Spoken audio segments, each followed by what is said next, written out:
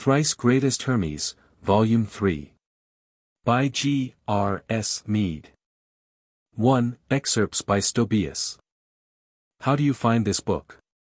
Any thoughts about the book or the author? Any suggestion for improvement? Please take a moment to share your thoughts in a comment. If you like it, share it with your friends who might enjoy it as well. Subscribe to keep in touch. Visit completeaudiobooks.com for more quality content. Excerpt 1. Of Piety and True Philosophy. Title from Patrizzi, page 4, preceded by, of Thrice Greatest Hermes. Text, Stobaeus, Phys. 35. 1. Underheading, of Hermes, from the book, to Tat, G. pages 273 to 278, M. I. 190 to 194, W. I. 273 to 278. 1. Menard, Lever 4, No I. of Fragments from the Books of Hermes to his son Tat, pages 225 to 230. 1.2 Her. Both for the sake of love to man, and piety 3 to God, I, now, my son, for the first time take pen in hand. 4.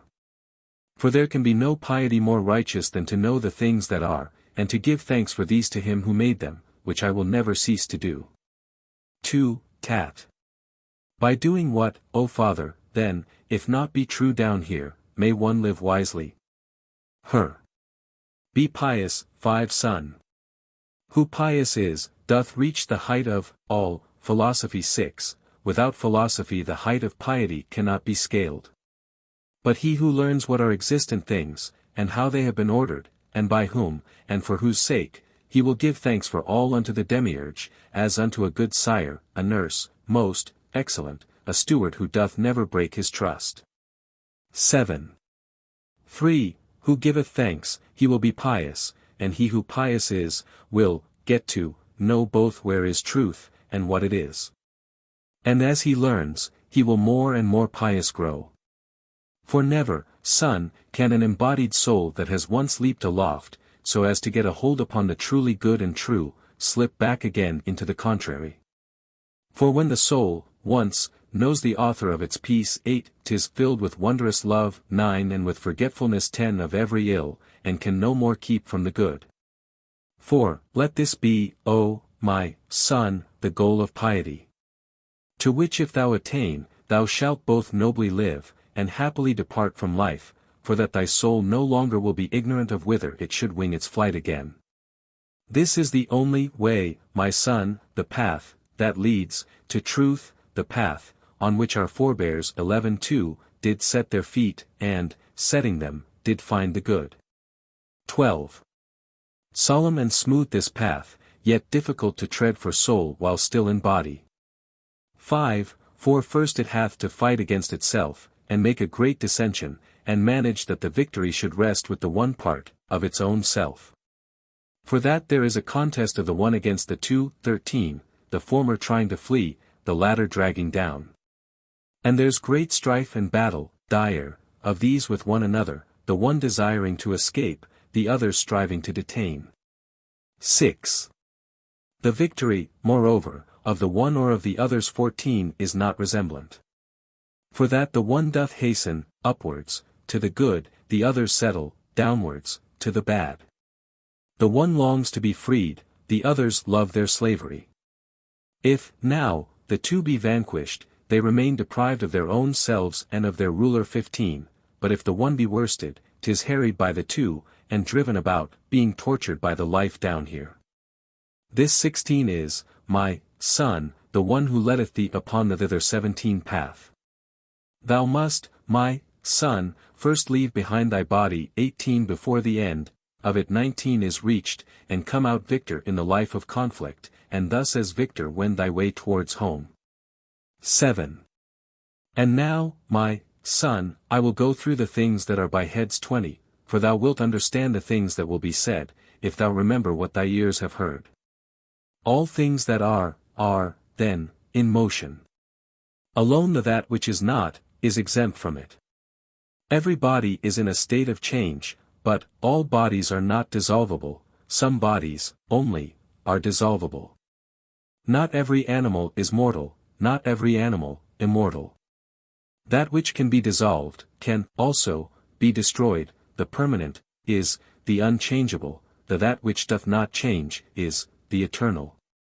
What doth become 21 forever also is destroyed 22. What once for all becomes, is never more destroyed, nor does it, evermore, become some other thing. 8. First God, second the cosmos, third, is, man. 23. The cosmos, for man's sake, and man, for God's. The soul's irrational part 24 is mortal. Its rational part, immortal. All essence, is, immortal, all essence, free from change. All that exists 25, is, twofold, not of existing things remains. Not all are moved by soul, the soul moves all that doth exist. 26. 9. All that suffereth, is, sensible, not all that sensible, doth suffer. All that feels pain, doth also have experience of pleasure, a mortal life. 27. Not all that doth experience pleasure, feeleth, also, pain, a life immortal. Not every body's subject to disease, all bodies subject to disease are subject, to dissolution. 10. The mind's in God, the reasoning faculty s. 28 in man. The reason's in the mind's above all suffering. Nothing in body's true. 29. All in the bodiless is free from what's untrue. All that becomes, is, subject unto change, not all that doth become, need be dissolved. Not, s, good upon the earth, not, s, bad in heaven. 11. God, s, good, and, man, is, bad. 30. Good, is, free-willed, bad is against the will. The gods do choose what things are good, as good. The good law of the mighty, 1. 31 is the good law's the law. Times for the gods, the law for men. 32. Bad is the stuff that feeds the world, time is the thing that brings man to an end. 12. All in the heaven is free from change, all on the earth is subject unto it. Naught in the heavens a slave, naught on the earth is free. Nothing cannot be known in heaven, naught can be known on earth. The things on earth do not consort with things in heaven. 33. All things in heaven are free from blame, all on the earth are blameworthy. The immortal is not mortal. The mortal, not immortal. That which is sown, is not invariably brought forth, but that which is brought forth, must have invariably been sown. 13. Now, for a body that can be dissolved, there are, 2 times, the period, from its sowing till its birth, and from its birth until its death, but for an everlasting body, the time from birth alone. 34. Things subject unto dissolution wax and wane. The matter that's dissolved, doth undergo 2 contrary transformings, death and birth, but everlasting, matter, doth change either to its own self, or into things like to itself.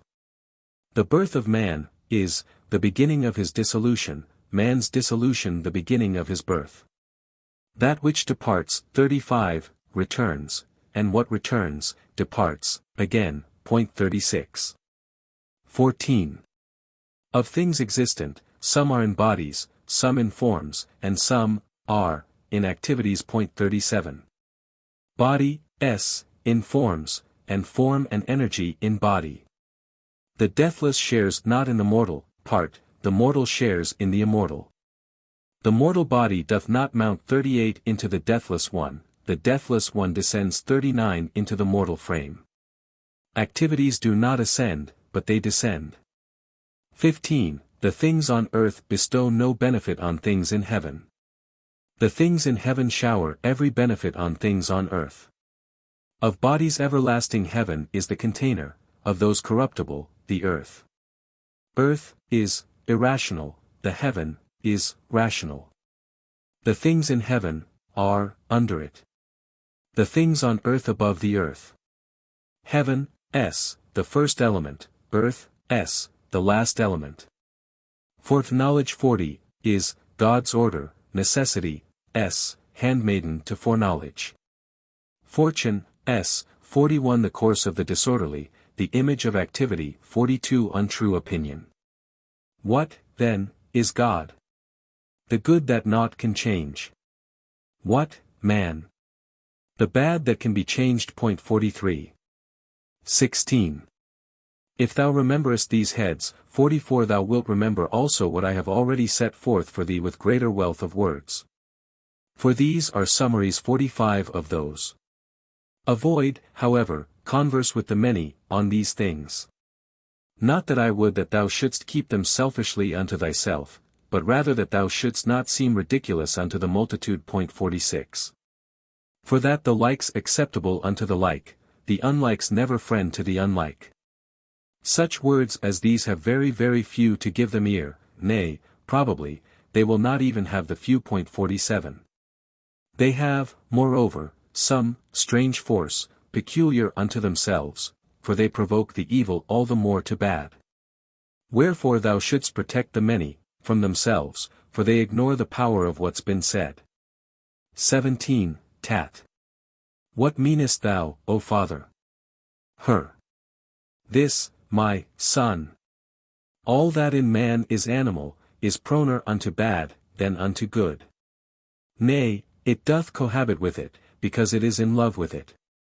Now if this animal should learn that cosmos is subject to Genesis, and all things come and go according to foreknowledge 48 and by necessity, fate ruling all, in no long time it would grow worse than it is now.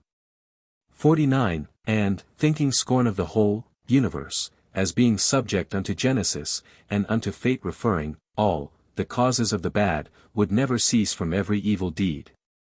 Wherefore, care should be taken of them, in order that being left in ignorance, they may become less bad through fear of the unknown. Commentary. Patrizzi thought so highly of this excerpt that he chose it for Book I of his collection. He, however, erroneously made the persons of the dialogue Asclepius and Tat, instead of Hermes and Tat, an unaccountable mistake, in which he has been followed by all the editors of Stobaeus except Watchsmith. In the introduction the treatise purports to be a letter written to Tat, a new departure, for it is, for the first time. On the other hand the form of the treatise is the usual one of oral instruction, of question and answer, section 2. Nevertheless in section 16 we learn that the definitions given in sections 7 through 15 are intended as heads or summaries of previous sermons. But already in Ch. 11. 1, we have an abridgment or epitome, or rather a summation, of the general sermons delivered to Tat, just as we have in Ch. 16. The summing up and digest, as it were, of all the rest of the sermons of Asclepius to the king, under the traditional title, The Definitions of Asclepius. The headings in our sermon, then, may probably have been intended for the summary of the teaching of the expository sermons to Tat, see in Cyril, Frag. 15. Some of our definitions, however, are strikingly similar to those in Ch. 11. But this may be accounted for by supposing that the key itself was one of, or rather the continuation of, the expository sermons. 50. The warning to use great discretion in communicating the instruction to the many, because of the danger of teaching the gnosis to the morally unfit, seems to be an appropriate ending to the sermon. We may then be fairly confident that we have in the above a complete tractate of the expository sermons to Tat. The title, however, is the invention of Patrizzi, and not original. Excerpt 2. Of the Ineffability of God. I have added the title, the excerpt not being found in Patrizzi. Text, Stob, Floor, 80. 78, 9, under the heading, of Hermes from the book, to Tat, G. 3. 135, M. 3. 104, 105. 51. Menard, Lever 4, No. X. of Fragments from the Books of Hermes to his son Tat, page 256. Her. To understand 52 God is difficult, to speak of him, impossible. For that the bodiless can never be expressed in body, the perfect never can be comprehended by that which is imperfect, and that 'tis difficult for the eternal to company with the ephemeral. The one is forever, the other doth pass. The one is in the clarity of truth, the other in the shadow of appearance. So far off from the stronger, is the weaker, the lesser from the greater, is so far, as is the mortal, far from the divine. It is the distance, then, between the two that dims the vision of the beautiful. For 'tis with eyes that bodies can be seen, with tongue that things seen can be spoken of. But that which hath no body, that is unmanifest, and figureless, and is not made objective, to us, out of matter, cannot be comprehended by our sense. I have it in my mind, O Tat, I have it in my mind, that what cannot be spoken of, is God. Commentary. Justin Martyr quotes these opening words of our excerpt verbatim, assigning them to Hermes, cohort 38, Auto 2. 122. 53. The substance of the second sentence is given twice by Lactantius in Latin, div instit, 2. 8, ep 4. In the second passage the Church Father also quotes verbatim the first sentence of our excerpt, and from his introductory words we learn that they were the beginning of a written sermon from Hermes to his son, Tat. The first 4 sentences are also quoted in almost identical words, there being 2 variants of reading and 2 slight additions, by Cyril, Contra Julianum, I. 31, Migni, Colonel 549b, who, moreover, gives some additional lines, beginning, frag. 11 If, then, there be an incorporeal I, etc. If, furthermore, we are right in supposing that frag. 15, Cyril, Ibid, I. 33, is from the same sermon, then this sermon is the first sermon of the expository sermons, to Tat, and the Stobaean heading, from the book, to Tat, will mean the collection of expository sermons, see comment, on frag. 15. Excerpt 3. Of Truth. Title from Patrizzi, p. 46b, preceded by, of Thrice Greatest Hermes to Tat. Text, Stob, Floor, 11. 23, Underheading, of Hermes from the Sermons, to Tat, G.I. 307-311, M.I. 248-251, H. 3. 436-441. Menard, Lever 4, Number 9. Of Fragments from the Books of Hermes to his son Tat, pages 251-255. 1. Her. Concerning truth, O Tat, it is not possible that man should dare to speak, for man's an animal imperfect, composed out of imperfect members, his tabernacle 54 patched together from many bodies strange, to him. But what is possible and right, this do I say, that truth is, to be found, in the eternal bodies only, those things, of which the bodies in themselves are true, 55, fire very fire and nothing else, earth very earth and nothing else. Air very air and nothing else, and water very water and naught else. Our frames, however, are a compound of all these. For they have, in them, fire, and they have also earth, they've water, too, and air, but they are neither fire, nor earth, nor water, nor air, 56 nor any element that's true. And if our composition has not had truth for its beginning, how can it either see or speak the truth? Nay, it can only have a notion of it, and that too, if God will.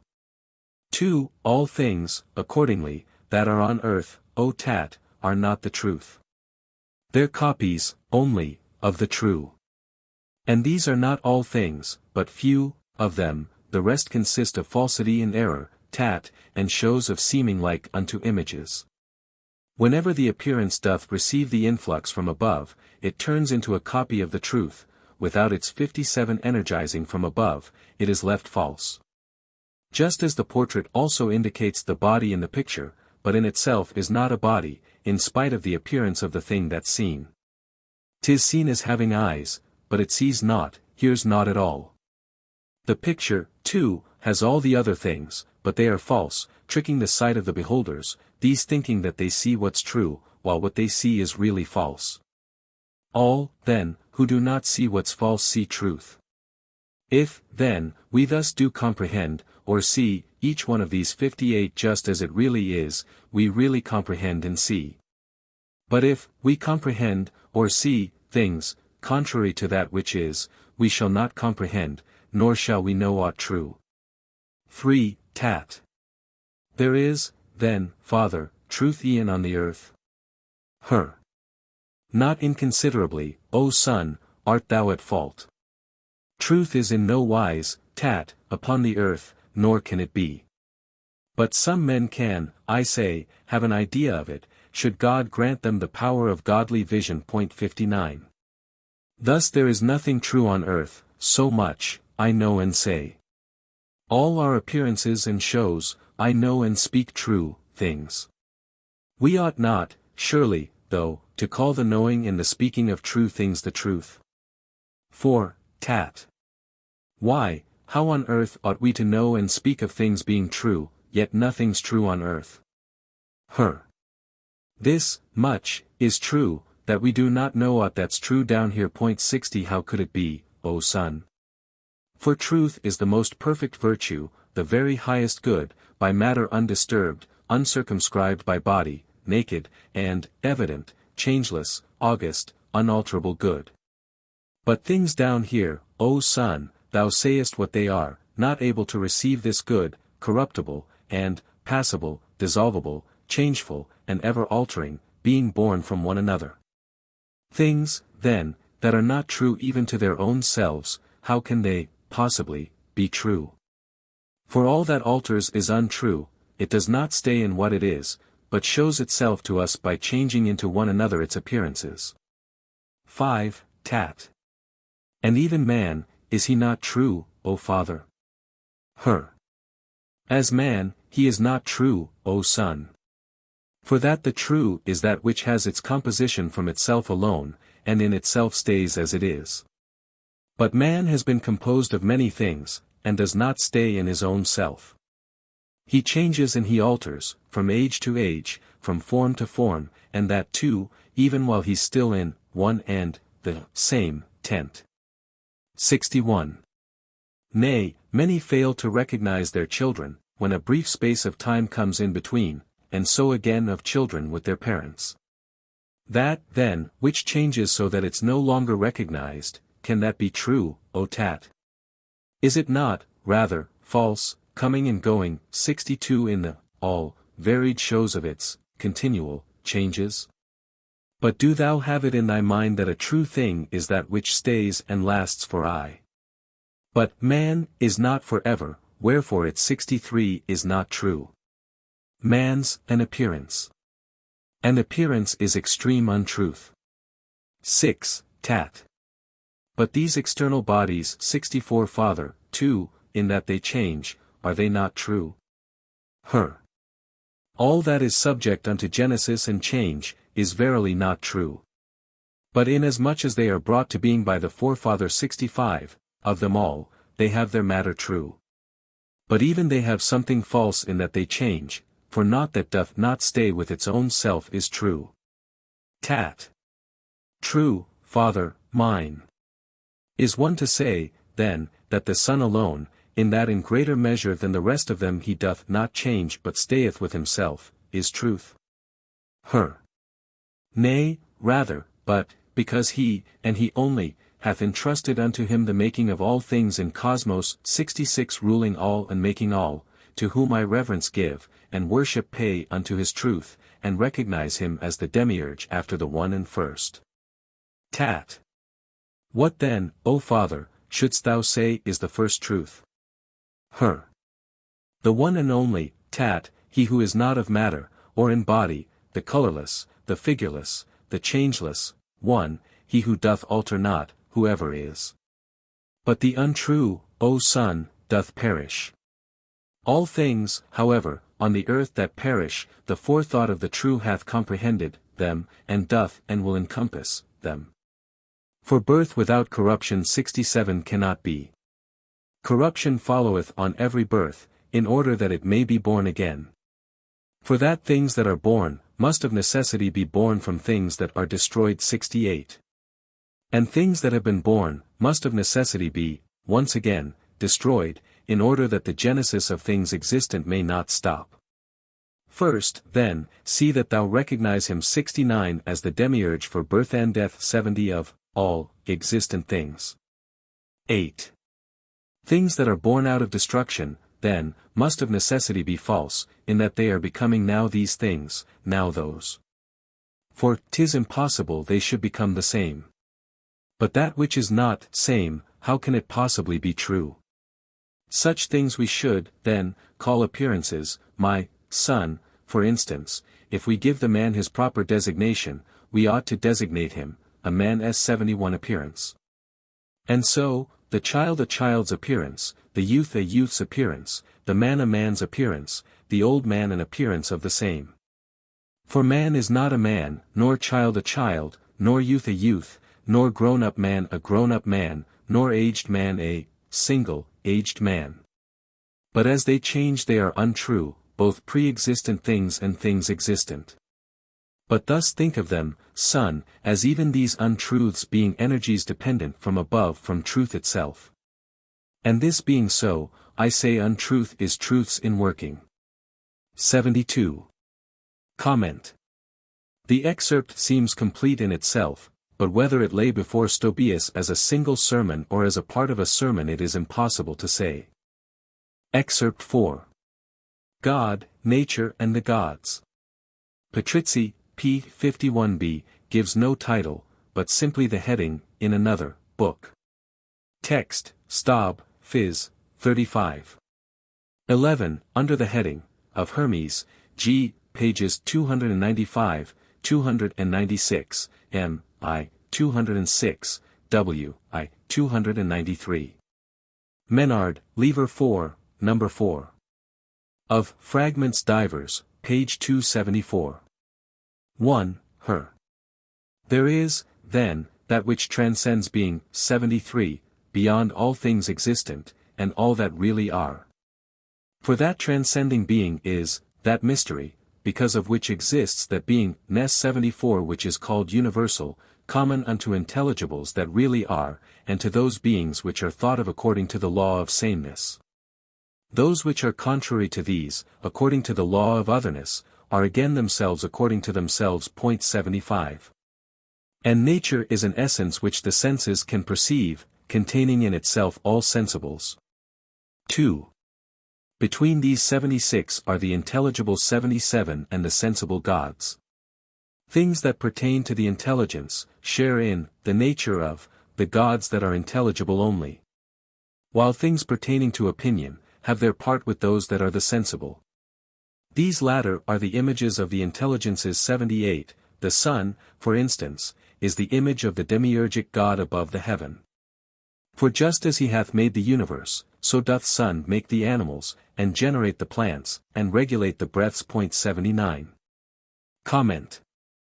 I have supplied the title for the sake of uniformity. If we compare our extract with X.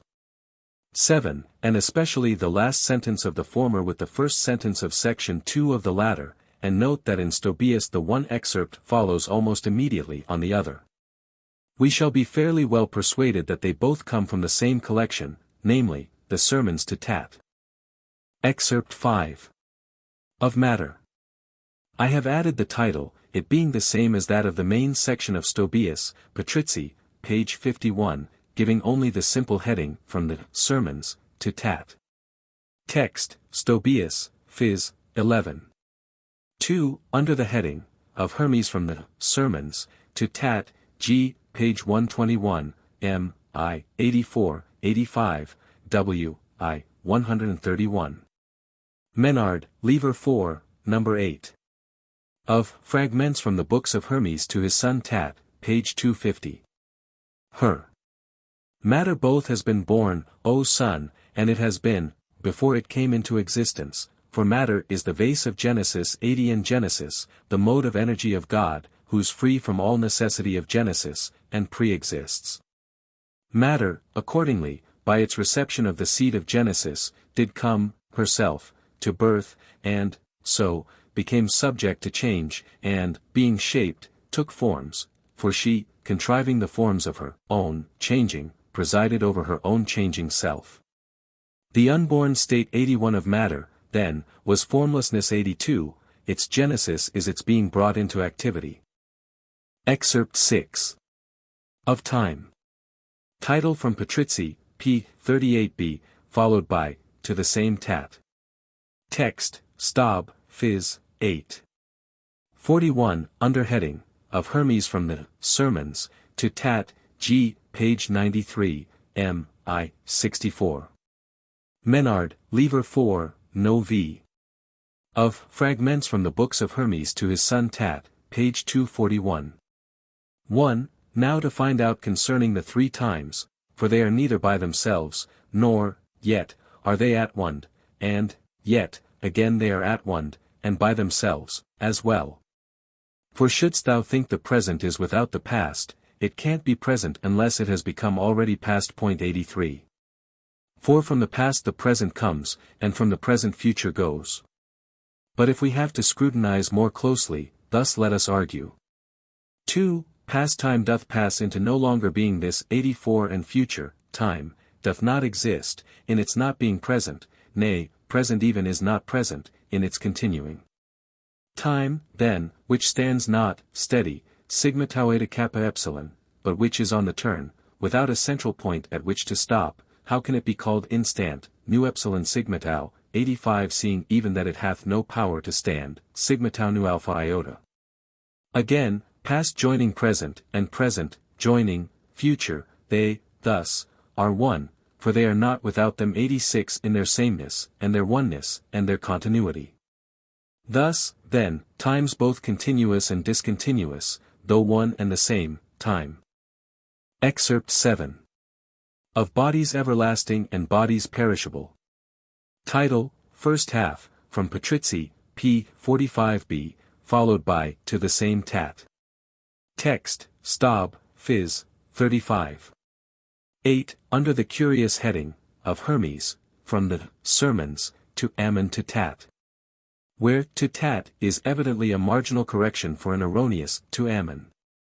G. Pages 292 to 294, M. I. 204, 205, W. I. 290 to 292. Menard, Lever 4, number 3. Of Fragments from the Books of Hermes to his son Tat, pages 238, 239. 1. Her. The Lord and Demiurge of all eternal bodies, Tat, when he had made them once for all, made them no more, nor doth he make them, now. Committing them unto themselves, and co-uniting them with one another, he let them go, in want of naught, as everlasting things. If they have want of any, it will be want of one another and not of any increase to their number from without, in that they are immortal. For that it needs must be that bodies made by him should have their nature of this kind. 2. Our Demiurge 87 however, who is, himself already, in a body 88 hath made us, he makes for ever, and will, ever, make, bodies corruptible and under sway of death. For, 'twere not law that he should imitate the maker of himself, all the more so as, 'tis impossible. For that the latter did create from the first essence which is bodiless. The former made as from the bodying 89 brought into existence, by his Lord. 3. It follows, then, according to right reason, that while those bodies, since they are brought into existence from incorporeal essence, are free from death, ours are corruptible and under sway of death, in that our matter is composed of bodies. 90 as may be seen from their being weak and needing much assistance. For how would it be possible our body's continuity should last, unless it had some nutriment imported, into it, from similar elements, and, so, renewed our bodies day by day? For that we have a stream of earth, and water, fire, and air, flowing into us, which renovates our bodies, and keeps our tent 91 together. We are too weak to bear the motions, of our frames, enduring them not even for one single day. For know, my son, that if our bodies did not rest at night, we should not last a single day. 4. Wherefore, our Maker, being good, and with foreknowledge of all things, in order that the animal may last, hath given sleep, the greatest, Com 92, of the fatigue of motion, and hath appointed equal time to each, or rather more, for rest. Ponder well, son, the mightiest energy of sleep, the opposite to the soul's energy, but not inferior to it. For that just as the soul is motion's energy, so bodies also cannot live without the help of sleep. For 'tis the relaxation and the recreation of the jointed limbs. It also operates within, converting into body the fresh supply of matter that flows in, apportioning to each its proper kind, the water to the blood, the earth to bones and marrow, the air to nerves and veins, the fire to sight. 93. Wherefore the body, too, feels keen delight in sleep, for it is sleep that brings this feeling of delight into activity. Comment. Patrizzi's title is by no means descriptive of the main contents of the excerpt, which is evidently from the sermons of Hermes to Tat. And from the same collection of these from which Stobaeus has taken the previous two extracts, that is, presumably, the expository sermons. Excerpt 8. Of Energy and Feeling. Title from Patrizzi, page 44, preceded by, of Thrice Greatest Hermes. Text, Stob, Phys. 35. 6. Under the heading, From the Sermons, to Tat, G. pages 284 to 291, M. I. 198 to 203, W. I. 284 to 289. Menard, Lever 4. Number 2. Of Fragments from the Books of Hermes to his son Tat, pages 231 to 237. 1. Tat. Rightly hast thou explained these things, O Father, mine. Now give me further teaching as to those. For thou hast said somewhere 94 that science and that art do constitute the rational's energy. 95. But now thou sayest that the irrational lives, 96 through deprivation of the rational, are and are called irrational. According to this reasoning, therefore, it follows of necessity that the irrational lives are without any share in science or in art, through deprivation of the rational. 2. Her. It follows, of necessity, my son. Tat. How, then, O Father, do we see some of irrational creatures, using, both, intelligence, and art? The ants, for instance, storing their food for winter, and in like fashion, 2. The creatures of the air building their nests, and the four-footed beasts, each, knowing their own holes. 97. Her. These things they do, O son, neither by science nor by art, but by the force of nature. Science and art are teachable, but none of these irrationals is taught a thing. Things done by nature are, so, done by reason of the general energy of things. Things, done, by art and science are achieved by those who know, and, not by all. Things done by all are brought into activity. 98 by nature. 3. For instance, all look up, to heaven, but all, are, not musicians, or, are, all archers, or hunters, or the rest. But some of them have learned one thing, others another thing, science and art being active. 99, in them. In the same way, if some ants only did this thing, and others not, thou wouldst have rightly said they acted by the light of science, and stored their food by means of art. But if they all without distinction are driven by their nature to do this, though, it may be, against their will, 'tis plain they do not do it or by science or by art. 4. For Tat, these energies, though, in themselves, they are incorporeal, are found in bodies, and act through bodies. Wherefore, O Tat, in that they are incorporeal, thou sayest that they are immortal. But, in so far as without bodies they cannot manifest activity. 100 I say that they are ever in a body. Things once called into being for some purpose, or some cause, things that come under Providence and Fate, can never stay inactive of their proper energy. For that which is, shall ever be. For that this, being, is, the very, body and the life of it. 5. It follows from this reason, then, that these are always bodies. Wherefore I say that, bodying, 101 itself is an eternal, exercise of, energy. If bodies are on earth, they're subject unto dissolution, yet must these, ever, be, on earth to serve, as places and as organs for the energies. The energies, however, are, immortal, and the immortal is eternally, that is, that, body-making, if it ever is, 102 is energy. 6. The energies, accompany the soul, though not appearing all at once. Some of them energize the man the moment that he's born, united with the soul round its irrational parts, whereas the purer ones, with change of age 103 cooperate with the soul's rational part. But all these energies depend on bodies. From godly 104 bodies they descend to mortal frames. These body-making energies, each one of them is, ever, active, either around the body or the soul. Yeah, they are active with the soul itself without a body. They are forever in activity. The soul, however, is not forever in a mortal body, for it can be without the body, whereas the energies can never be without the bodies. This is a sacred saying, logos, son, body apart from soul cannot persist, its being can. 105. 7. Tat. What dost thou mean, O Father, mine? Her. Thus understand it, Tat. When soul leaves body, body itself remains.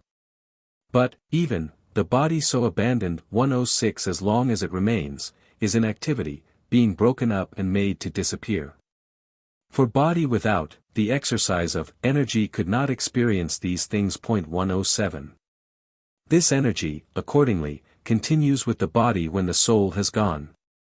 This, therefore, is the difference of an immortal body in a mortal one, that the immortal doth consist of a one single matter, but this, body does, not.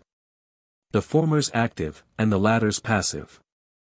For everything that mocketh active is the stronger, and, everything, that is made active is the weaker. The stronger, too, being in authority and free, doth lead, the weaker, follows, as, a slave. 8.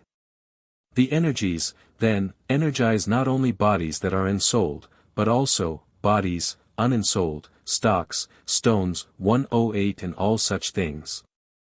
Both making, them, to grow, and to bear fruits, and ripening, them, dissolving, melting, rotting and crumbling, them, and setting up, in them, all like activities which bodies without souls can undergo. For energy S109 the name, O Son, for just the thing that's going on, that is becoming.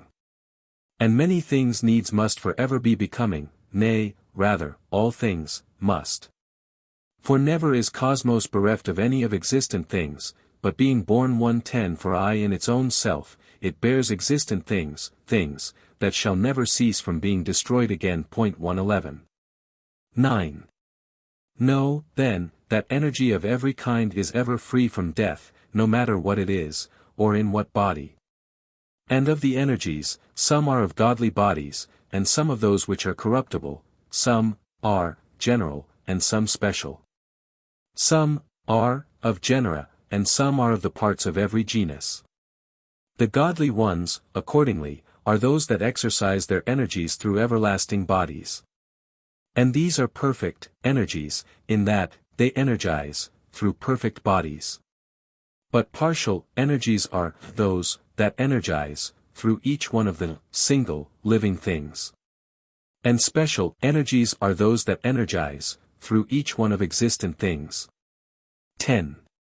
This argument, accordingly, O Son, deduces that all things are full of energies. For though it needs must be that energies should be in bodies, and there be many bodies in the cosmos, I say that energies are many more than bodies. For often in one body there is, found, one, and a second and a third, activity, not counting in the general ones that come with it. By general ones I mean the purely corporal ones, that exercise themselves through the sensations 112 and the motions, of the body. For that without these energies the body, of an animal, cannot persist. 11. The souls of men, however, have a second class of energies, the special ones, that exercise themselves, through arts, and sciences, and practices, and, purposed, doings. 113. For that the feelings 114 follow on the energies or rather are completions 115 of the energies. Know, then, O son, the difference of energy and of sensation. Thus, energy is sent down from above. Whereas sensation, being in the body and having its existence from it, receives the energy and makes it manifest, as though it did embody it. Wherefore I say sensations are both corporal and mortal, and last as long as doth the body, only. Nay, rather, its sensations are born together with the body, and they die with it. 12. But the immortal bodies in themselves have no sensation, not even an immortal one, as though they were composed out of some essence of some kind. For that sensation doth arise entirely from naught else than either from the bad or else the good that's added to the body, or that is, on the contrary, taken from it, again. But with eternal bodies there is no adding to nor taking from. Wherefore, sensation doth not occur in them. 13. Tat. Is, then, sensation felt in every body? Her. In every body, son, and energies are active in all bodies, too. Tat. Even in bodies without souls, O Father, mine. Her. Even in them, O Son. There are, however, differences in the sensations. The feelings of the rationals occur with reason, those of irrationals are simply corporal. As for the things that have no soul, they, also, have sensations, but passive ones, experience of increase, only, and decrease. 116. Moreover, passion and sensation depend from one, same, head 117 and they are gathered up again into the same, and that, too, by the energies. 14. Of lives 118 with souls there are two other energies which go with the sensations and the passions, grief and joy. And without these, an ensouled life, and most of all a rational one, could not experience sensation. Wherefore, I say that there are forms of passions, and forms that dominate the rational lives more than the rest. The energies, then, are the active forces, in sensations, while the sensations are the indications of the energies. 15. Further, as these 119 are corporal, they're set in motion by the irrational parts of a man's soul, wherefore, I say that both of them are mischievous.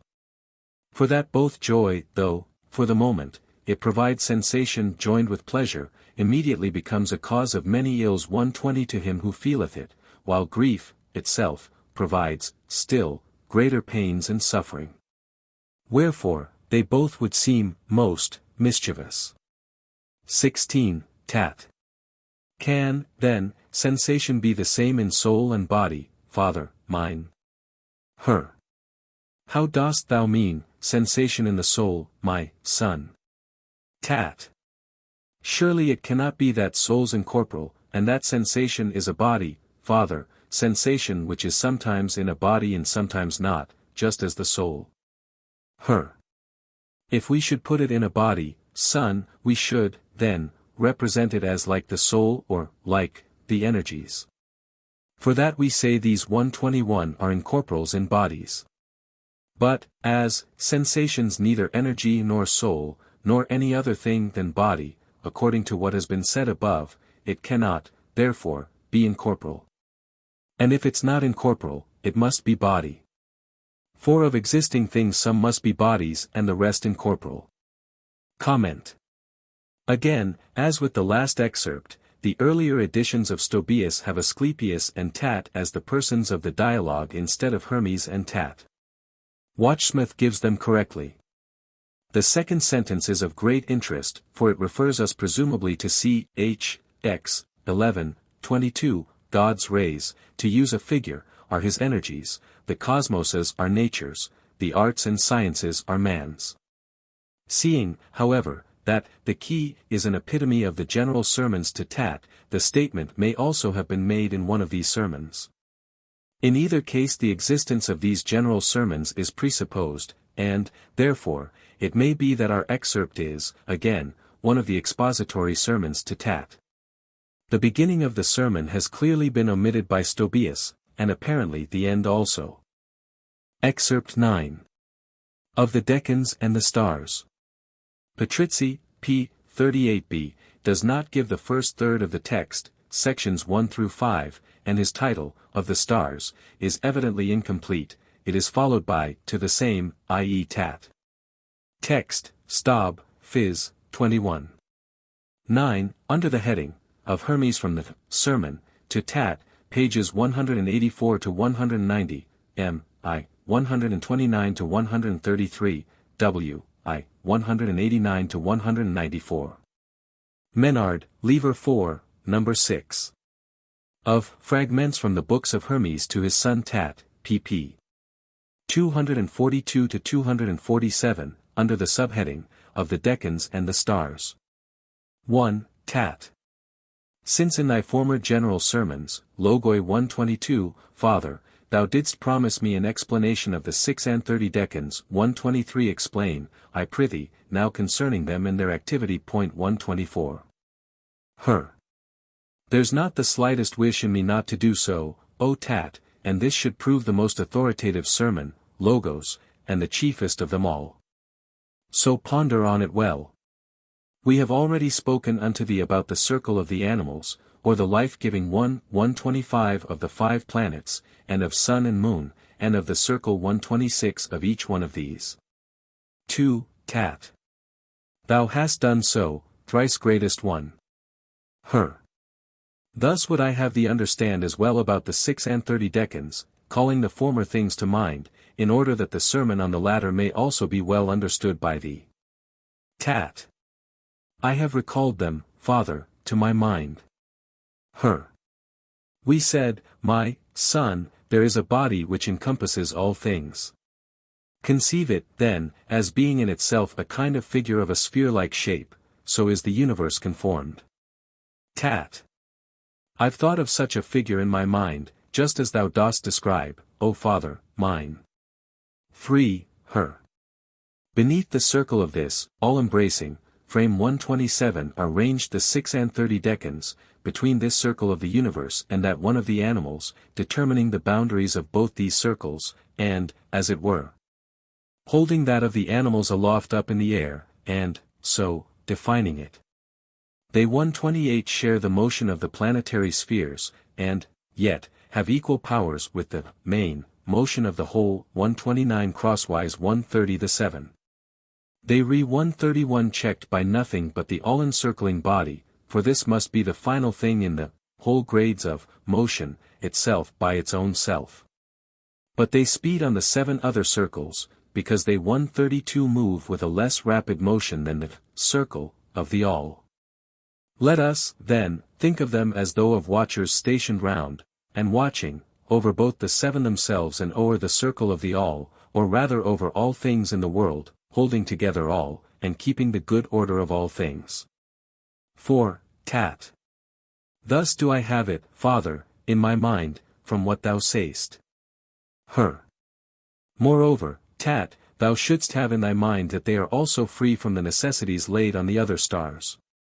They are not checked and settled in their course, nor are they, further, hindered and made to tread in their own steps again 133, nor are they kept away from 130 for the sun's light, all of which things the other stars endure. But free, above them all, as though they were inerrant guards and overseers of the whole, they night and day surround the universe. 5. Tat. Do these, then, also, further exercise and influence 135 upon us? The greatest, O, my son. For if they act in 136 them 137 how should they fail to act on us as well, both on each one of us and generally, 138. Thus, O, my son, of all those things that happen generally, the bringing into action 139 is from these 140. As for example, and ponder what I say, downfalls of kingdoms, states rebellions, plagues, and famines, tidal waves, and quakings of the earth, no one of these, O son, takes place without their action. Point 141. Nay, further still, bear this in mind.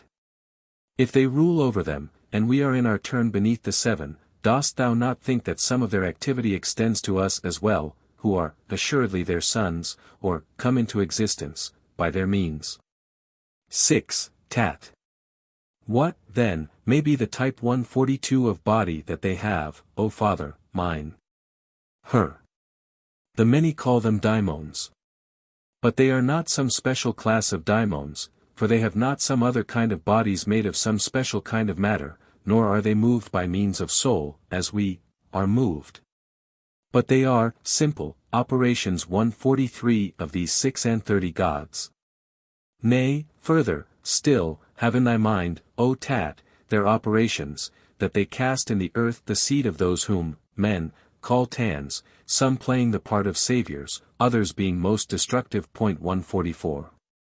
7. Further, the stars 145 in heaven as well do in their several courses, bear them 146 underworkers 147, and they 148 have ministers and warriors 149 too. And they 150 in everlasting congress with them 151 speed on their course in ether floating, fulfilling all its 152 space, so that there is no space above empty of stars. They are the cosmic engine of the universe 153 having their own peculiar action, which is subordinate, however, to the action of the 36, from whom throughout all lands arise the deaths of all the other lives 154 with souls. And hosts of lesser lives that spoil the fruit. 8. And under them 155 is what is called the bear 156, just in the middle of the circle of the animals 157 composed of 7 stars, and with another corresponding, bear, 158 above its head. Its energy is as it were an axle's, setting nowhere and nowhere rising, but stopping, ever, in the selfsame space, and turning round the same, giving its proper motion 159 to the life-producing circle. 116 handing over this whole universe from night to day, from day to night. And after this 161 there is another choir of stars, to which we have not thought it proper to give names, but they who will come after us 162 in imitation, will give them names themselves. 163. 9. Again, below the moon, are other stars 164 corruptible, deprived of energy, which hold together for a little while, in that they've been exhaled out of the earth itself into the air above the earth, which ever are being broken up. In that they have a nature like unto that of useless lives on earth, which come into existence for no other purpose than to die, such as the tribe of flies, and fleas, and worms, and other things like them. For these are useful, Tat, neither to us nor to the world, but, on the contrary, they trouble and annoy, being nature's byproducts 165 which owe their birth to her extravagance. 166. Just in the same way, too, the stars exhaled from earth do not attain the upper space. They cannot do so, since they are sent forth from below. And, owing to the greatness of their weight, dragged down by their own matter, they quickly are dispersed, and, breaking up, fall back again on earth, affecting nothing but the mere disturbance of the air about the earth. 10. There is another class, O Tat, that of the so-called long-haired stars, 167 appearing at their proper times, and after a short time, becoming once again invisible, they neither rise nor set nor are they broken up. These are the brilliant messengers and heralds of the general destinies of things 168 that are to be. They occupy the space below the circle of the sun. When, then, some chance is going to happen to the world, comets appear, and, shining for some days, again return behind 169 the circle of the sun, and stay invisible, some showing in the east, some in the north, some in the west, and others in the south. We call them prophets. 170. 11. Such is the nature of the stars. The stars, however, differ from the star groups. 171. The stars are they which sail 172 in heaven. The star groups, on the contrary, are fixed in heaven's frame 173 and they are borne along together with the heaven, 12 out of which we call the zodiac. 174. He who knows these can form some notion clearly of what God is. And, if one should dare say so, becoming, thus, a seer for himself, so, contemplate him, and, contemplating him, be blessed. 12. Tat. Blessed, in truth, is he, O Father, mine, who contemplateth him. But 'tis impossible, O son, that one in body 175 should have this good chance. Moreover, he should train his soul beforehand, here and now, that when it reacheth there, the space, where it is possible for it to contemplate, it may not miss its way. But men who love their bodies, such men will never contemplate the vision of the beautiful and good. For what, O son, is that, fair, beauty which hath no form nor any color, nor any mass? 176. Tat. Can there be aught that's beautiful apart from these? God only, O, my son, or rather that which is still greater, the proper name of God. Commentary. The earlier editors of Stobaeus, apparently following the mistake of Patrizzi, have Asclepius instead of Tat as the second person of the dialogue. Which is clearly wrong according to the text itself. See the first sentence given to Hermes, and sections 9 and 10. 177. The excerpt is from a sermon in the collection to Tat. It belongs to the further explanation of things referred to only generally in the general sermons. It is, therefore, again probably from one of the expository sermons, in which series already a sermon has been given on the zodiacal 12 and on the 7 spheres. Seeing also that it is stated that this sermon is most authoritative and the chiefest of them all, we must suppose that it came at the end of one of the books of the expository sermons. We seem to have the beginning of the sermon, but not the end, for Stobaeus breaks off in an aimless and provoking fashion in the midst of a subject. For a list of the Egyptian names of the Decans, with their Greek transcriptions and symbols, see Budge, Gods of the Egyptians, 2. 304-308. Excerpt 10. Concerning the Rule of Providence, Necessity and Fate. Title in Patrizzi, page 38, of Fate, simply, followed by, from the Sermons, to Tat. Text, Stob, Phys. 4. 8, underheading, of Hermes to his son, G, pages 61, 62, M.I. 42, 43, W.I. 73, 74. Menard, Lever 4, number 7. Of Fragments from the Books of Hermes to his son Tat, pages 248, 249. 1. Tat. Rightly, O father, hast thou told me all. Now further, pray, recall unto my mind what are the things that Providence doth rule, and what the things ruled by necessity, and in like fashion also, those, under Fate. I said there were in us, O Tat, 3 species of incorporals. The first's a thing the mind alone can grasp. 178, it thus is colorless, figureless, massless. 179 proceeding out of the first essence in itself, sensed by the mind alone. 180. And there are also, secondly, in us, opposed to this, 181 configurings. 182, of which this serves as the receptacle. 183. But what has once been set in motion by the primal 184 essence for some, set, purpose of the reason, logos, and that has been conceived 185, by it, straightway doth change into another form of motion, this is the image of the demiurgic thought. 186. 2. And there is, also, a third species of incorporals, which doth eventuate round bodies, space, time, and, motion, figure, surface, 187 size, and, species. Of these there are 2 sets of differences. The first lies in the quality pertaining specially unto themselves, the second set is of the body. The special qualities are figure, color, species, space, time, movement. The differences, peculiar to body, are figure configured, and color colored. There's also form conformed, surface and size. 188. The latter with the former have no part. 3.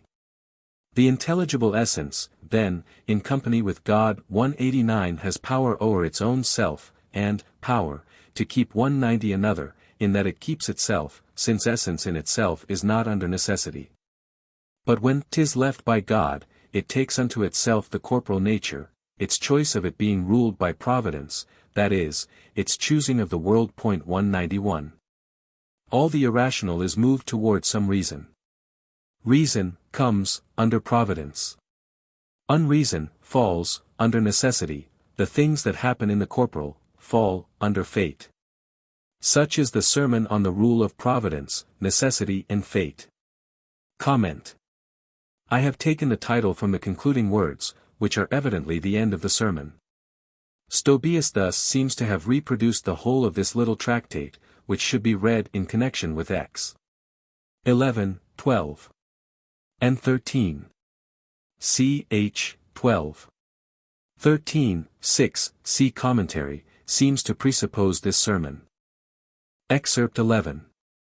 Of Justice. I have added the title, the excerpt not being found in Patrizzi.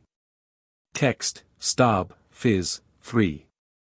52, under the vague heading, of Hermes, G. page 50, M. I. 33, 34, W. I. 62, 63. Menard, Lever 4, number 4. Of Fragments from the Books of Hermes to his son Tat, page 240. 1. Her. For there hath been appointed, O, my son, a very mighty daimon turning in the universe's midst, that sees all things that men do on the earth. Just as foreknowledge 192 and necessity have been set o'er the order of the gods, in the same way is justice set o'er men, causing the same to act on them. For they rule o'er the order of the things existing as divine, which have no will, nor any power, to err. For the divine cannot be made to wander, from which the incapacity to err accrues, to it. But justice is appointed to correct the errors men commit on earth. 2. For, seeing that their race is under sway of death, and made out of bad matter, it naturally errs, and failure is the natural thing, especially to those who are without the power of seeing the divine. 193. 'Tis over these that justice doth have special sway. They're subject both to fate through the activities of birth 194 and unto justice through the mistakes they make in life. 195. Comment. The title and place of this excerpt has been discussed in the commentary on Ch. 12. 13, 6. It belongs to the Tat sermons, and in the collection of Lactantius probably stood prior to the sermon of Hermes to Tat, about the general mind 196. Excerpt 12. Of Providence and Fate. Title from Patrizzi, page 38, followed by, from the Sermons, to Ammon. Text, Stob, Phys. v. 20, under heading, of Hermes from the Sermons, to Ammon, G. page 70, M. I. 48, 49, W. I. 82. Menard, Lever 4. Number 2. Of Fragments of the Books of Hermes to Ammon, page 258. All things are born by nature and by fate, and there is not a single space bereft of providence. Now providence is the self-perfect 197 reason. And of this reason, there are two spontaneous powers, necessity and fate. And fate doth minister to providence and to necessity, while unto fate the stars 198 do minister. For fate no one is able to escape, nor keep himself from their 199 shrewd scrutiny. 200. For that the stars are instruments of fate, it is at its behest that they affect all things for nature and for men. 201. Excerpt 13. Of the Whole Economy. Patrizzi, page 38, gives no title, but only the heading, to the same Ammon, Alpha mu mu Omega nu Alpha. Text, Stob, Phys. v. 16, under subheading, of the Whole Economy, followed by, of Hermes from the Sermons, to Ammon, mu Omicron nu 202, G. page 68, M. I. 47, W. I. 79, 80. Menard, Lever 4, no ith of Fragments of the Books of Hermes to Ammon. Now what supporteth the whole world 203 is providence, what holdeth it together and encircleth it about, is called necessity. What drives all on and drives them round 204 is fate, bringing necessity to bear on them, for that its nature is the bringing into play of, this, necessity, it 205 is, the cause of birth and death 206 of life. So, then, the cosmos is beneath the sway of Providence 207, for 'tis the first to meet with it, but Providence, itself, 208 extends itself to heaven. For which cause, 2092, the gods revolve, and speed round, heaven, 210 possessed of tireless, never-ceasing motion. But fate, extends itself in cosmos, for which cause, 2, necessity, encompasses the cosmos, point 211. And Providence foreknows. But fate's the reason of the disposition of the stars, point 212. Such is the law that no one can escape, by which all things are ordered, point 213. Excerpt 14. Of Soul, 1. Title from Patrizzi, page 40, preceded by, of Thrice Greatest Hermes, and followed by, to the same Ammon. Text, Phys. 35. 9. Underheading, of Hermes from the Sermons, to Ammon, G. pages 282, 283, M.I. 196, 197, W. 281, 282. Menard, Lever 4, number 3. Of Fragments of the Books of Hermes to Ammon, pages 259, 260. 1. The soul is further, in itself, in corporal essence, and even when in body it by no means doth depart from the essentiality peculiar to itself. Its nature is, according to its essence to be for ever moving, according to its thought, to be, self-motive, purely, not moved in something, nor towards something, nor, yet, because of something. For it is prior, to them, in power, and prior stands not in any need of consequence. In something, furthermore, means space, and time, and nature, towards something, this, means harmony, and form, and figure. Because of something, this, means body, for 'tis because of body that there is time, and space, and nature. Now all these things are in connection with each other by means of a congenital relationship. 2. For instance, now, the body must have space, for it would be past all contriving that a body should exist without a space. It changes, too, in nature, and 'tis impossible for change to be apart from time, and from the movement nature makes. Nor is it further possible for there to be composing of a body apart from harmony. It is because of body, then, that space exists, for that by its reception of the changes of the body, it does not let a thing that's changing pass away. But, changing, it doth alternate from one thing to another, and is deprived of being in a permanent condition, but not of being body. For body, qua body, remains body, but any special moment of its state does not remain. The body, then, keeps changing in its states. 3. And so, space is incorporeal, and time, and natural motion, but each of these has naturally its own peculiar property. The property of space is receptivity, of time, 'tis, interval and number. Of nature, it is, motion, of harmony, 'tis, love, of body, change. The special nature of the soul, however, is essential thought. Point 214. Excerpt 15. Of Soul, 2. Patrizzi, page 40, runs this on to the preceding without a break. Text, Phys. 35. 7. Underheading, of Hermes from the Sermons, to Ammon, G. pages 291, 292, M.I. 203, 204, W.I. 289, 290. Menard, Lever 4, No. 4. Of Fragments of the Books of Hermes to Ammon, pages 261, 262. 1. That which is moved according to the operation of the motion that doth move the all. For that the nature of the all supplies the all with motion, 1, motion being, the 1, according to its 215 power, the other that according to its operation. 216. The former doth extend itself throughout the whole of cosmos, and holdeth it together from within, the latter doth extend itself, around it, and encompasseth it from without. And these go everywhere together through all things.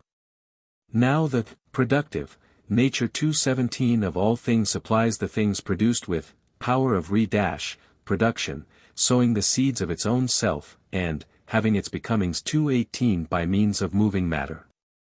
2. And matter being moved was heated and did turn to fire and water, the one being strong and active, and the other passive. And fire opposed by water was dried up by it, and did become earth born on water. And when it 219 was excessively dried up, 220 a vapor rose from out the three, from water, earth and fire, and became air. The four came into congress, then, according to the reason of the harmony, 221, hot with cold, and dry with moist. And from the union 222 of these, four, is spirit born, and seed proportionate to the surrounding spirit. This spirit, falling in the womb, does not remain inactive in the seed, but being active it transforms the seed, and, this, being, thus, transformed, develops growth and size. And as it grows in size, it draws unto itself a copy of a model, 223, and is modeled. 3. And on the model is the form supported, by means of which that which is represented by an image is so represented. Now, since the spirit in the womb had not the motion that maintaineth life, but that which causeth fermentation 224, only, the harmony composed the latter as the receptacle 225 of rational life. 226. This, life, is indivisible and changeless. It never changes from its changelessness. It 227 ruleth the conception of the thing within the womb, by means of numbers, delivereth it, and bringeth it into the outer air. The soul 228 dwells very near to it 229. Not owing to some common property, but under the constraint of fate, for that it has no love to be with body. 230. Wherefore, the harmony 231, according unto fate doth furnish to the thing that's born, its 232 rational motion, and the intellectual essence of the life itself. For that, this 233, doth insinuate itself into the spirit, and set it moving with the motion of the life. 234. Commentary. Patrizzi is evidently at fault in running this on to X14. Without a break. The subject again is not so much of soul as of conception and birth, but as the general exposition falls in very well with the nature of the subjects treated in X 14 and 16. We may keep the same general title, though we may be quite certain that it was not that of the original. The exposition in section 2 is reminiscent of an apocalyptic style, and seems to be a Greek overworking of Egyptian ideas. For though the details are different and the precise meaning difficult to disentangle, the general point of view may be compared with the embryonic stages of incarnation given in the Pistis Sophia, pages 344 ff. The embryonic stages of incarnation. Then the rulers summon the workmen of their eons, to the number of 365, and hand over to them the soul and the counterfeit of the spirit bound together, the one to the other. The counterfeit of the spirit being outside the soul, and the compound of the power within the soul being inside both, that they may hold together. 345, and the rulers give commandment to the workmen, saying, This is the type which ye shall set in the body of the matter of the world. Set ye the compound of the power which is in the soul within all of them, that they may hold together, for it is their support, and outside the soul place the counterfeit of the spirit. This is the order which they have given to their workmen, that they may set the antitypes in bodies. Following this plan, the workmen of the rulers bring the power, the soul and the counterfeit of the spirit, and pour them all three into the world, passing through the world of the rulers of the midst. The rulers of the midst also inspect the counterfeit of the spirit and also the destiny. The latter, whose name is the destiny, letteth on a man until it hath him killed by the death which is destined for him. This the rulers of the great fate have bound to the soul. And the workmen of the sphere bind the soul with the power, with the counterfeit of the spirit and with the destiny. And the whole is divided so as to form two parts, to surround the man and also the woman in the world, in whom the sign hath been set for them to be sent unto them. 346, and they give one part to the man and the other to the woman in the food of the world, either in the airy, or watery, or etheric substance which they imbibe. Now, therefore, when the workmen of the rulers have cast one part into the woman and the other into the man in the manner which I have just related, even though, the pair, be removed to a great distance from one another, the workmen compel them secretly to be united together in the union of the world. Then the counterfeit of the spirit which is in the male cometh unto the part, of itself, which hath been sent into the world in the matter of the body, of the man, and sacrificeth it and casteth it into the womb of the woman. A deposit of the seed of iniquity. And forthwith the 365 workmen of the rulers enter into her, to take up their abode in her. The workmen of the two parts are all there together. 347, and the workmen check the blood that cometh from all the nourishment that the woman eateth or drinketh, and keep it in the womb of the woman for 40 days. And after 40 days, they work the blood, that cometh, from the essence of all the nourishment, and work it together carefully in the woman's womb. After 40 days they spend another 30 days in building its members in the likeness of the body of a man, each buildeth a member. I will tell you of the Decans who thus build, the body, when I explain the emanation of the pleroma. Afterwards, when the workmen have completed the body entirely with all its members in 70 days, they summon into the body which they have builded, first the counterfeit of the spirit, next they summon the soul within those. And finally they summon the compound of the power within the soul, and the destiny they place outside all, for it is not blended with them, but followeth after and accompanieth them. An elaborate account of the sealing of the members of the plasm is then given. And when the number of the months of the child's conception is full, the babe is born, the compound of the power being small in it, the soul being small in it, and the counterfeit of the spirit being small in it. Whereas the destiny, being vast, is not mingled with the body, according to the regulation of the 350, but followeth after the soul, the body and the counterfeit of the spirit. Until the soul passeth from the body according to the type of death whereby he shall die according to what hath been decreed unto him by the rulers of the great fate. Excerpt 16. Of Soul, 3. I have added the title, Patrizi, p. 40b, having only the heading, to the same Ammon. Text, Stob, Phys, Zli.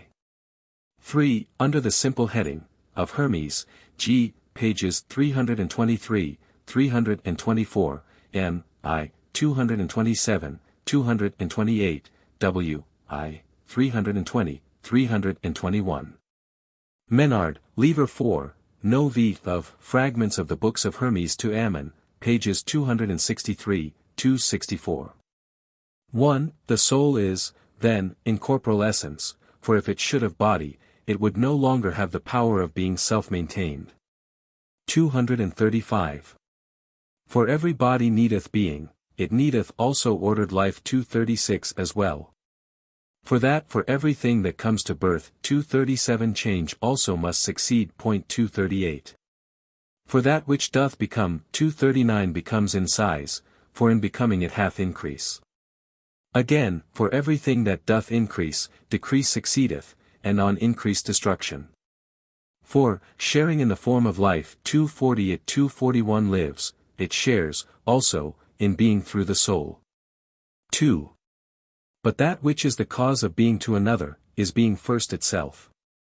And by this, being, I now mean becoming in reason, and taking part in intellectual life. It is the soul that doth supply this intellectual life. It is called living. 242 through the life, and rational through the intellect, and mortal through the body. Soul is, accordingly, a thing incorporeal, possessing, in itself, the power of freedom from all change. For how would it be possible to talk about an intellectual living thing, 243, if that there were no living essence to furnish life? Nor, any more, would it be possible to say a rational, living thing, were there no ratiocinative essence to furnish intellectual life. 3. It is not to all lives that intellect extends. It doth depend on the relationship of body's composition to the harmony. For if the hot in the compost be in excess, he's light. 244 and fervid, but if the cold, he's heavy and he's dull. For nature makes the composition fit the harmony. There are 3 forms of the becoming, the hot, the cold, and medium. It 245 makes it fit according to the ruling star 246 in the star mixture. And soul receiving it, 247 as fate decrees, supplies this work of nature with the proper kind of life. Nature, accordingly, assimilates the body's harmony unto the mixture of the stars, and co-unites its complex mixtures with their harmony, so that they are in mutual sympathy. For that the end of the stars' harmony is to give birth to sympathy according to their fate. Excerpt 17. Of Soul, 4. Patrizzi, page 41, runs this on to the preceding without a break. Text, Stobaeus, Zli. For, underheading, of the same, that is, of Hermes, G. pages 324, 325, M. I. 228, 229, W. I. 321, 322. Menard, Lever 4, number 6. Of Fragments of the Book of Hermes to Ammon, pages 265, 266. 1. Soul, Ammon, then, is essence containing its own end within itself. In its beginning taking to itself the way of life allotted it by fate, it draws also unto itself a reason like to matter, possessing heart and appetite, 248. Heart, too, is matter. If it doth make its state accordant with the soul's intelligence, it, then, becometh courage, and is not led away by cowardice. And appetite is matter, too.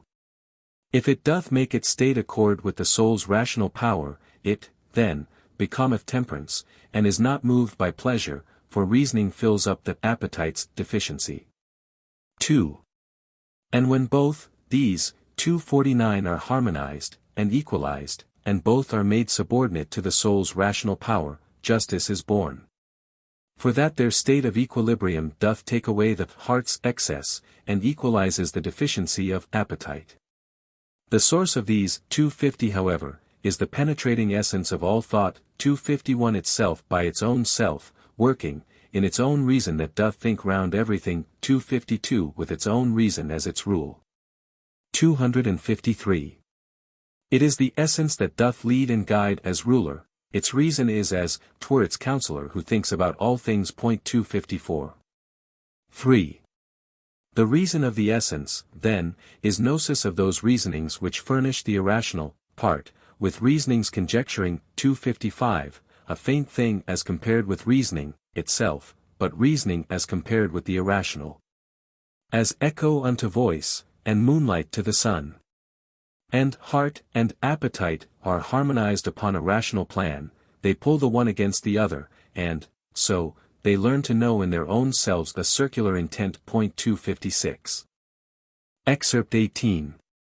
Of Soul, 5. Patrizzi, page 41, runs this on to the last without a break. Text, Stobaeus, Zli. 5. Underheading, of the same, that is, of Hermes, G. pages 325 to 327, M. I. 229, 230, W. I. 322 to 324. Menard, Lever 4, number 7. Of Fragments of the Books of Hermes to Ammon, pages 267, 268. 1. Now, every soul is free from death and in perpetual motion. For in the general sermons 257 we have said some motions are by means of the activities, 258 others are owing to the bodies. We say, moreover, that the soul's produced out of a certain essence, not a matter, incorporeal itself, just as its essence is. Now everything that's born, must of necessity be born from something.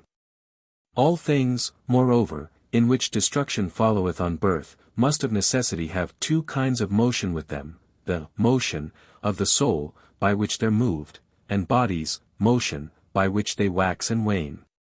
Moreover, also, on the former's dissolution, the latter 259 is dissolved. This I define, then, as the motion of bodies corruptible. 2. The soul, however, is in perpetual motion, in that perpetually it moves itself, and makes its motion active, 2, in other things. And so, according to this reason, every soul is free from death, having for motion the making active of itself. The kinds of souls are three, divine, and human, and irrational. Now the divine, is that, of its divine body, in which there is the making active of itself. For it is moved in it, and moves itself. For when it is set free from mortal lives, it separates itself from the irrational portions of itself, departs unto the godlike body, and as 'tis in perpetual motion, is moved in its own self, with the same motion as the universe. 3. The human kind has also something of the godlike body, but it has joined to it as well the parts, irrational, the appetite and heart. 260. These latter also are immortal, in that they happen also in themselves to be activities. But they are the activities of mortal bodies.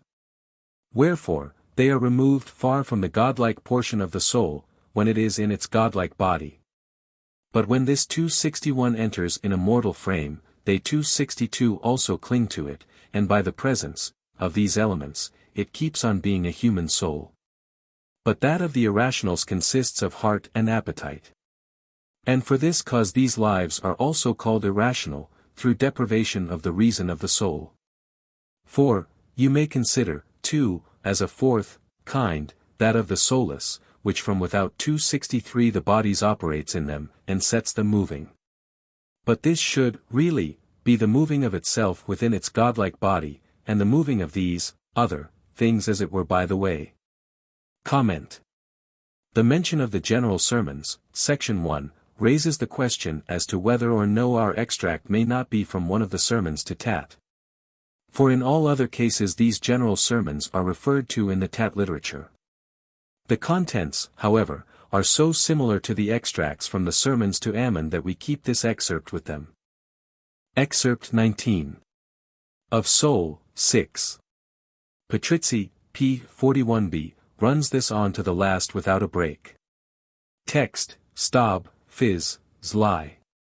6, underheading, of the same, that is, of Hermes, G, pages 327, 328, M, I, 229, 230, W, I, 324, 325. Menard, Lever 4, number 8. Of Fragments of the Books of Hermes to Ammon, pages 269, 270. 1. Soul, then, is an eternal intellectual essence, having for purpose 264 the reason of itself, and when it thinks with 265, it, 266 it doth attract, unto itself, the harmony's intention. 267. But when it leaves behind the body nature makes 268 it bedeth in and by itself, the maker of itself in the noetic 269 world. It ruleth its own reason, bearing in its own thought 270 emotion, called by the name of life, like unto, that of, that which cometh into life. 271. 2. For that the thing peculiar to the soul, is this, to furnish other things with what is like its own peculiarity. There are, accordingly, two lives, two motions, one, that according to the essence of the soul. The other, that according to the nature of the body. The former, is, more general, the latter is more partial. The life, that is according unto essence has no authority but its own self, the other, is, under necessity. For everything that's moved, is under the necessity of that which moveth, it. The motion that doth move, however, is in close union with the love of the noetic essence. For soul must be incorporeal, essence that hath no share in any body nature makes. For were it corporeal, it would have neither reason nor intelligence. 272. For every body is without intelligence. But when it doth receive of essence, it doth obtain the power of being a breathing animal. 3. The spirit 273, hath the power to contemplate, the body, the reason of the essence hath the power to contemplate the beautiful. The sensible, the spirit, is that which can discern appearances. It is distributed into the various sense organs. 274. A part of it becometh spirit by means of which we see. 275, a part, by means of which we hear, a part, by means of which we smell, a part, by means of which we taste, a part, by means of which we touch. This spirit, when it is led upwards by the understanding, discerns that which is sensible. 276, but if 'tis not, it only mocketh pictures for itself. For it is of the body, and that, too, receptible of all impressions. 4. The reason of the essence, on the other hand, is that which is possessed of judgment. 277. The knowledge of things worthy to be known is coexistent with the reason, that which is coexistent with the spirit is opinion. The latter has its operation from the surrounding world, the former from itself. Comment. As x. 16 to 19 follow one another in Stobaeus, it is highly probable that they are all taken from the same group of sermons, and as their contents are so similar to those of x. 14 and 15. And these are stated by Stobaeus to be from the sermons to Ammon, we are fairly justified in grouping them all together. How many sermons to Ammon there may have been in the collection used by Stobaeus we have no means of knowing. They may also perhaps have had no distinctive title, but as Stobaeus usually leaves out the titles in quoting, even when we know them from other sources, there is no definite conclusion to be drawn from his silence. Excerpt 20. The Power of Choice. Patrizzi, page 42, runs this on to x19. Without a break. Text, Stob, Ethica, 7. 31, under heading, of Hermes, G. 2, pages 654, 655, M. 2. 100, 101, W. 2. 160, 161. Menard, Lever 4, No I. Of Fragments Divers, pages 271, 272. There is, then, essence, reason, thought, 278 perception. 279. Opinion and sensation move towards perception, reason directs itself towards essence, and thought sends itself forth through its own self. And thought is interwoven with perception, and entering into one another they become one form, which is that of the soul, itself. Opinion and sensation move towards the soul's perception, but they do not remain in the same state.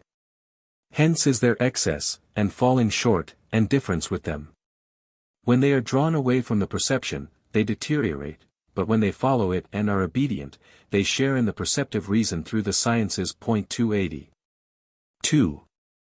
We have the power to choose, it is within our power to choose the better, and in like way, to choose the worse, according to our will. 281. And if our choice clings to the evil things, it doth consort with the corporeal nature. And, for this cause fate rules o'er him who makes this choice. Since, then, the intellectual essence 282 in us is absolutely free, namely, the reason that embraces all in thought, and that it ever is a law unto itself and self-identical, on this account fate does not reach it. 283. Thus furnishing it first from the first God, it 284 sent forth the perceptive reason, and the whole reason which nature hath appointed unto them that come to birth. With these the soul consorteth with their fates, though, in herself, she hath no part, or lot, in their fate's nature. Patrizzi, page 42, adds the following to the preceding, it is not found in Stobaeus, and appears to be a scholium. What is necessitated by the interwoven harmony 285 of all the parts, in no way differs from that which is fated. Comment. I have supplied a temporary heading for the sake of uniformity. Our extract, however, seems to be taken from a lengthy treatise, and was probably one of the sermons to Tat. Excerpt 21. Of Isis to Horus. Title in Patrizzi, page 45, is, From Isis. Text, Stob, Floor, 13. 50, under the heading, of Hermes from the Sermon, of Isis to Horus, G.I. 328, M.I. 265, H. 3. 467. Schau gives another heading, which Gaisford, in a note, thinks is from the Vienna Codex, namely, of Hermes from the intercession, or supplication, Pyro Epsilon Sigma Beta Epsilon Alpha, of Isis 286. Menard, Lever 4, number 2. Of Fragments Divers, page 272. A refutation, when it is recognized, O greatest king, carries the man who is refuted towards the desire of things he did not know before. Comment. This fragment is clearly not in the style of the excerpt from the Sermon of Isis to Hermes, X 27. It is far more closely reminiscent of ch. 16. Or 17, and is, therefore, probably from the Sermon of Asclepius to the king. Excerpt 22. An Apophthegm. Text, W. I. 34, 5. Hermes on being asked, What is God? Replied, The demiurge of wholes, the mind most wise and everlasting. Excerpt 23. From Aphrodite. Title in Patrizzi, page 45, is The Likeness of Children, followed by, From Aphrodite. Text, Stob, Phys. 36. 2. Underheading, of Hermes from Aphrodite, G. pages 297, 298, M. I. 207, 208, W. I. 295, 296. Menard, Lever 4, number 3. Of Fragments Divers, page 273. How, then, are offspring born like to their parents? Or how are they returned 287 to, their own, species 288? Aphrodite. I will set forth the reason. When generation stores up seed from the ripe blood being sweated forth, 289 it comes to pass that somehow there's exhaled from the whole mass 290 of limbs a certain essence, following the law of a divine activity. As though the man himself were being born. The same thing also in the woman's case apparently takes place. When, then, what floweth from the man hath the ascendancy, and keeps intact, the young ones brought to light resembling its sire, contrariwise, in the same way, resembling, its dam. Moreover, if there should be ascendancy of any part, then, the resemblance, of the young, will favor that, especial, part. But sometimes also for long generations the offspring favoreth the husband's form, because his decan has the greater influence 291 at that, particular, moment when the wife conceives. Comment. This fragment belongs to a type of Hermetic literature of which it is the sole surviving specimen. It is in form identical with the Isis and Horus type. But what the name of the questioner of Aphrodite could have been is difficult to say. Excerpt 24. A Hymn of the Gods. Text, Stob, Phys. v. 14, under the simple heading, of Hermes, G. page 65 M. I. 45, W. I. 77.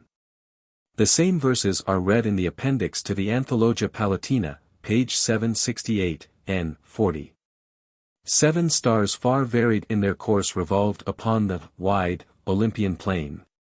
With them forever will eternity 292 spin, fate, 293, mean that shines by night, and, gloomy Kronos, and, sweet Helios, and Paphi who's carried in the shrine, 294 courageous Ares, fair-winged Hermes. And Zeus the primal source 295 from whom nature doth come. Now they themselves have had the race of men entrusted to their care, so that in us there is a mean, Zeus, an Ares, Paphi, a Kronos, Helios and Hermes. Wherefore we are divided up, so as, to draw from the ethereal spirit 296 tears, laughter, anger, birth, reason, sleep, desire. Tears are Kronos, birth Zeus, reason, is, Hermes, courage Mars, and mean sleep, in sooth, and Cytherea desire, and Helios, is, laughter, for 'tis because of him that justly every mortal thinking thing doth laugh in the immortal world. Comment. This is the only known specimen of verses attributed to the Trismegistic tradition. Liddell and Scott, however, under Neupsilon Capitao Odophi Alpha Nu, do not question this attribution, while Clement of Alexandria, Strom, 6. Page 633, this is a reference of watchsmiths which I cannot verify, praises the hymns of the gods, of Hermes. On the contrary, in Anthull. Pallet, page 442, N. 491, the 7th verse is ascribed to Theon of Alexandria. Excerpt 25. The Virgin of the World, 1. Or, Apple of the Eye of the World, see Commentary. Referred to as K, i.e. Kappa Rho Eta Kappa Sigma Mu Omicron Upsilon. Title in Patrizii, p. 27b, in the Latin translation, Minerva Mundi 297. Text, Stob, Phys, Zli. 44, Underheading, from Thrice Greatest Hermes Sacred Book The Virgin of the World, G, pages 395 to 419, M, I, 281 to 298, W, I, 385 to 407. Menard, Lever 3, No Ith of Fragments of the Sacred Book entitled The Virgin of the World, pages 177 to 200. 1. 298 So speaking Isis doth pour forth for Horus the sweet draught, the first, of deathlessness 299 which souls have custom to receive from gods, and thus begins her holiest discourse, Logos. Seeing that, Sun Horus, heaven, adorned with many a wreath, of starry crowns, is set o'er every nature of, all, things beneath, and that nowhere it lacketh aught of anything which the whole cosmos now doth hold. In every way it needs must be that every nature which lies underneath, should be co-ordered and fulfilled by those that lie above. For things below cannot of course give order to the ordering above. It needs must, therefore, be the less should give place to the greater mysteries. The ordinance of the sublimer things transcends the lower. It is both sure in every way and falleth, neath no mortal's thought. Wherefore the mysteries, below did sigh, fearing the wondrous beauty and the everlasting durance of the ones above. 'Twas worth the gazing 300 and the pains to see heaven's beauty, beauty that seemed like God, God who was yet unknown. And the rich majesty of night, who weaves her web with rapid light, 301 though it be less than suns, and of the other mysteries 302 in turn that move in heaven, with ordered motions and with periods of times. With certain hidden influences 303 bestowing order on the things below and co-increasing them. 2. Thus fear succeeded fear, and searching search incessant, and for so long as the Creator of the universals willed, did ignorance retain its grip on all. But when he judged it fit to manifest him who he is, he breathed into the gods the loves, and freely poured the splendor 304 which he had within his heart, into their minds, in ever greater and still greater measure. That firstly they might have the wish to seek, next they might yearn to find, and finally have power to win success as well. But this, my Horus, wonder-worthy son, could never have been done had that seed 305 been subject to death, for that as yet had no existence, but only with a soul that could vibrate responsive to the mysteries of heaven. 3. Such was all-knowing Hermes, who saw all things, and seeing understood, and understanding had the power both to disclose and to give explanation. For what he knew, he graved on stone. Yet though he graved them onto stone he hid them mostly, keeping sure silence though in speech, that every younger age of cosmic time might seek for them. And thus, with charge unto his kinsmen of the gods to keep sure watch, he mounted to the stars. To him succeeded Tat, who was at once his son and heir unto these knowledges. And not long afterwards Asclepius, according to the will of Ta who is Hephaestus 306 and all the rest who were to make inquiry of the faithful certitude of heavenly contemplation, as foreknowledge 307 willed, foreknowledge queen of all. 4. Hermes, however, made explanation to surrounding space, how that not even to his son, because of the yet newness of his youth, had he been able to hand on the perfect vision. But when the sun did rise for me, and with all-seeing eyes I 308 gazed upon the hidden mysteries of that new dawn, and contemplated them. Slowly there came to me, but it was sure, conviction that the sacred symbols of the cosmic elements were hid away hard by the secrets of Osiris. 5. Hermes, ere he returned to heaven, invoked a spell on them, and spake these words. For 'tis not meet, my son, that I should leave this proclamation ineffectual, but, rather, should speak forth what words, our Hermes uttered when he hid his books away. Thus then he said, O holy books, who have been made by my immortal hands, by incorruption's magic spells, .309 free from decay throughout eternity remain and incorrupt from time. Become unseeable, unfindable, for every one whose foot shall tread the plains of this, our, land, until old heaven doth bring forth meet instruments for you, whom the Creator shall call souls. Thus spake he. And, laying spells on them by means of his own works, he shuts them safe away in their own zones. And long enough the time has been since they were hid away. 310. 6. And nature, O my son, was barren, till they who then were under orders to patrol the heaven, approaching to the God of all, their king, reported on the lethargy of things. The time was come for Cosmos to awake, and this was no one's task but his alone. We pray thee, then, they said, direct thy thought to things which now exist and to what things the future needs. 7. When they spake thus, God smiled and said, Nature, arise. And from his word there came a marvel, feminine, possessed of perfect beauty, gazing at which the gods stood all amazed.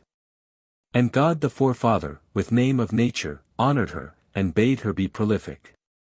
Then gazing fixedly on the surrounding space, he spake these words as well, Let heaven be filled with all things full, and air, and ether too. God spake and it was so. And Nature with herself communing knew she must not disregard the sire's command, so with the help of toil she made a daughter fair, whom she did call Invention. And on her 311 God bestowed the gift of being, and with his gift he set apart all them that had been so far made, filled them with mysteries, and to Invention gave the power of ruling them. 8. But he, no longer willing that the world above should be inert, but thinking good to fill it full of breaths, so that its parts should not remain emotive and inert. He thus began on these 312 with use of holy arts as proper for the bringing forth of his own special work. For taking breath from his own breath and blending this with knowing fire 313 he mingled them with certain other substances which have no power to know. And having made the 314, either with other, 1, with certain hidden words of power, he thus set all the mixture going thoroughly. Until out of the compost smiled a substance, as it were, far subtler, purer far, and more translucent than the things from which it came, it was so clear that no one but the artist could detect it. 9. And since it neither thawed when fire was set unto it, for it was made of fire, nor yet did freeze when it had once been properly produced, for it was made of breath, but kept its mixture's composition a certain special kind, peculiar to itself. Of special type and special blend, which composition, you must know, God called psychosis, after the more auspicious meaning of the name and from the similarity of its behavior 315, it was from this coagulate he fashioned souls enough in myriads. 316 molding with order and with measure the efflorescent product of the mixture for what he willed, with skilled experience and fitting reason, so that they should not be compelled to differ any way one from another. 10. For, you must know, the efflorescence that exhaled out of the movement God induced, was not like to itself. For that its first fluorescence was greater, fuller, every way more pure, than was its second. Its second was far second to the first, but greater far than was its third. 317 and thus the total number of degrees reached up to 60. 318 In spite of this, in laying down the law, he ordered it that all should be eternal, as though from out one essence, the forms of which himself alone could bring to their completion. 11. Moreover, he appointed for them limits and reservations in the height of upper nature, 319 that they might keep the cylinder 320a whirl in proper order and economy and, thus, might please their sire. And so in that all-fairest station of the ether he summoned unto him the natures of all things that had as yet been made, and spake these words. O souls, ye children fair of mine own breath and my solicitude, whom I have now with my own hands 321 brought to successful birth and consecrate to my own world, give ear unto these words of mine as unto laws, and meddle not with any other space but that which is appointed for you by my will. For you, if ye keep steadfast, the heaven, with the star order, and thrones I have ordained fulfilled with virtue, shall stay as now they are for you. But if ye shall in any way attempt some innovation contrary to my decrees, I swear to you by my most holy breath, and by this mixture out of which I brought you into being, and by these hands of mine which gave you life. 3:22 That I will speedily devise for you a bond and punishments. 12. And having said these words, the God, who is my Lord, mixed the remaining cognate elements, water and earth 3:23, together, and, as before, invoking on them certain occult words, words of great power though not so potent as the first. He set them moving rapidly, and breathed into the mixture power of life.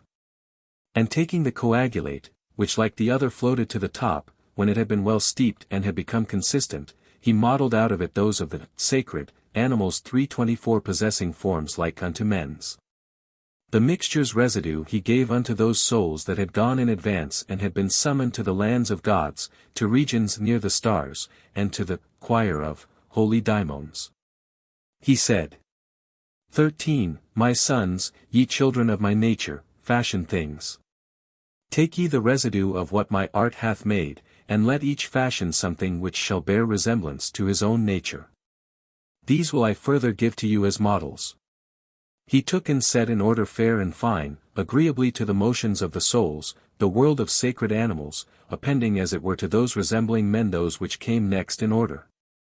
And on these types of lives he did bestow the all-devising powers and all-contriving procreative breath of all the things which were for ever generally to be. And he withdrew, with promises to join unto the visible productions of their hands breath that cannot be seen, 3:25 an essence of engendering its like to each, so that they might give birth to others like themselves. And these are under no necessity to do aught else than what they did at first. 14. And Horus asked, What did the souls do, mother, then? And Isis said, Taking the blend of matter, Horus, son, they first looked at the Father's mixture and adored it, and tried to find out whence it was composed, but this was not an easy thing for them to know. They then began to fear lest they should fall beneath the Father's wrath for trying to find out, and so they set to work to do what they were bid. Thereon, out of the upper stuff which had its topmost layer superfluously light, they formed the race of birds. While they were doing this the mixture had become half-hardened, and by this time had taken on a firm consistency. Thereon they fashioned out the race of things which have 4 feet. Next they did fashion forth, the race of fish, less light and needing a moist substance of a different kind to swim in, and as the residue was of a cold and heavy nature, from it the souls devised the race of creeping things. 15. They then, my son, as though they had done something grand, with over-busy daring armed themselves, and acted contrary to the commands they had received. And forthwith they began to overstep their proper limits and their reservations, and would no longer stay in the same place, but were for ever moving, and thought that being ever stationed in one place was death. That they would do this thing, however, O my son, as Hermes says when he speaks unto me, had not escaped the eye of him who is the God and Lord of universal things, and he searched out a punishment and bond, the which they now in misery endure. Thus was it that the sovereign king of all resolved to fabricate with art the human frame, in order that in it the race of souls throughout might be chastised. 16. Then sending for me, Hermes says, he spake, soul of my soul, and holy mind of my own mind, 3:26 Up to what point, the nature of the things beneath, shall it be seen in gloom? How long shall what has up to now been made remain inactive and be destitute of praise? Bring hither to me now, my son, all of the gods in heaven, said God, as Hermes saith. And when they came obedient to his command, look down, said he, upon the earth, and all beneath. And they forthwith both looked and understood the sovereign's will. And when he spake to them on humankind's behalf, they, all, agreed to furnish those who were to be, with whatsoever thing they each could best provide. 17. Sun said, I'll shine unto my full. Moon promised to pour light upon the after the sun course, and said she had already given birth to fear, and silence, and also sleep, and memory, a thing that would turn out to be most useful for them. 327. Cronus announced himself already sire of justice and necessity. Zeus said, so that the race which is to be may not for ever fight, already for them have I made fortune, and hope, and peace. Ares declared he had become already sire of struggle, wrath, and strife. Nor yet did Aphrodite hesitate. She also said, I'll join to them desire, my lord, and bliss, and laughter, too, so that our kindred souls, in working out their very grievous condemnation, may not exhaust their punishment unto the full. Full pleased were all, my son, at Aphrodite's words. And for my part, said Hermes, I will make men's nature well endowed. I will devote to them prudence and wisdom, persuasiveness and truth, and never will I cease from congress with invention, but ever will I benefit the mortal life of men born underneath my types of life. 328 For that the types our Father and Creator hath set apart for me, are types of wisdom and intelligence, and more than ever, is this so, what time the motion of the stars set over them doth have the natural power of each consonant with itself. 18 And God, the Master of the universe, rejoiced on hearing this, and ordered that the race of men should be. Hermes says, was seeking for the stuff which had to be employed, and calling on the monarch for his aid. And he gave order to the souls to give the mixture's residue, and taking it I found it utterly dried up. Thereon, in mixing it, I used more water far than was required to bring the matter back unto its former state, so that the plasm was in every way relaxable, and weak and powerless, in order that it might not, in addition to its natural sagacity, be full of power as well. I molded it, and it was fair, and I rejoiced at seeing mine own work, and from below I called upon the monarch to behold. And he did look on it, and was rejoiced, and ordered that the souls should be enfleshed. Then were they first plunged in deep gloom, and, learning that they were condemned, began to wail. 329 I was myself amazed at the soul's utterances. 19. Now give good heed, son Horus, for thou art being told the mystic spectacle which Chemephes, our forefather, was privileged to hear from Hermes, record writer of all deeds, and I from Chemephes, most ancient of us all. When he did honor me with the black right, that gives perfection. Hear thou it now from me. For when, O wondrous son of mighty fame, if they were about to be shut in their prisons, some simply uttered wails and groans, in just the self-same way as beasts that once have been at liberty. When torn from their accustomed haunts they love so well, will be bad slaves, will fight and make revolt, and be in no agreement with their masters.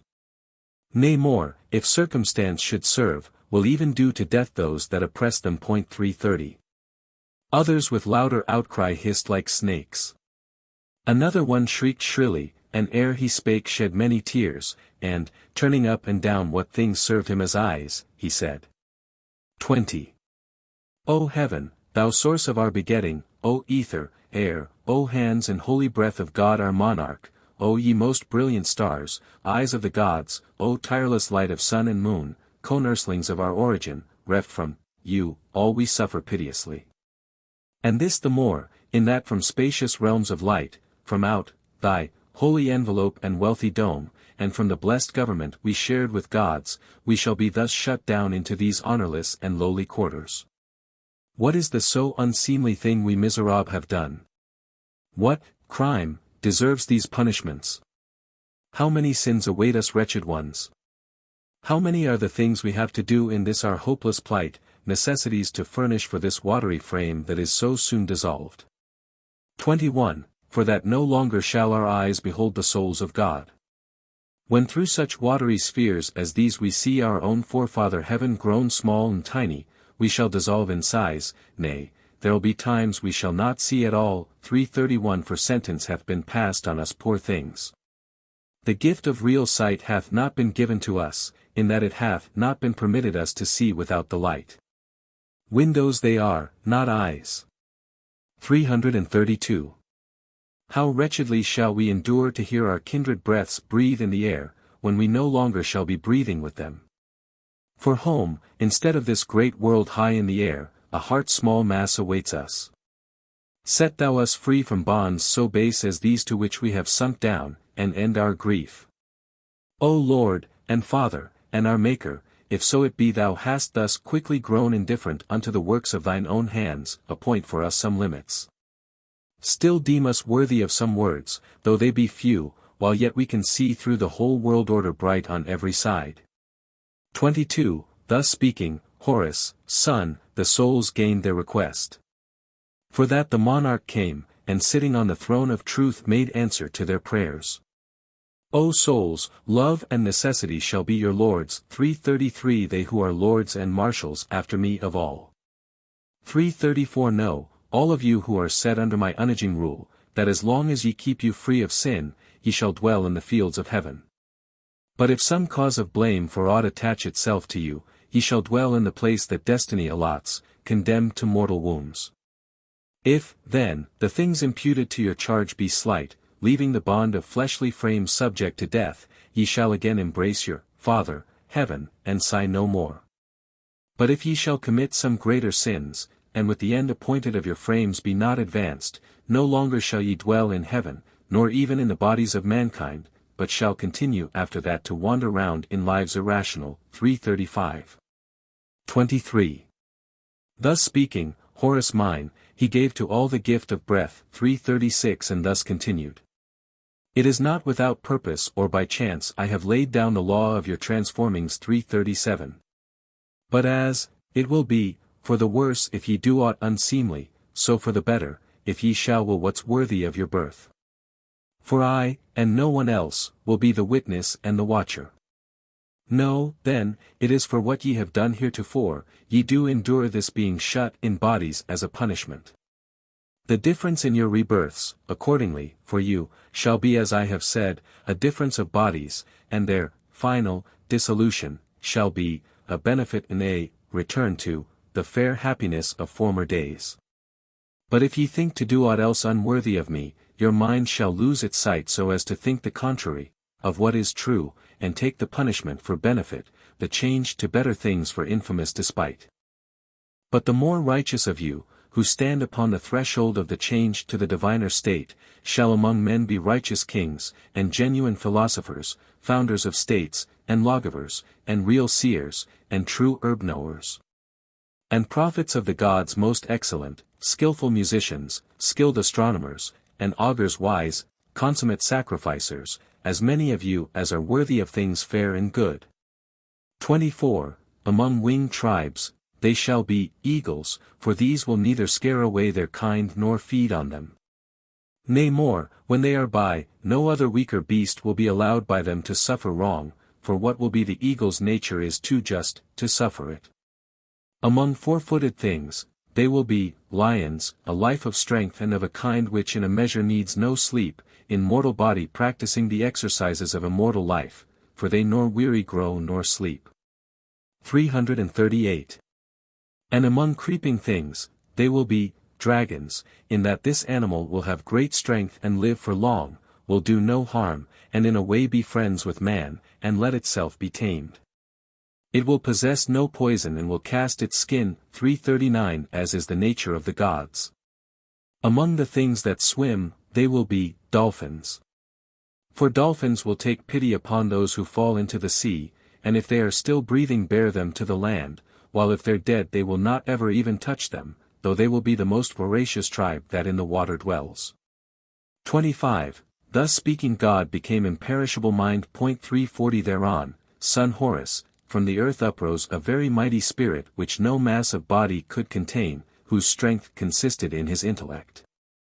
And though he knew full well the things on which he questioned, the body with which man was clothed according to his type, a body fair and dignified, yet savage overmuch and full of fear, immediately he saw the souls were entering the plasms. He cried out, "What are these called, O Hermes, writer of the records of the gods?" And when he answered, "Men." "Hermes," he said, "it is a daring work, this making man, with eyes inquisitive, and talkative of tongue, with power henceforth to hear things even which are no concern of his, dainty of smell. Who will use to its full his power of touch on every thing? Hast thou, his generator, judged it good to leave him free from care, who in the future daringly will gaze upon the fairest mysteries which nature hath? Wouldst thou leave him without a grief, who in the days to come will make his thoughts reach unto mysteries beyond the earth? 26. Men will dig up the roots of plants, and will find out their juices qualities. Men will observe the nature of the stones. Men will dissect not only animals irrational, but they'll dissect themselves, desiring to find out how they were made. They will stretch out their daring hands e'en to the sea, and cutting self-grown forests down will ferry one another o'er to lands beyond. Men will seek out as well the inner nature of the holy spaces which no foot may tread, and will chase after them into the height, desiring to observe the nature of the motion of the heaven. These are yet moderate things, which they will do.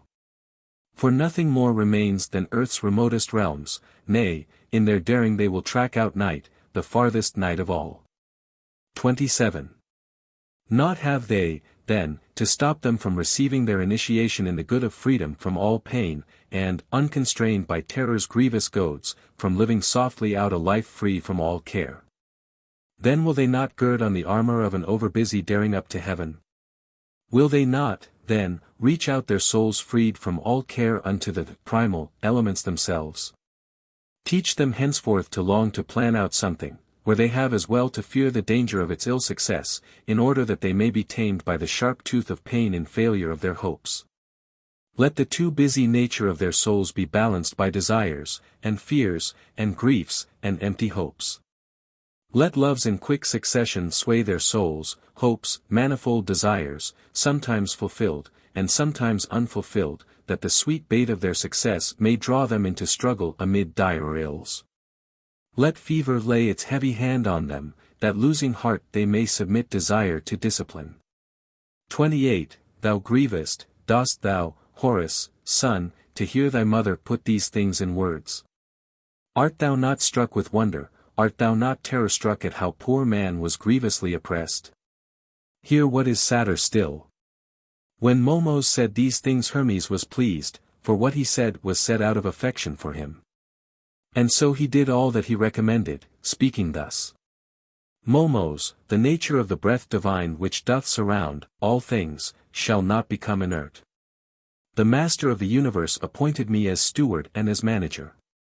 Wherefore the overseer of his command will be the keen-eyed goddess of the all, Adrastea 341. And I will skillfully devise an instrument, mysterious, possessed of power of sight that cannot err, and cannot be escaped, whereto all things on earth shall of necessity be subject, from birth to final dissolution. An instrument which binds together all that's done. This instrument shall rule all other things on earth as well, as man. 29. These words, said Hermes, did I speak to Momos, and forthwith the instrument was set a-going. When this was done, and when the souls had entered in the bodies, and, Hermes, had himself been praised for what was done, again the monarch did convoke the gods in session. The gods assembled, and once more did he make proclamation, saying, Ye gods, all ye who have been made of chiefest nature, free from all decay, who have received as your appointed lot for evermore to order out the mighty aeon, through whom all universal things will never weary grow surrendering themselves in turn the one to other, how long shall we be rulers of this sovereignty that none can ever know? How long these things, shall they transcend the power of sight of sun and moon? Let each of us bring forth according to his power. Let us by our own energy wipe out this inert state of things, let chaos seem to be a myth incredible to future days. Set hand to mighty work, and I myself will first begin. 30. He spake, straightway in cosmic order there began the differentiation of the up to then black unity of things. And heaven shone forth above tricked out with all his mysteries. Earth, still a-tremble, as the sun shone forth grew harder, and appeared with all the fair adornments that bedeck her round on every side. For beautiful to God are even things which men think mean, in that in truth they have been made to serve the laws of God. And God rejoiced when now he saw his works a-moving. And filling full his hands, which held as much as all surrounding space, with all that nature had produced, and squeezing tight the handfuls mightily, he said, Take these, O holy earth, take those, all-honored one, who art to be the mother of all things, and henceforth lack thou naught.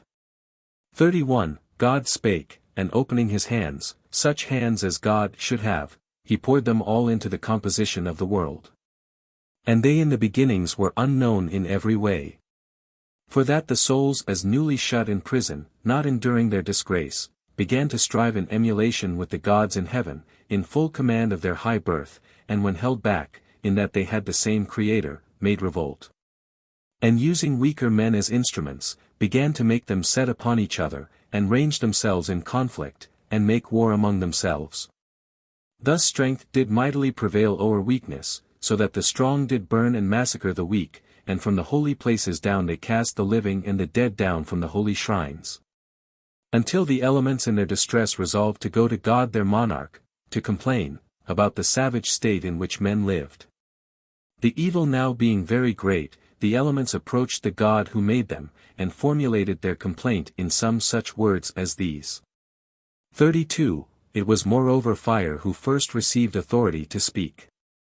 He said, O Lord, artificer of this new world, thou name mysterious among the gods, and up to now revered by all mankind, how long hast thou, O Daimon, judged it right to leave the life of mortals without God? Show now thyself unto thy world consulting 342 thee, initiate the savagery of life with peace, give laws to life, to right give oracles, fill with fair hopes all things, and let men fear the vengeance of the gods, and none will sin. Should they receive due retribution for their sins, they will refrain henceforth from doing wrong, they will respect their oaths, and no one any more will ponder sacrilege. Let them be taught to render thanks for benefits received, that I, the fire, may joyfully do service in the sacrificial rites, that they may from the altar send sweet-smelling vapors forth. For up to now I am polluted, Lord. And by the godless daring of these men I am compelled to burn up flesh. They will not let me be for what I was brought forth, but they adulterate with all indecency my undecaying state. 33. And there too said, I also, Master, am made turbid by the vapors which the bodies of the dead exhale, and I am pestilential, and, no longer filled with health, I gaze down from above on things I ought not to behold.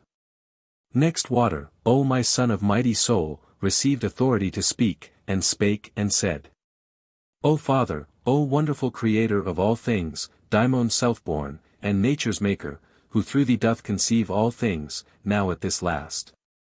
Command the rivers' streams for ever to be pure, for that the rivers and the seas or wash the murderer's hands or else receive the murdered. 34. After came earth in bitter grief, and taking up the tale, O son of high renown, thus she began to speak. O sovereign Lord, chief of the heavenly ones, and master of the wheels, 343 thou ruler of us elements, O sire of them who stand beside thee. From whom all things have the beginning of their increase and of their decrease, and into whom they cease again and have the end that is their due according to necessity's decree, O greatly honored one. The godless rout of men doth dance upon my bosom. I hold in my embrace as well the nature of all things, for I, as thou didst give command, not only bear them all, but I receive them also when they're killed. But now am I dishonored. The world upon the earth though filled with all things, else, hath not a God. For having naught to fear they sin in everything, and from my heights, O Lord, down, dead, they fall by every evil art. And soaking with the juices of their carcasses I'm all corrupt. Hence am I, Lord, compelled to hold in me those of no worth. With all I bear I would hold God as well. Bestow on earth, if not thyself, for I could not contain thee, yet some holy emanation 344 of thyself. Make thou the earth more honored than the rest of elements, for it is right that she should boast of gifts from thee, in that she giveth all. 35. Thus spake the elements. And God, fulfilling all things with the sound of his, most, holy voice, spake thus. Depart, ye holy ones, ye children worthy of a mighty sire, nor yet in any way attempt to innovate. Nor leave the whole of, this, my world without your active service. For now another efflux of my nature is among you, and he shall be a pious supervisor of all deeds, judge incorruptible of living men and monarch absolute of those beneath the earth, not only striking terror into them, but taking vengeance on them. And by his class of birth the fate he hath deserved shall follow every man. And so the elements did cease from their complaint, upon the master's order, and they held their peace. And each of them continued in the exercise of his authority and in his rule. 36. And Horus thereon said, How was it, mother, then, that earth received God's efflux? And Isis said, I may not tell the story of this birth 345. For it is not permitted to describe the origin of thy descent, O Horus, son of mighty power, lest afterwards the way of birth of the immortal gods should be known unto men, except so far that God the monarch, the universal orderer and architect, sent for a little while thy mighty sire Osiris, and the mightiest goddess Isis, that they might help the world, for all things needed them. 'Tis they who filled life full of life. 'Tis they who caused the savagery of mutual slaughtering of men to cease. 'Tis they who hallowed precincts to the gods their ancestors and spots for holy rites. 'Tis they who gave to men laws, food, and shelter. 'Tis they who will, says Hermes, learn to know the secrets of my records all, and will make separation of them. And some they will keep for themselves, while those that are best suited for the benefit of mortal men, they will engrave on tablet and on obelisk. 'Tis they who were the first to set up courts of law, and filled the world with justice and fair rule. 'Tis they who were the authors of good pledges and of faith, and brought the mighty witness of an oath into men's lives. 'Tis they who taught men how to wrap up those who ceased to live, as they should be. 346. 'Tis they who searched into the cruelty of death, and learned that though the spirit which goes out longs to return into men's bodies, yet if it ever fail to have the power of getting back again, then loss of life results. 'Tis they who learned from Hermes that surrounding space was filled with daimons, engraved on hidden stones, the hidden teaching. 'Tis they alone who, taught by Hermes in God's hidden codes, became the authors of the arts, and sciences, and all pursuits which men do practice, and givers of their laws. 'Tis they who, taught by Hermes that the things below have been disposed by God to be in sympathy with things above, established on the earth the sacred rites o'er which the mysteries in heaven preside.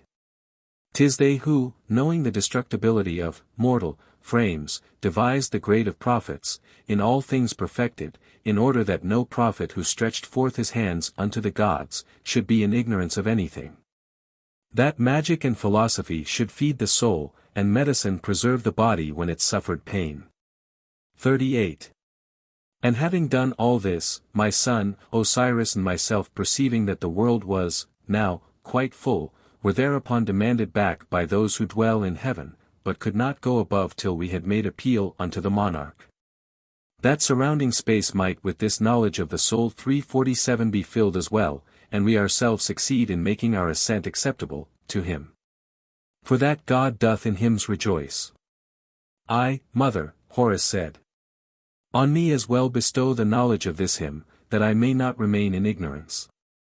And Isis said, give ear, O son, 348. Excerpt 26. The Virgin of the World, 2. Patrizzi, p. 32b, runs this on to the last without a break. Text, Stob, Phys. Ely. 45, underheading, in the same, G, pages 420 to 427, M, I, 299 to 304, W, I, 407 to 414. Menard, Lever 3, number 2. Of Fragment, etc., as above, pages 201 to 208. 39, now if thou wouldst, O son of mighty soul, know aught beside, ask on. And Horus said, O mother of great honor, I would know how royal souls are born. And Isis said, son Horus, the distinction which marks out the royal souls is somewhat of this kind. For regions are there in the universe which fall beneath a law and leadership which cannot be transgressed, heaven, and the ether, and the air, and the most holy earth. Above in heaven, son, the gods do dwell, o'er whom with all the rest doth rule the architect of all, and in the ether, dwell, the stars, o'er whom the mighty light-giver the sun holds sway. But in the air, live, only souls, 349 o'er whom doth rule the moon, and on the earth, do dwell, men and the rest of living things, o'er whom he who doth happen to be king holds sway. 40. The gods engender, son, the kings it has deserved, to rule, the race, that lives on earth. The rulers are the emanations of the king, of whom the nearer to him is more royal than the rest. For that the sun, in that 'tis nearer than the moon to God, is far more vast and potent, to whom the moon comes second both in rank and power. The king, then, is the last of all the other gods, but first of men.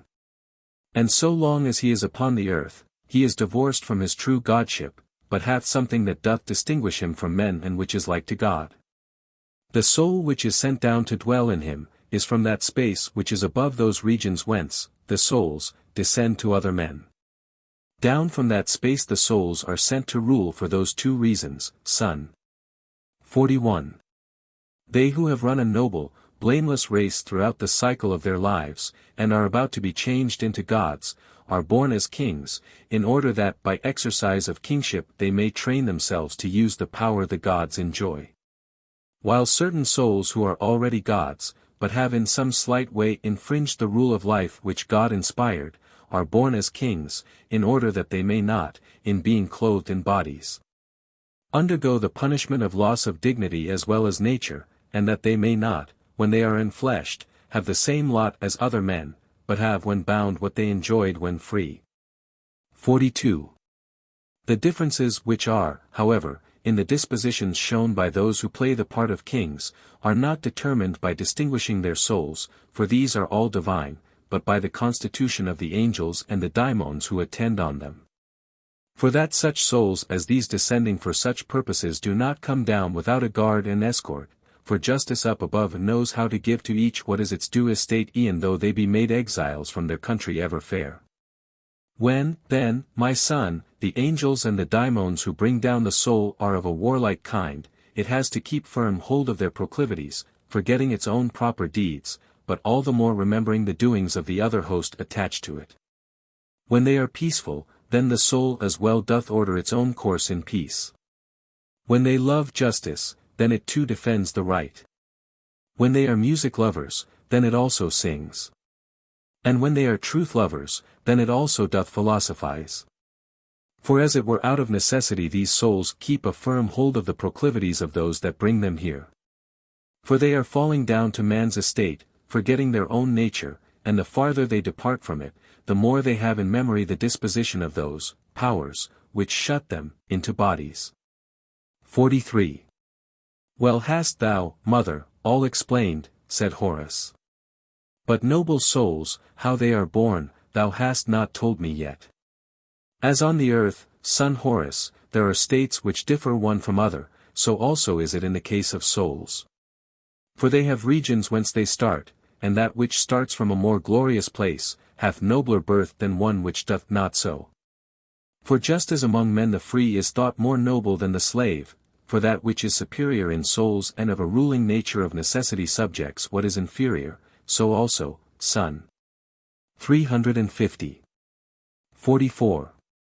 And how are male and female souls produced? Souls, Horus, son, are of the selfsame nature in themselves, in that they are from one and the same place where the Creator modeled them, nor male nor female are they. Sex is a thing of bodies, not of souls. That which brings it about that some of them are stouter, some more delicate, is, son, that, cosmic, air, in which all things are made. Air, for the soul is nothing but the body which envelopes it, an element which is composed of earth and water, air and fire. 351. As, then, the composition of the female ones has more of wet and cold, but less of dry and warm, accordingly the soul which is shut in a plasm of this kind, becomes relaxed and delicate, just as the contrary is found to be in case of males. For in their case there's more of dry and warm, and less of cold and wet, wherefore the souls in bodies such as these are sturdy and more active.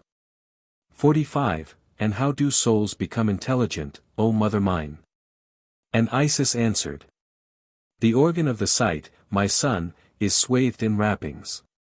When these are dense and thick, the eye is dim, but when they're thin and light, then is the sight most keen. So is it also for the soul. For it as well has envelopes incorporeal appropriate to it, just as it is itself incorporeal. These envelopes are tears which are in us. When these are light and thin and clear, then is the soul intelligent. But, on the contrary, when they are dense and thick and turbid, then, the soul, as in bad weather, sees not at distance but only things which lie about its feet. 46. And Horus said, What is the reason, mother, that the men outside our holiest land are not so wise of mind as our compatriots? And Isis said, The earth lies in the middle of the universe upon her back, like to a human being, with eyes turned up to heaven, and portioned out into as many regions as there are limbs in man.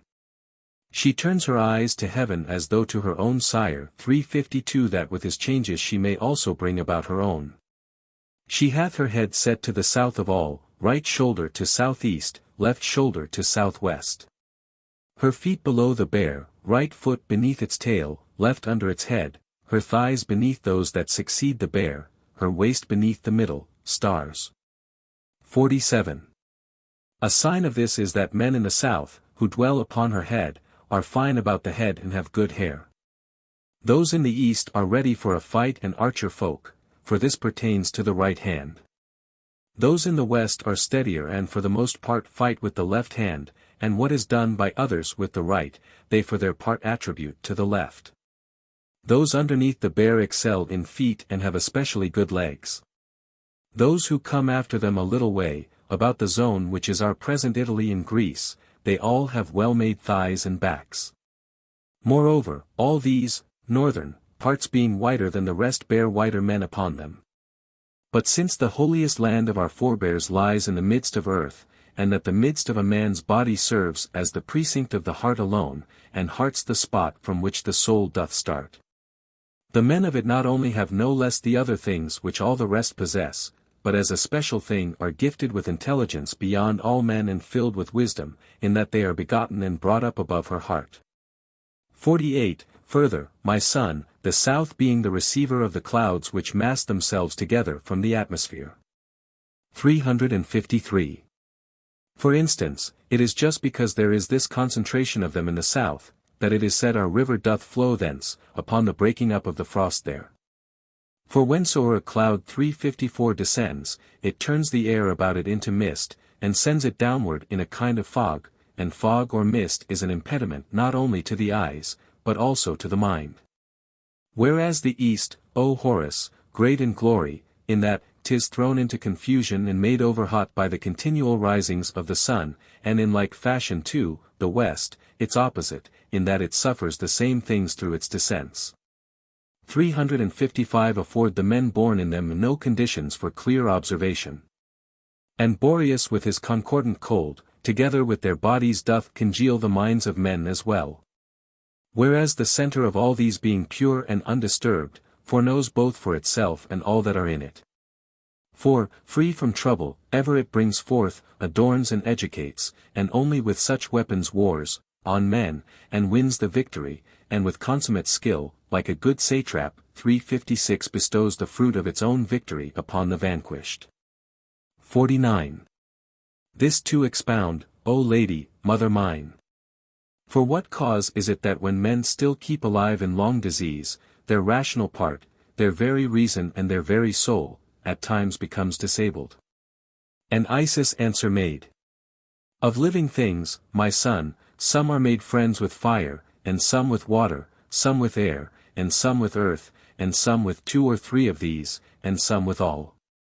And, on the contrary, again some are made enemies of fire, and some of water, some of earth, and some of air, and some of 2 of them, and some of 3, and some of all. For instance, sun, the locust and all flies flee fire. The eagle and the hawk and all high-flying birds flee water, fish, air and earth, the snake avoids the open air. Whereas snakes and all creeping things love earth, all swimming things, love, water, winged things, air, of which they are the citizens. While those that fly still higher, love, the fire and have their habitat near it. Not that some of the animals as well do not love fire, for instance salamanders, for they even have their homes in it. It is because one or another of the elements doth form their body's outer envelope. 50. Each soul, accordingly, while it is in its body is weighted and constricted by these 4. Moreover it is natural it also should be pleased with some of them and pained with others. For this cause, then, it doth not reach the height of its prosperity. Still, as it is divine by nature, e'en while, wrapped up, in them, it struggles and it thinks, though not such thoughts as it would think were it set free from being bound in bodies. Moreover, if these, frames, are swept with storm and stress, or of disease or fear, then is the soul itself tossed on the waves, as man 357 upon the deep with nothing steady under him. Commentary. Argument. 1.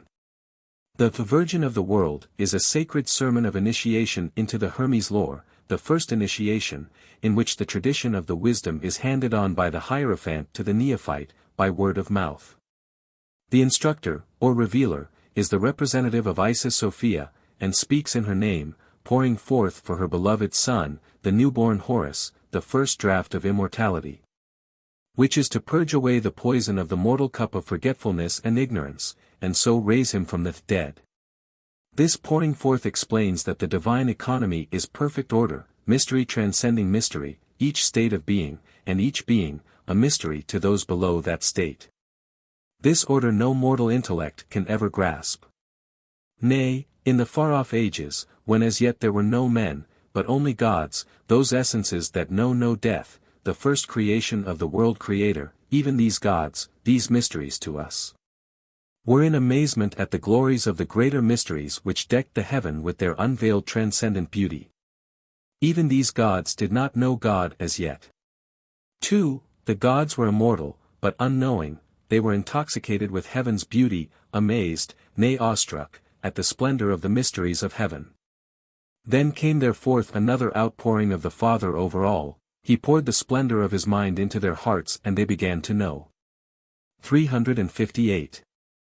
With this representation is blended a mythical historical tradition which suggests that all this was brought about for an earth, on which our humanity had not as yet appeared, in far-off distant days when apparently our earth was not as now. Ages ago, the purest golden age when there were gods, not men. In that race of gods, those of them in whom the ray was no low-burning spark, but a divine flame, were the instructors in the heavenly wisdom. 3. Of these was Hermes, a race, or being, rather than an individual. These sons of fire left the record of their wisdom engraved on stone, in symbol, in charge of others of the same race but less knowing than themselves, and so they ascended to heaven. 4. Those that succeeded them had not the flame so bright within their hearts, they were of the same race, but younger souls, the Tat race. Hermes could not hand on the direct knowledge to them, the perfect sight, theta epsilon omega rho alpha, and so recorded the wisdom in symbol and myth. Still later the Asclepius race joined themselves to the Tat souls. All this, however, took place many ages ago, long even before the days of the men-gods Osiris and Isis. For the real wisdom of Hermes was so ancient that even Isis herself had had to search out the hidden records, and that too by means of the inner sight, when she herself had won the power to see, and the true sun had risen for her mind. 5. But the strain of reconstructing the history of this far distant past, as he conceived it to have been, is too much for the writer. He knows he is dealing with myths, with what Plutarch would have called the doings of the daimons. He knows that in reality these primeval books of Hermes have no longer any physical existence, if indeed they ever had any. He knows that no matter what legends are told, or whatever the general priesthood may believe about ancient physical inscriptions of the primeval Hermes, all this has passed away. And that the real wisdom of Hermes is engraved on the tablets of the ether, and not hidden in the shrines of earth. The books are engraved in the sacred symbols of the cosmic elements, and hidden away hard by the secrets of Osiris, the mysteries of creative fire, the light that speaks in the heart. The true books of Hermes are hidden away in their own zones, the pure elements of the unseen world, the celestial Egypt. 6. This wisdom was held in safe keeping for the souls of men, it was a soul gnosis, not a physical knowledge. Hereupon the writer begins the recital of his tradition 359 of the creation of the souls of men in their unfallen state, all of which is derived from the books of Hermes.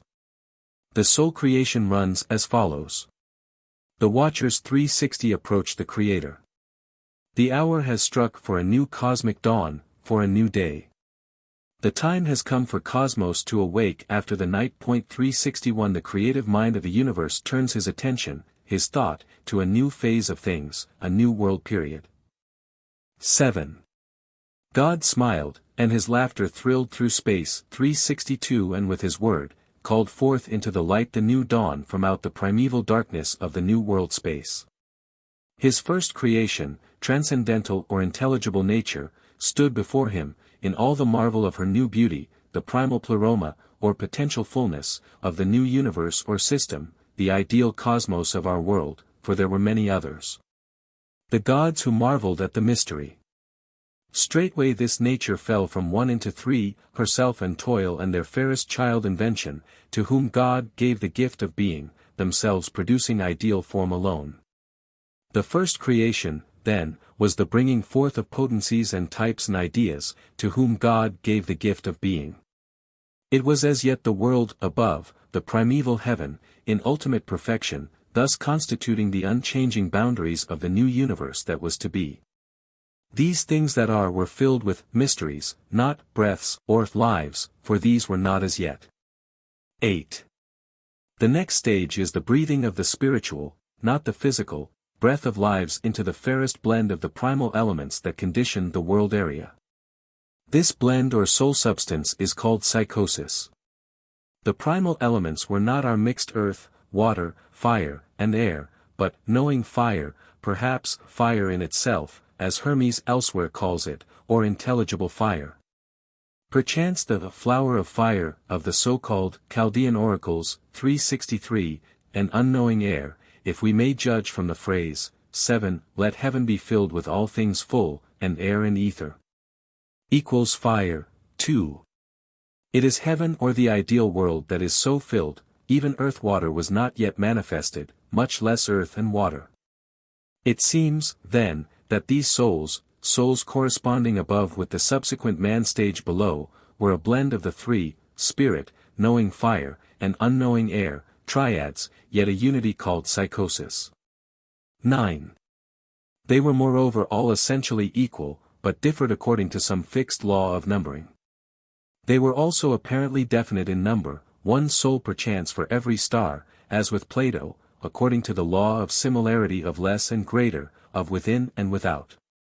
10. These souls, then, were sacred or typical men, a creation prior to that of the sacred animals. Their habitat was in upper nature, the all-fairest station of the ether, the celestial cosmos. 11. They were appointed to certain stations and to the task of keeping the wheel revolving, that is, as we shall see, they were to fashion forms for birth and death, and so provide means of transmission for the life currents ever circulating in the great sphere. This was their appointed task, the law imposed on them, as obedient children of the great king, their sire. So long as they kept their appointed stations they were to live forever in surroundings of bliss and beauty, in full contemplation of the glories of the greater universe, throned amid the stars.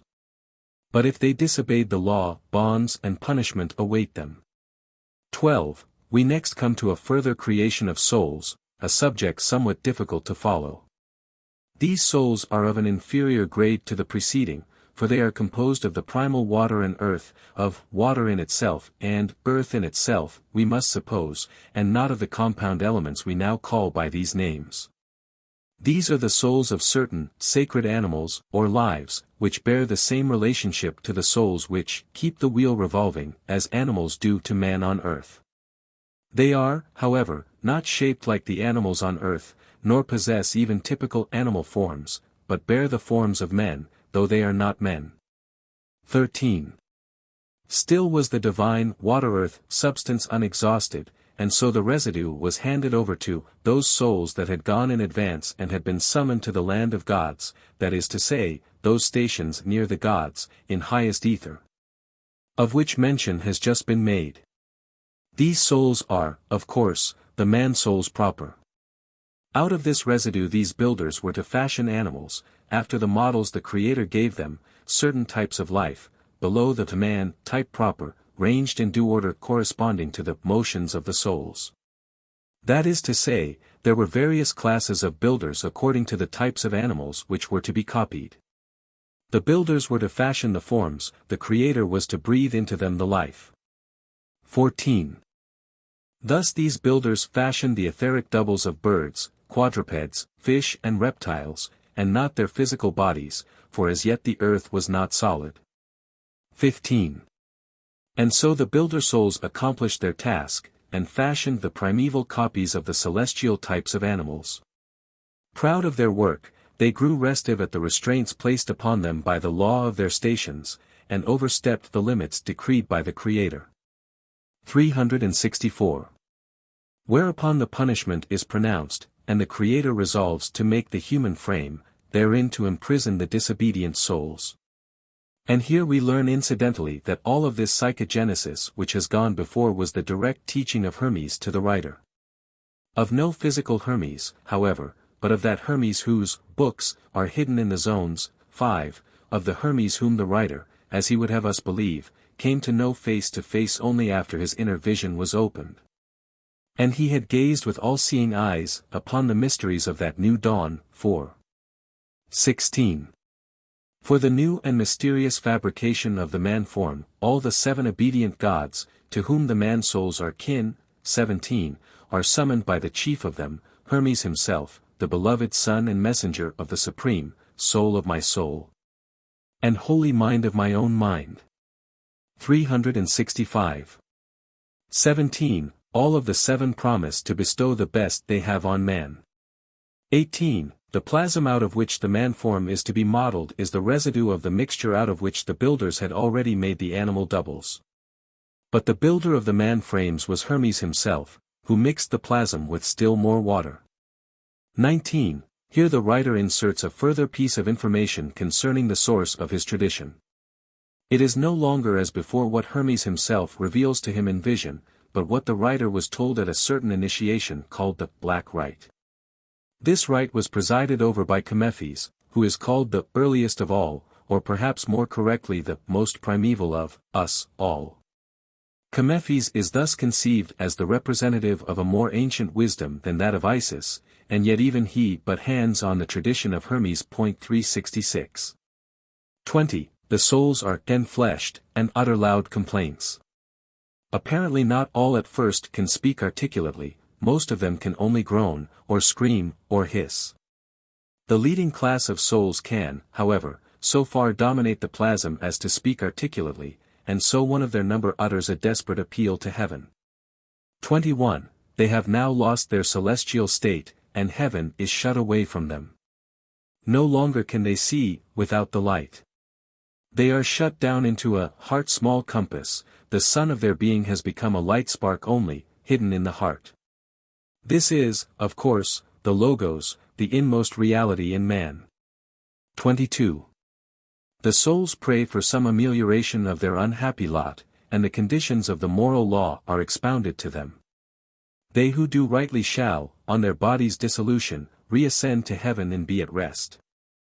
They who do ill, shall work out their redemption under the law of metempsychosis, or change from body to body, from prison to prison. 23. Details of this metempsychosis are then given with special reference to the incarnations of the more righteous, who shall be kings, philosophers, and prophets. Such souls apparently, for it is not expressly so stated, shall, in passing round the wheel of rebirth, when out of incarnation in a human body, have some sort of life with the souls of the leading types of animals, which are given as eagles, lions, dragons, and dolphins. Or, if we are unjustified in this speculation, such souls shall in their animal parts have intimate relation with the noblest types of animal essence. 24. 25. There now comes upon the scene the mighty intellect of the earth, a veritable urgist, in the form of Momus, who speaking out of affection for him, 28, urges Hermes to increase ills and trials upon the souls of men, so that they shall not dare too much. 25 to 27. And thereon Hermes sets in motion the instrument or engine of unerring fate and mechanical retribution. 28, 29. 29. Now all these things took place at the dawn of earth life, when all as yet was inert, as far as our now solid earth is concerned. We must then suppose that as yet our present phase of existence on earth had not yet been manifested. That all was as yet in a far subtler or more primitive state of existence, when earth was still all a-tremble, and had not yet hardened to its present state of solidity, that is to say, that the manplasm was in an etheric state. 31. The earth gradually hardens. Into the now more solid earth, the Creator and his obedient sons, the gods who had not made revolt, poured forth the blessings of nature. This is described by the beautiful symbol of the hands of blessing, figured in Egypt as the sun rays, each terminating in a hand for giving light and life. 367. The imprisoned souls, the kinsmen of the gods obedient, continue their revolt.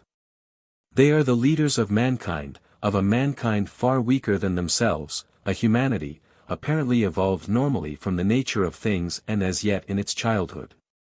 Instead of teaching them the lessons of love and wisdom, the disobedient ones use them for evil purposes, for war and conflict, for oppression and savagery. 32. Things go from bad to worse.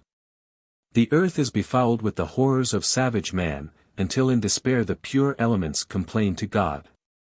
They pray that he will send a holy emanation of himself to set things right. 32-34. 35. Hereupon God sends forth the mystery of a new birth, a divine descent, or emanation, an avatara, as the Aryan Hindu tradition would call it, a dual manifestation. 368. And so Osiris and Isis are born to help the world, to recall men from savagery, and restore the moral order. 35-37. It was they who were taught directly by Hermes. 37. In all law and science and wisdom. Their mission meets with success, and the world is filled with a knowledge of the path of return. But before their ascension into heaven they have a petition to make to the Father, that not only earth but also the surrounding spaces up to heaven itself may be filled with a knowledge of the truth. Thus then they proceed to him, the sire and monarch of all, in a praise-giving which, unfortunately, Stobaeus did not think fit to copy. The original text of the Virgin of the World treatise is obviously broken only by the omission of the hymn of Osiris and Isis, and excerpt 2 follows otherwise immediately on excerpt I. The subject is the birth of royal souls, taken up from the instruction given in K. 23-24 above.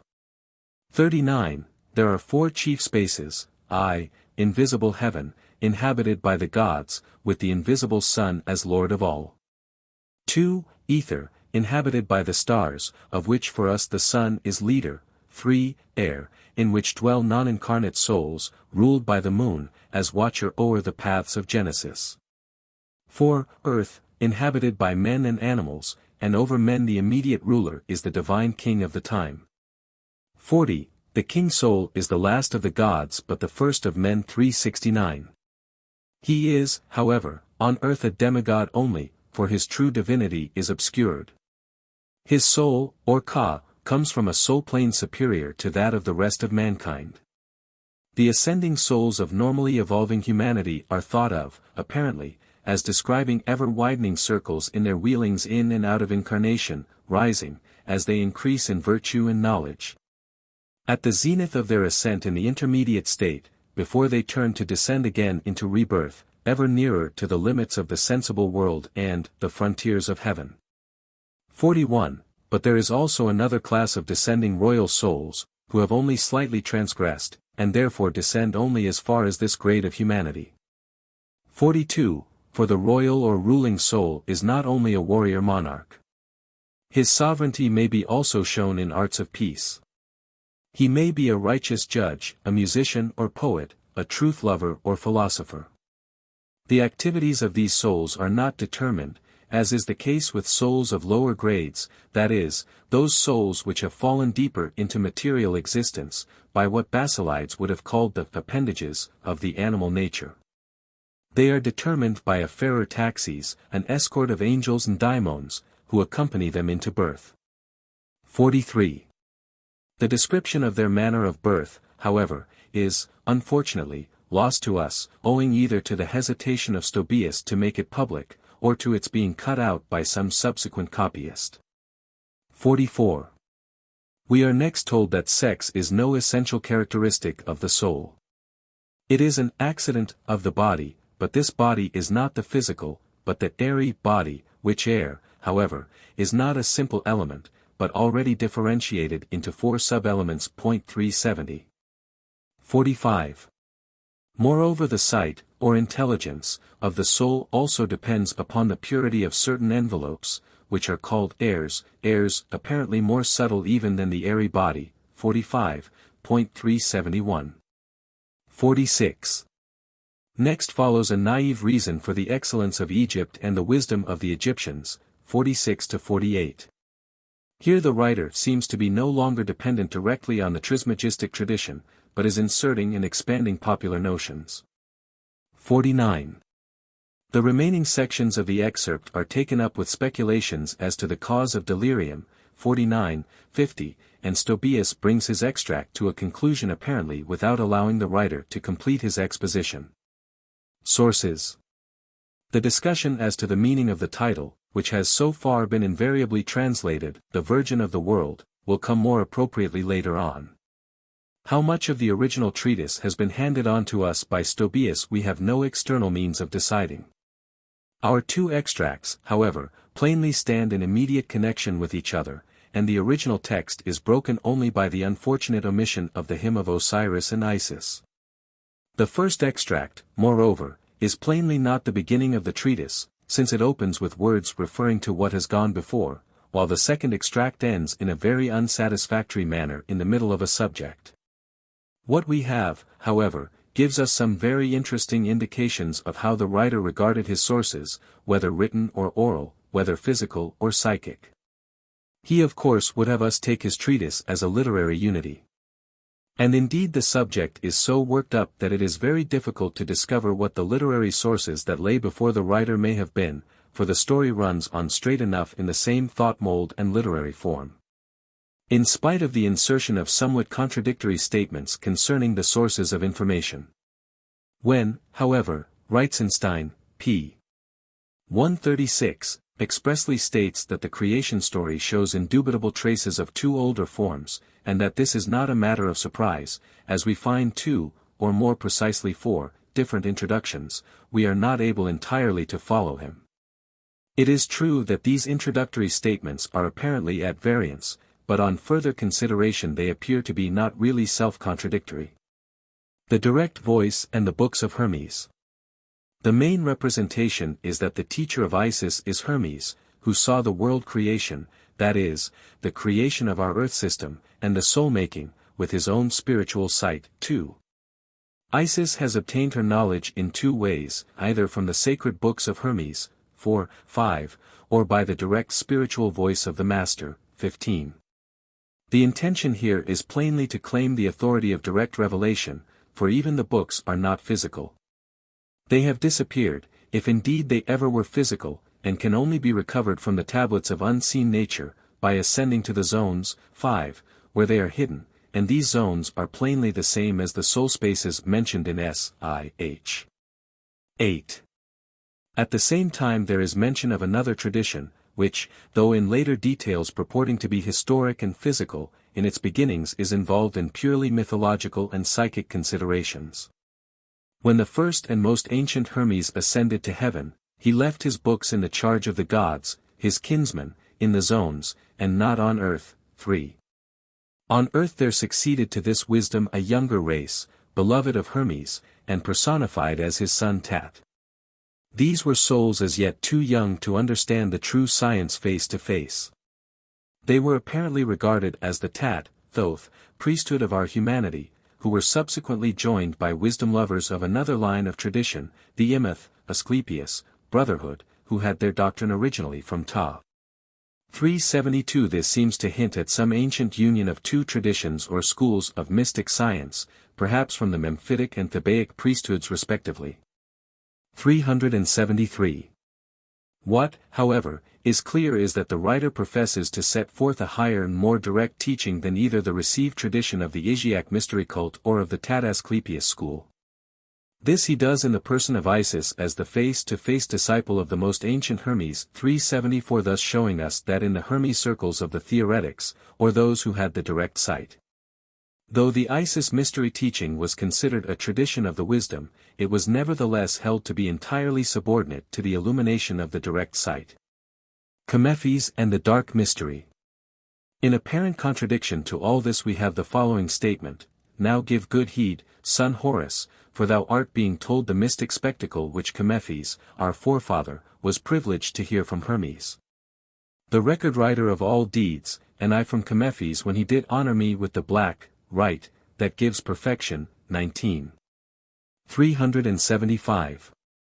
Here Reitzenstein, page 137, professes to discover the conflation of two absolutely distinct traditions of, I, Chemephes, a later god and pupil of Hermes, and, 2, Chemephes, an older god and teacher of Isis, but in this I cannot follow him.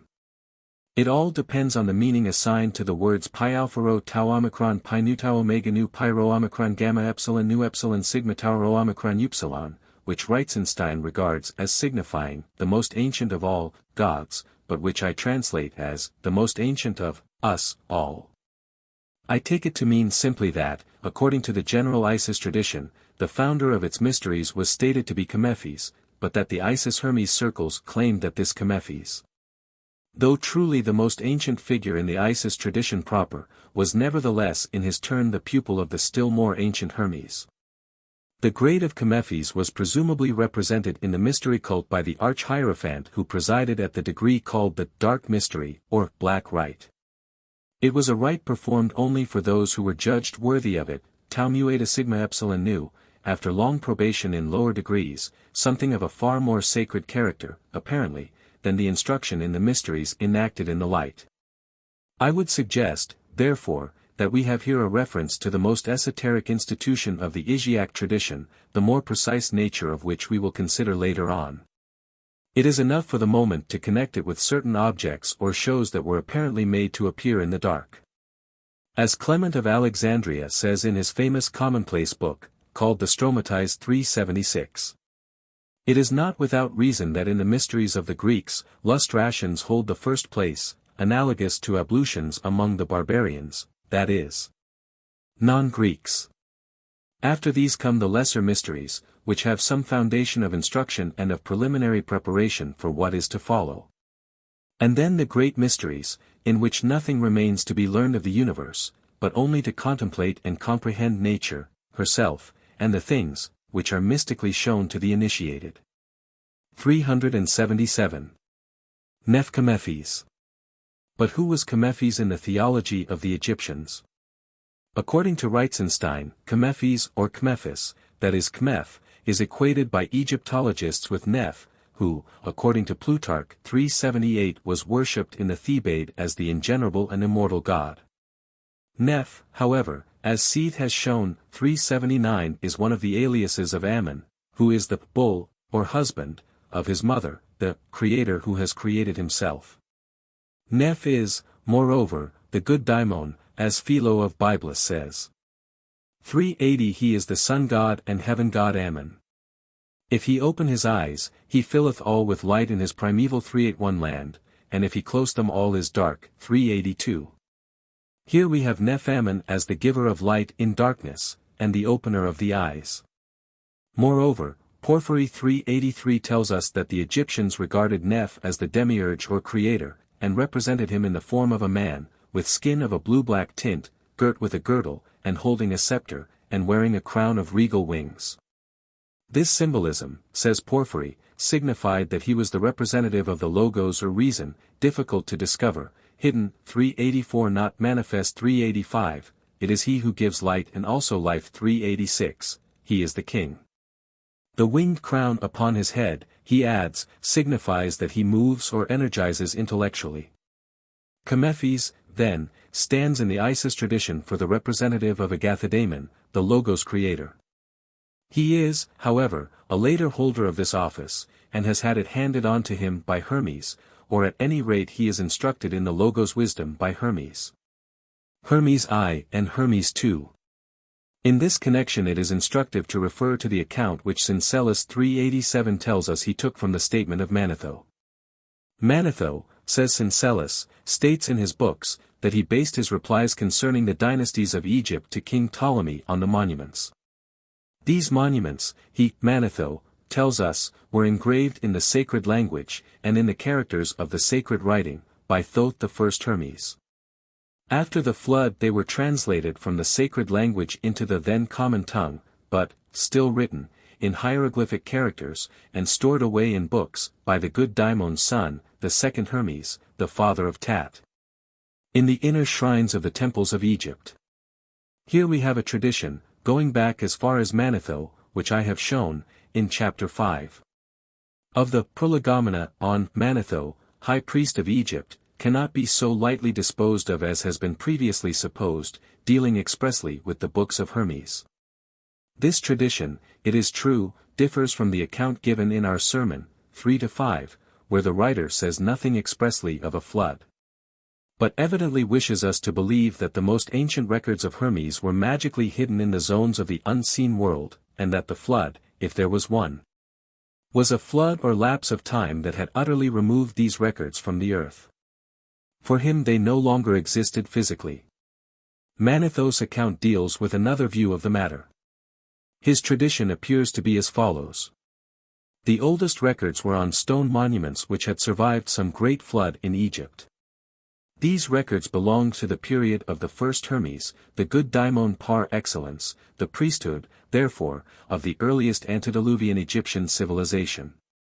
After the flood they were translated from the most archaic language into ancient Egyptian, and preserved in book form by the second Hermes, the priesthood, presumably, of the most ancient civilization after the flood, who were in time succeeded by the Tat priesthood. That this tradition is elsewhere contradicted by the Isis tradition proper, which in a somewhat similar genealogy places Isis at the very beginning prior even to Hermes I. 388 need not detain us, since each tradition would naturally claim the priority of those whom it regarded as its own special founders, and we are for the moment concerned only with the claims of the Hermes school. The main point of interest is that there was a tradition which explained the past on the hypothesis of periods of culture succeeding one another, the oldest being supposed to have been the wisest and highest. The most archaic hieroglyphic language, which perhaps the priests of Manetho's day could no longer fully understand, 389 was supposed to have been the tongue of the civilization before the flood of Hermes I. It may even be that the remains of this tongue were preserved only in the magical invocations, as a thing most sacred, the language of the gods. The point of view, however, of the circle to which our writer belonged, was that the records of this most ancient civilization were no longer to be read even in the oldest inscriptions, they could only be recovered by spiritual sight.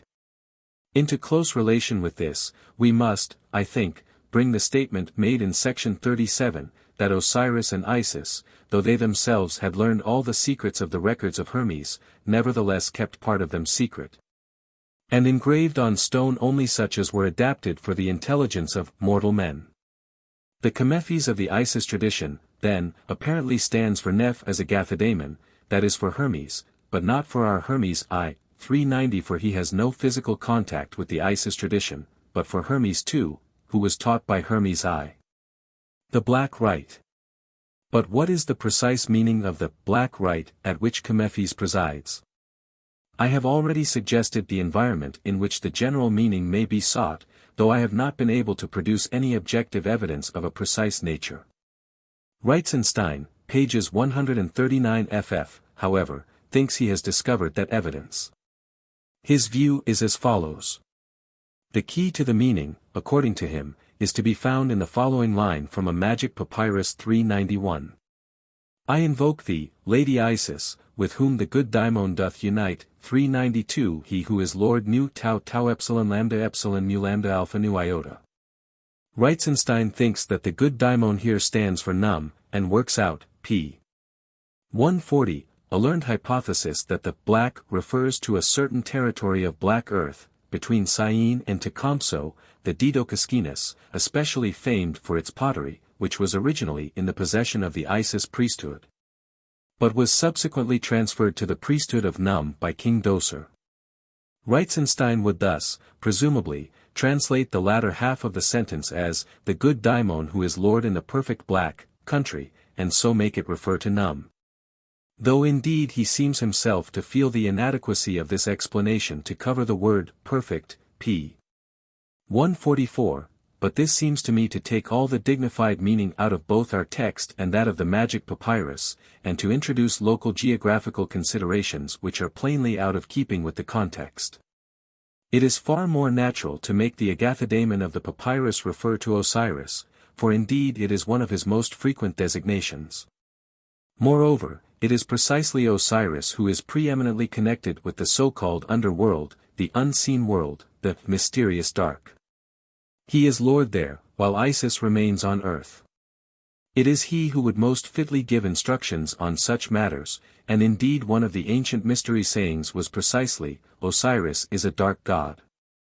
393.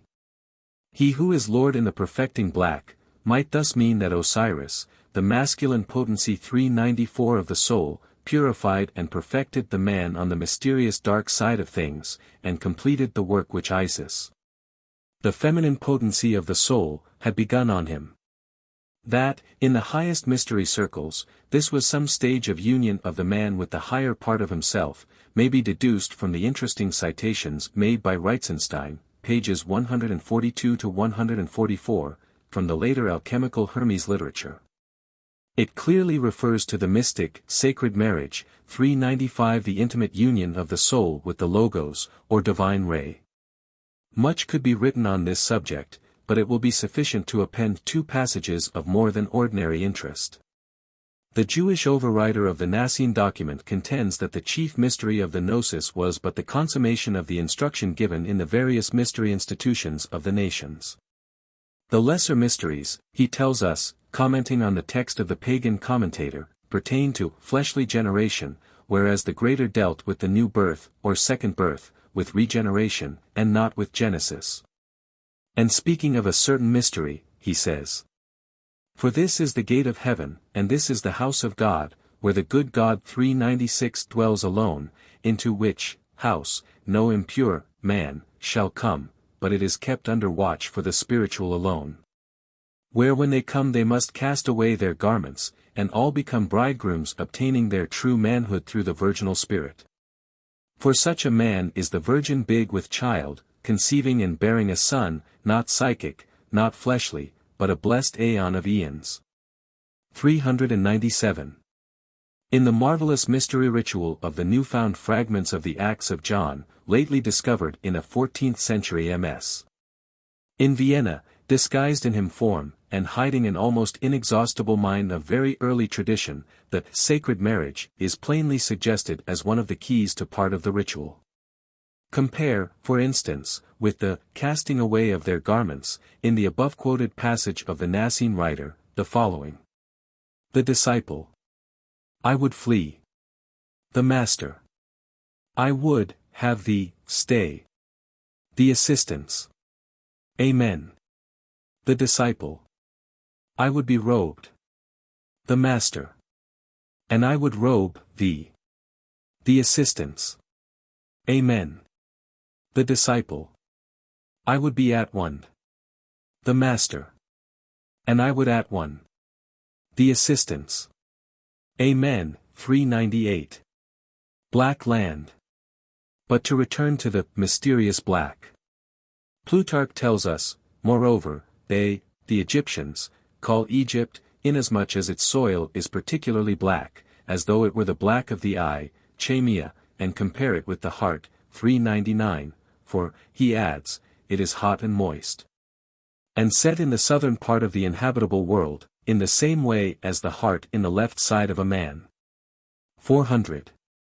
Egypt, the sacred land par excellence, was called chamia or chem, black land, because of the nature of its dark loamy soil.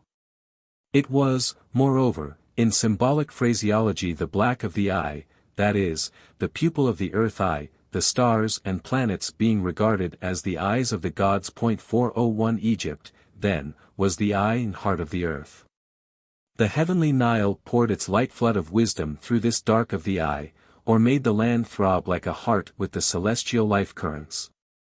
Nor is the above quotation an unsupported statement of Plutarch's, for in an ancient text from Edfu 402 we read, Egypt, lit. The black, which is so called after the eye of Osiris, for it is his pupil.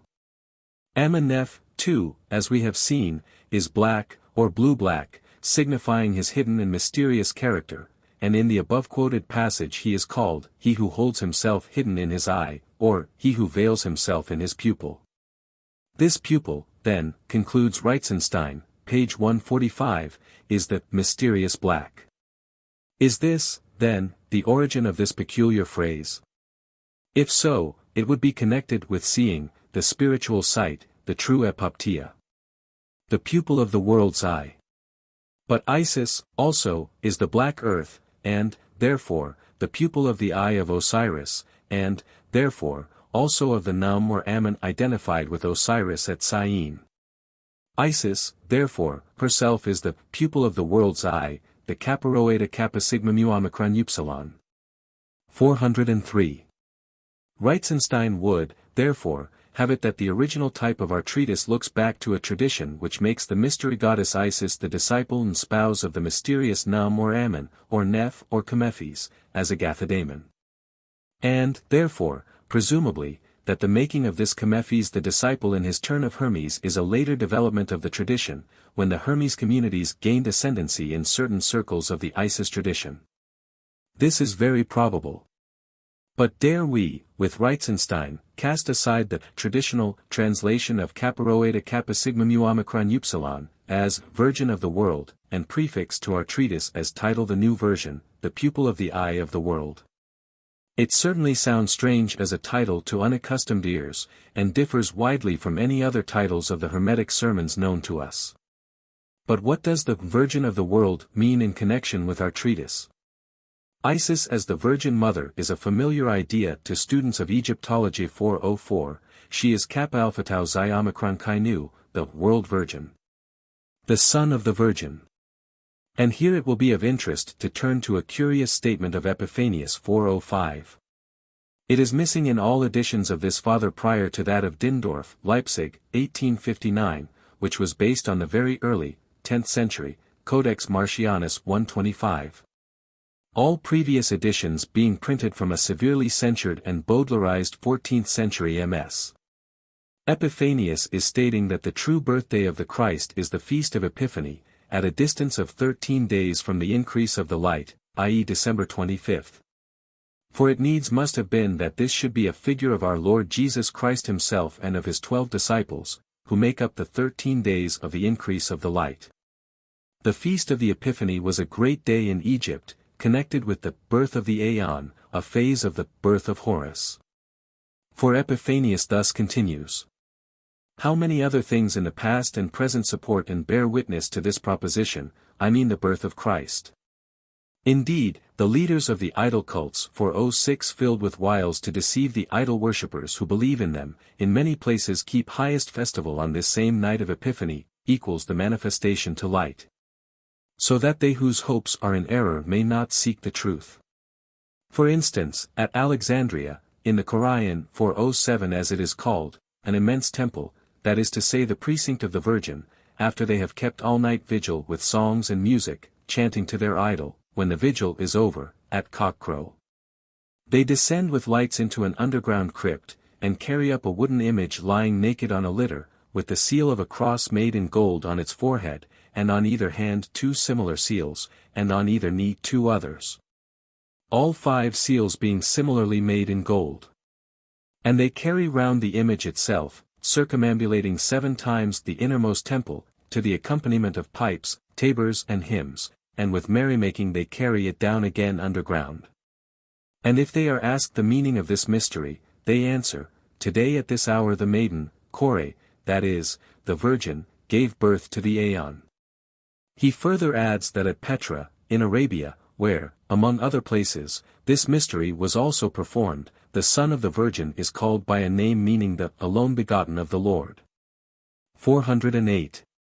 Here, then, at Alexandria, in every probability the very environment of our treatise, we have a famous mystery rite, solemnized in the temple of the Virgin, who gives birth to a son, the Aeon.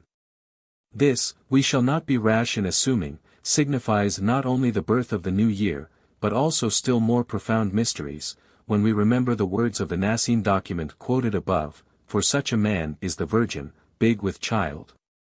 Conceiving and bearing a son, not psychic, not fleshly, nor, we may add, temporal, but a blessed aeon of aeons, that is, an eternity of eternities, an immortal God.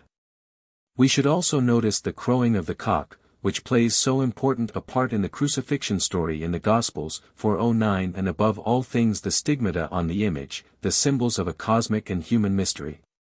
The mystery of the birth of Horus. In our own treatise The Mysterious Birth of Horus is also referred to, 35, 36, as follows. Isis has handed on the tradition of the coming of Osiris, the divine emanation, the descent of the efflux of the Supreme, and Horus asks, how was it, Mother, then, that earth received God's efflux? Where earth may well refer to the dark earth, a synonym of Isis herself. And Isis answers, I may not tell the story of this birth. For it is not permitted to describe the origin of this descent, O Horus, son of mighty power, lest afterward the way of birth of the immortal gods should be known unto men. Here I think we have a clear reference to the mysterious birth of Horus, the birth of the gods, that is to say, of how a man becomes a god, becomes the most royal of all souls, gains the kingdom, or lordship over himself.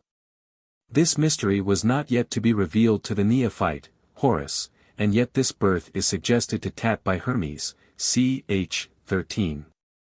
14. 2. When he says, wisdom that understands in silence, such is the matter and the womb from out which man is born, and the true good the seed. The womb is the mysterious silence, the matter is wisdom, Isis herself, the seed is the good, the Agathodaimon, Osiris. But in our treatise Horus has not yet reached to this high state. Isis, as the introductory words tell us, is pouring forth for him the first draught of immortality only, which souls have custom to receive from gods. He is being raised to the understanding of a daimon, but not as yet to that of a god. All of this, moreover, seems to have been part and parcel of the Isis mystery tradition proper, for as G.R.S, I. 25, following Hecataeus, informs us, it was Isis who discovered the filter of immortality, by means of which, when her son Horus, who had been plotted against by the Titans, and found dead, nu epsilon caparonu, beneath the water, not only raised him to life, nu alpha sigma tau sigma alpha iota, by giving him life, psi upsilon chi nu, but also made him sharer in immortality.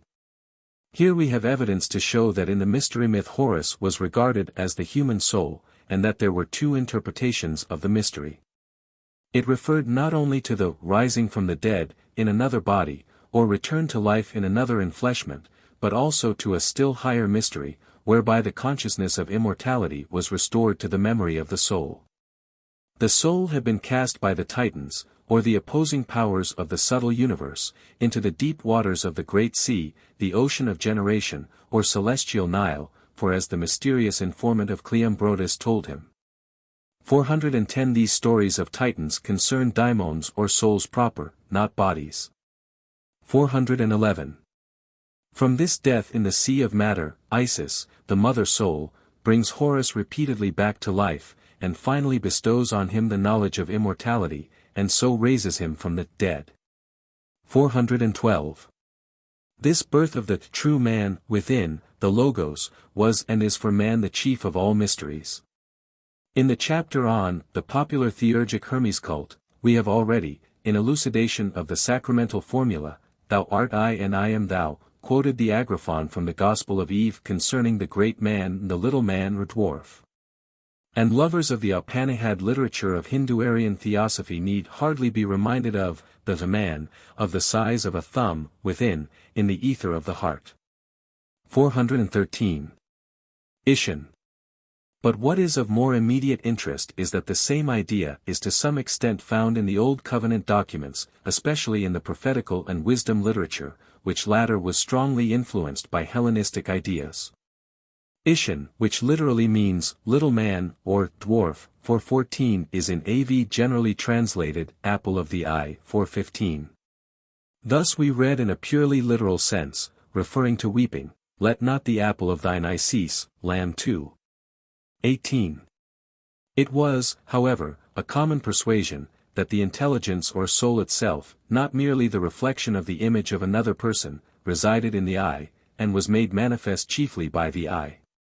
Thus the apple of the eye was used as a synonym for a man's most precious possession, the treasure house as it were of the light of a man.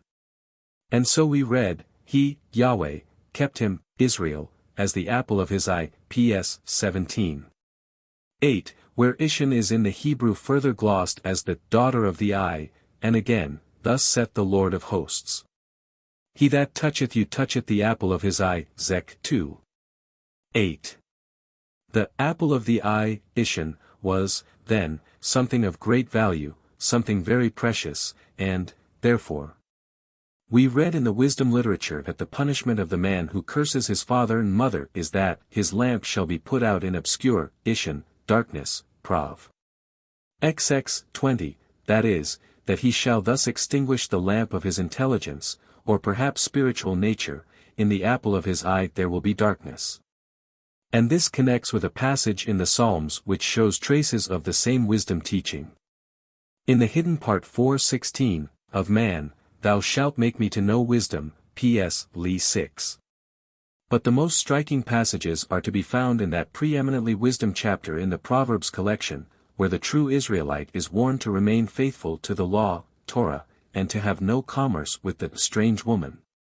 The harlot, that is, the false doctrines, of the Gentiles. 417. Keep my law as the apple of thine eye, Perov 7. 2, says the writer, speaking in the name of Yahweh, for he has seen the young and foolish being led astray by the strange woman. He went the way to her house, in the twilight, in the evening, in the black, Ishin, and dark night, Perov 7. 9, that is to say, his lamp was put out. There was dark night in his eye, in that little man of his, which should be his true light spark understanding the wisdom of Yahweh.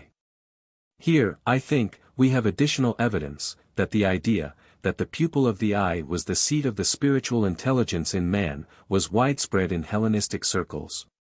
For 18 but even so, can we translate Kappa Kappa Sigma Mu Omicron Upsilon as the apple of the world eye? It is true that Isis is the instrument or organ of conveying the hidden wisdom to Horus, and that it is eventually Hermes or the Logos who is the true light itself, which shines through her, the pupil of Egypt's eye. 419 out of that mysterious darkness, in which she found herself, when she received illumination at the hands of Chemephes. But is this sufficient justification for rejecting the traditional translation of the title, and adopting a new version? On the whole I am inclined to think, that though the new rendering may at first sight appear somewhat strained, nevertheless in proportion as we become more familiarized with the idea and remember the thought environment of the time, we may venture so to translate it. Isis, then, is the apple or pupil of the eye of Osiris. On earth the mysterious black is Egypt herself, the wisdom land. Isis is the mysterious wisdom of Egypt, but in our treatise she is even more than this, for she is that wisdom but now truly illumined by the direct sight, the new dawn of the Trismegistic discipline of which she speaks. 4. To a Greek, however, the word kaparoeta would combine and not distinguish the two meanings of the title over which we have been laboring, but even as logos meant both word and reason, so kore would mean both virgin and pupil of the eye. But as it is impossible to translate it in English by one word, we have followed the traditional rendering. The 60 soul regions. We now turn to a few of the most important points which require more detailed treatment than the space of a footnote can accommodate. There are, of course, many other points that could be elaborated, but if that were done, the present work would run into volumes. The number of degrees into which the soul stuff, psychosis, is divided, is given as 3, and as 60, 10. If this statement stood by itself we should have been somewhat considerably puzzled to have known what to make of it, even when we remembered the mystic statement that 60 is par excellence the number of the soul. And that he who can unriddle the enigma will know its nature. Fortunately, however, if we turn to S.I.H. 6, X 27, we find that according to this tradition the soul regions also were divided into 60 spaces, presumably corresponding to the types of souls. They were in 4 main divisions and 60 special spaces, with no overlapping, 7. These spaces were also called zones, firmaments or layers. We are further told, 6, that the lowest division, that is the one nearest to the earth, consists of 4 spaces.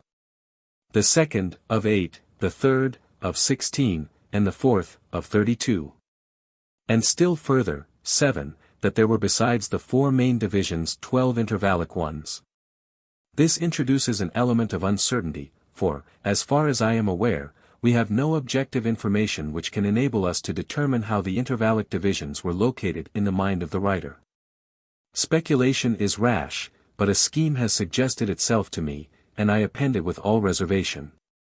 First of all, we have 4 main divisions or planes, separated from one another by 3 determinations of some sort, for the whole ordering pertains to the air proper, and perhaps the 4 states of air were regarded as earthy, watery, airy, and fiery air. The 3 determinations may perhaps have been regarded as corresponding to the 3 main grades or fluorescences of the soul stuff, which were apparently of a superior substance. Each division of the may further have been regarded as divided off by 3 intervallic determinations, so that we should have 3 such intervals in the lowest division, subdividing it into 4 spaces of 1 space each. 3 in the second, subdividing it into 4 spaces of 2 spaces each, 3 in the third, subdividing it into 4 spaces of 4 spaces each, and 3 in the fourth, subdividing it into 4 spaces of 8 spaces each. The sum of these intervals would thus be 12. Plutarch's Yogin. In this connection, however, I cannot refrain from appending a pleasant story told by Plutarch. 420. The speaker is Cleombrotus, a Lacedaemonian gentleman and man of means, who was a great traveler, and a greedy collector of information of all sorts to form the basis of a philosophical religion. He had spent much time in Egypt, and had also been a voyage beyond the Red Sea. On his travels Cleombrotus had heard of a philosopher recluse, who lived in complete retirement, except once a year when he was seen by the folk round the Red Sea. Then it was that a certain divine inspiration came upon him, and he came forth and prophesied to the nobles and royal scribes who used to flock to hear him. With great difficulty, and only after the expenditure of much money, Cleombrotus discovered the hermitage of this recluse, and was granted a courteous reception. Our old philosopher was the handsomest man Cleombrotus had ever met, deeply versed in the knowledge of plants, and a great linguist. With Cleombrotus, however, he spoke Doric, and almost in verse, and, as he spake, perfume filled the place from the sweetness of his breath. His knowledge of the various mystery cults was profound, and his intimate acquaintance with the unseen world remarkable. He explained many things to Cleombrotus, and especially the nature of the daimons, and the important part they played as factors in any satisfactory interpretation of ancient mythology. Seeing that most of the great myths referred to the doings of the daimons and not of mortals. Cleombrotus, however, has told his story merely as an introduction to the quotation of a scrap of information let fall by the old philosopher concerning the plurality of worlds 421. Thus, then, he continues. The plane of truth. He told me that the number of worlds was neither infinite, nor 1, nor 5, but that there were 183 of them, arranged in the figure of a triangle of which each side contained 60. And of the remaining 3 ones set at each angle. And those on the sides touch each other, revolving steadily as in a choral dance. And the area of the triangle is the common hearth of all, and is called the plane of truth, for 22 in which the logoi and ideas and paradigms of all things which have been, and which shall be, lie immovable. And the aeon, or eternity, being round them, sc the ideas, time flows down upon the worlds like a stream. And the sight and contemplation, theta alpha nu, of these things is possible for the souls of men only once in 10,000 years, should they have lived a virtuous life. And the highest of our initiations here below is only the dream of that true vision and initiation 423, and the discourses, sc. delivered in the mystic rites, have been carefully devised to awaken the memory of the sublime things above, or else are to no purpose. This statement I am inclined to regard as one of the most distinct pronouncements on the nature of the higher mysteries which has been preserved to us from antiquity. and the locus classicus and point of departure for any really fruitful discussion of the true nature of the philosophic mysteries, and yet I have never seen it referred to in this connection. Our old philosopher was well acquainted with the Egyptian mystery tradition, for Cleombrotus obtained information from him concerning the esoteric significance of Typhon and Osiris. And what I have quoted above falls naturally into place in the scheme of ideas of the tradition preserved in the treatise which we are discussing. For 24 it, indeed, pertains to a higher side of the matter, for it purports to be the highest theoria of all, and possible for the souls even of the most righteous only at long periods of time. Of course the representation is symbolical. The triangle is no triangle, it is the plane of truth, the hearth of the universe. The triangle, then, pertained to the plane of fire proper and not air. Still, the ordering of the worlds is similar to that of our soul spaces. The triangle is shut off from the manifested world by the aeon, it is out of space and time proper. Time flows down from it. The worlds proper are 3 worlds or cosmoi, each divided into 60 subordinate cosmoi, in choral dance, or orderly harmonious movement of one to the other. Our soul spaces, then, may have been regarded as some reflection of these supernal conditions. One is almost tempted to turn the plane triangle into a solid figure, a tetrahedron, for 25 and imagine the idea of a world or wheel, at each of the 4 angles, and to speculate on the wheels of Ezekiel. The prototype of the Merkaba or heavenly chariot of Kabbalism, the throne of truth of the Supreme, but I will not try the patience of my readers any further, for doubtless most of them will have cried already, hold, enough.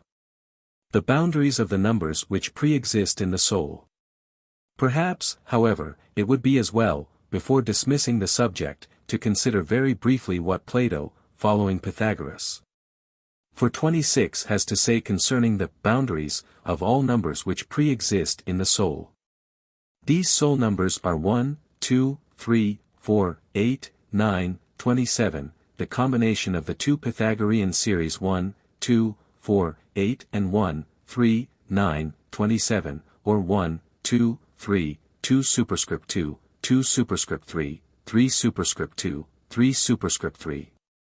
Of these numbers 1, 2, 3 are apportioned to the world soul itself, in its intellectual or spiritual aspect, and signify its abiding in, 1, its proceeding from, 2, and its returning to itself, 3, this with regard to primary natures. But in addition, intermediate subtle natures or souls are providentially ordered in their evolution and involution, by the world soul. They proceed according to the power of the 4th term, for 2 superscript 2, which possesses generative powers, and return according to that of the 5th, 9 or 3 superscript 2, which reduces them to 1. Finally also solid or gross natures are also providentially ordered in their procession according to 8, 2 superscript 3, and in their conversion according to 27, 3 superscript 3. 427. From all of which we get the following scheme of circular progression and conversion of the soul, the various main stages through which it passes. With this compare the Chaldean Oracle, A.P. Celis, 19, do not soil the spirit, nor turn the plane into the solid, mu pi nu epsilon mu alpha mu omicron lambda nu mu tau epsilon beta alpha theta nu tau pi pi epsilon delta omicron nu, edition Corey, or Cly, page 270, where the 4 stages correspond to the point, line, plane, and solid. It is also to be remembered that since x0 equals 1, 20 is equal to 1 and 30 equals L. That these are the boundary numbers of the soul, according to Pythagorean-Platonic tradition, is of interest, but how this can in any way be made to agree with the ordering of the soul spaces in our treatise is a puzzle. That by adding these numbers together, 1 plus 2 plus 3 plus 4 plus 8 plus 9 plus 27, we get 54, and by farther adding the numbers of the world soul proper, 1 plus 2 plus 3, we get 6, and so total out the whole sum of the phases to 60, savors somewhat of fudging, as we used to call it at school. It is by no means convincing, for we are here combining particulars with universals as though they were of equal dignity, still the ancients frequently resort to such combinations. That, however, there is something more than learned trifling in these numbers of Plato may be seen by the brilliant study of Adam on the nuptial number of Plato for 28, which was based upon the properties of the Pythagorean triangle. A right-angled triangle to the containing sides of which the values of 3 and 4 were given, the value of its hypotenuse being consequently 5. And 3 times 4 times 5 is equal to 60. The numbers 3, 4, 5, together with the series 1, 2, 4, 8, and 1, 3, 9, 27, were the numerical sequences which supplied those canons of proportion with which the Pythagoreans and Platonists chiefly busied themselves. Still, as far as I can see, this does not throw any clear light on the ordering of the soul spaces as given in our treatise, and we are therefore tempted to connect it with the tradition of the mysterious sixties of Cleombrotus.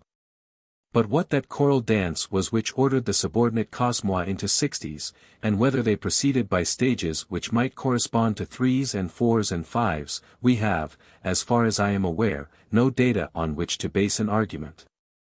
It may, however, have been connected with Babylonian ideas. The May third have been regarded as falling into 4, so making 12, and this stage in its turn have been regarded as falling into 5, and so making 60. The mysterious cylinder. It is to be noticed, however, that before the souls revolted, the demiurge appointed for them limits and reservations for 29 in the height of upper nature. That they might keep the cylinder a whirl in proper order and economy, 11. They were, then, confined to certain orderings and spaces. But what is the mysterious cylinder which they were to keep revolving? So far I have come across nothing that throws any direct light on the subject. However, Proclus 430 says that Porphyry stated that among the Egyptians the letter chi, surrounded by a circle, symbolized the mundane soul. It is curious that Porphyry should have referred this idea to the Egyptians, when he must have known that Plato, to whom Porphyry looked as the Coryphaeus of all philosophy, had treated of the significance of the symbol x, in Greek chi, in perhaps the most discussed passage of the Timaeus, 36b. For 31 this letter symbolized the mutual relation of the axes and equators of the sphere of the same, the fixed stars, and the sphere of the other, the 7 planetary spheres. Porphyry, however, may have believed that Plato, or Pythagoras, got the idea in the first place from Egypt, the common persuasion of his school. This enigma of Plato is described as follows by Jowett in his introduction to the Timaeus 432. The universe revolves round a center once in 24 hours, but the orbits of the fixed stars take a different direction from that of the planets.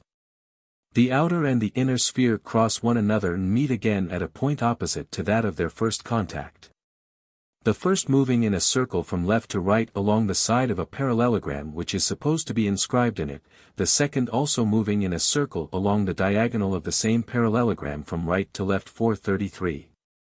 Or, in other words, the first describing the path of the equator, the second, the path of the ecliptic. We should thus, just as the Egyptians, according to Porphyry, symbolized it, represent the conception by the figure of a circle with 2 diameters suggesting respectively the equator and the ecliptic. But what is the rectangular figure to which Jowett refers, but which he does not further describe? The circles are spheres, and, therefore, the rectangular figure must be a solid figure inscribed in the sphere of the same. If we now set the circle revolving parallel to the longer sides of the figure, this parallelogram will trace out a cylinder, while the 7 spheres of the other, the souls of the planets, moving parallel to one of the diagonals of our figure, and in an opposite direction to the sphere of the same, will, by their mutual difference of rates of motion, cause their bodies, the souls surrounding the bodies, to trace out spiral orbits. All this in itself, I confess, seems very far-fetched, and I should have thrown my notes on the subject into the waste paper basket, but for the following consideration. Basil of Caesarea, in his Hexameron, or Homilies on the 6 days of creation, declared it a matter of no interest to us whether the earth is a sphere or a cylinder or a disk, or concave in the middle like a fan. 434. The cylinder idea, then, was a favorite theory with regard to the earth shape in the time of Basil, that is the 4th century.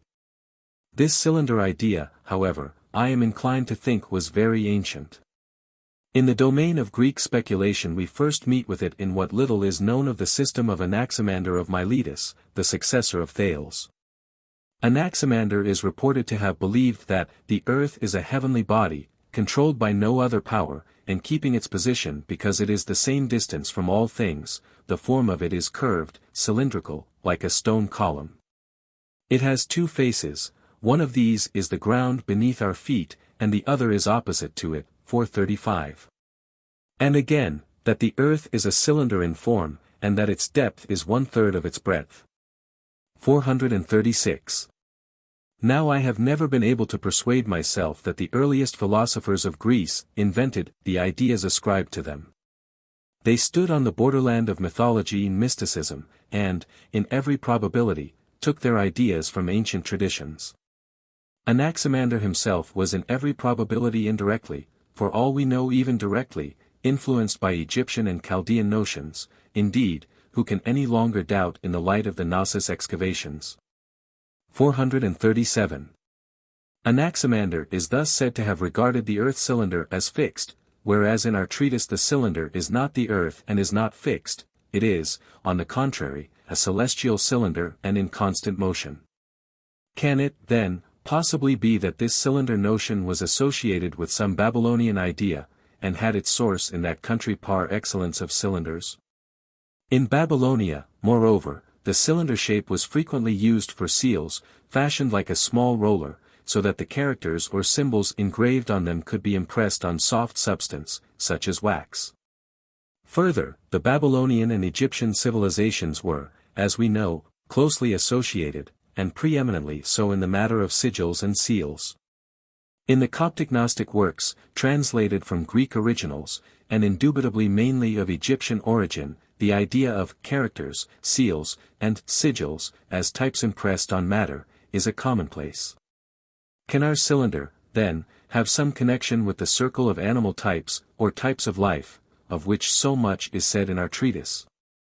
The souls of the supernal man class would then have had the task of keeping this cylinder in motion, so that thereby the various types were continually impressed on the plasms in the sphere of generation, or ever becoming, the wheel of Genesis. This may be so, for in P.S.A. 19, we read, the air, moreover, is the engine, or machine, through which all things are made mortal from mortal things and things like these. So also in K. 28, Hermes says, and I will skillfully devise an instrument, mysterious, possessed of power of sight that cannot err, an instrument that binds together all that's done. Here again we have the same idea, all connected with the notion of fate or hymarmene.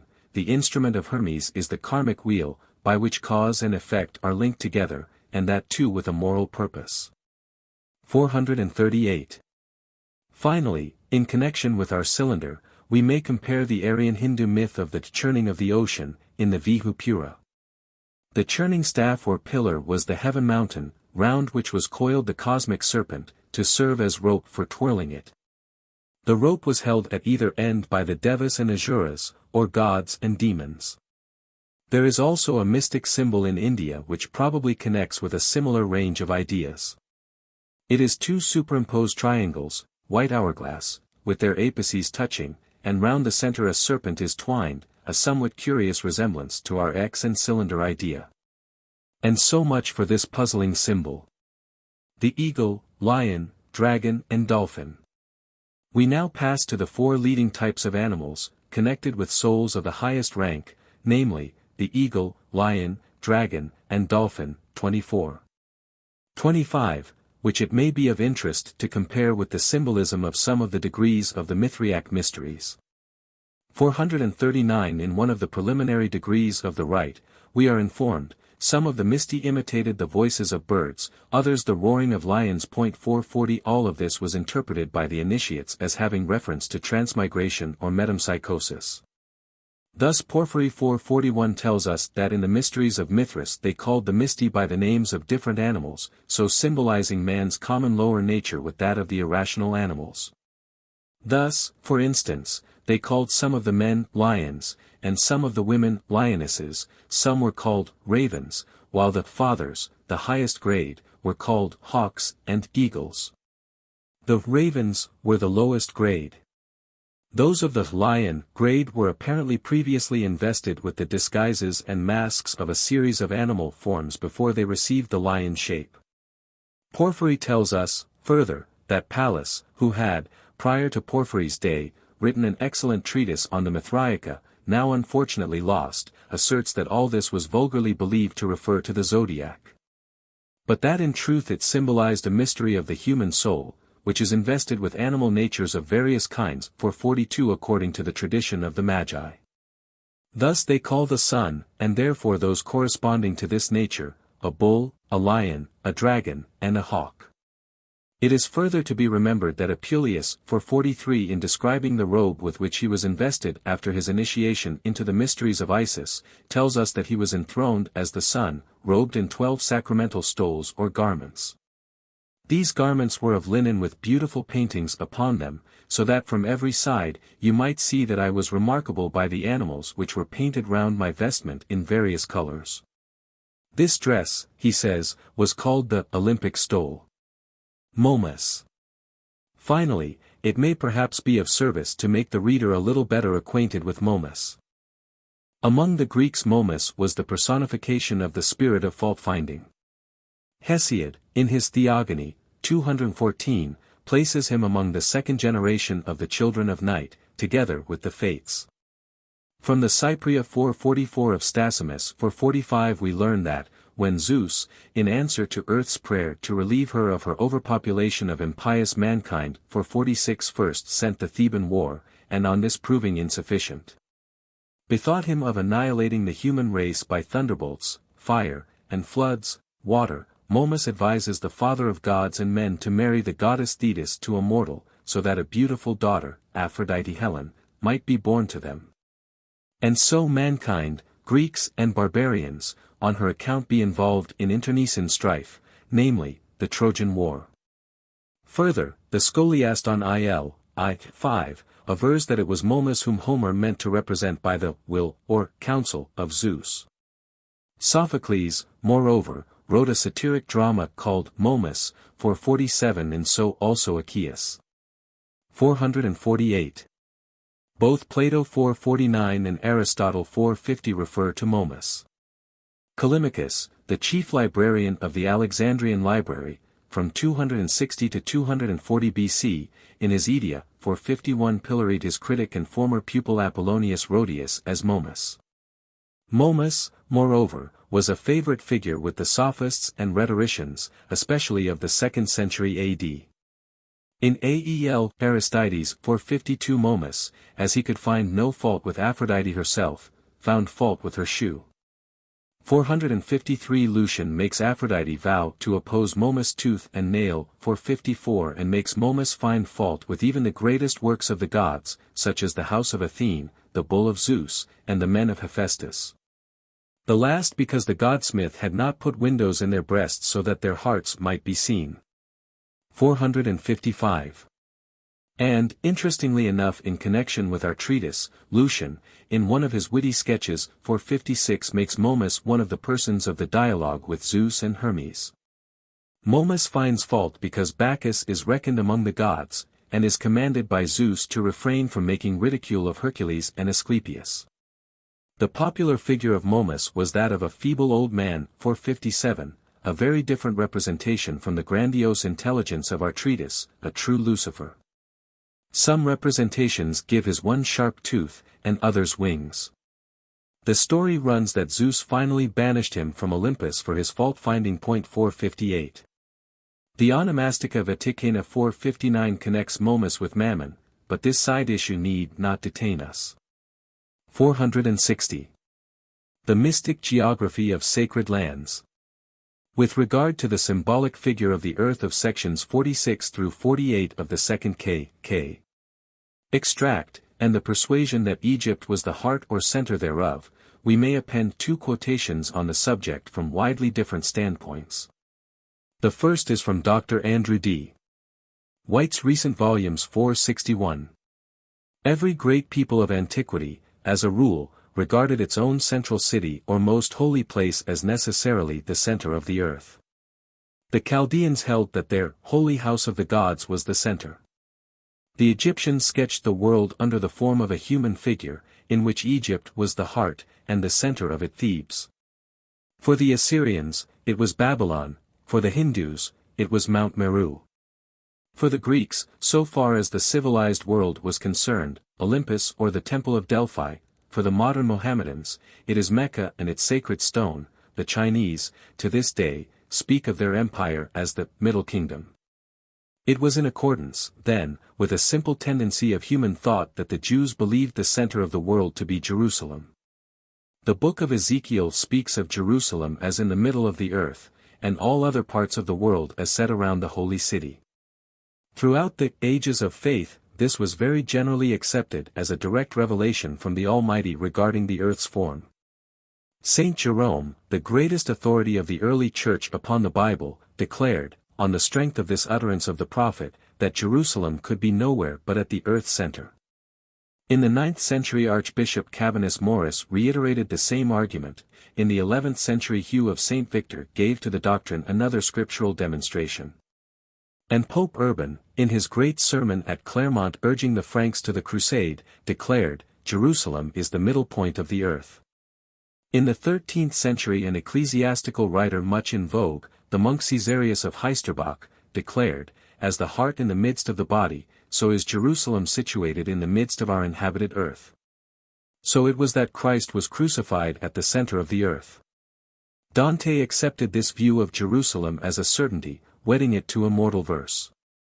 And in the pious book of travels ascribed to Sir John Mandeville, so widely read in the Middle Ages, it is declared that Jerusalem is at the center of the world, and that a spear standing erect at the Holy Sepulchre casts no shadow at the equinox.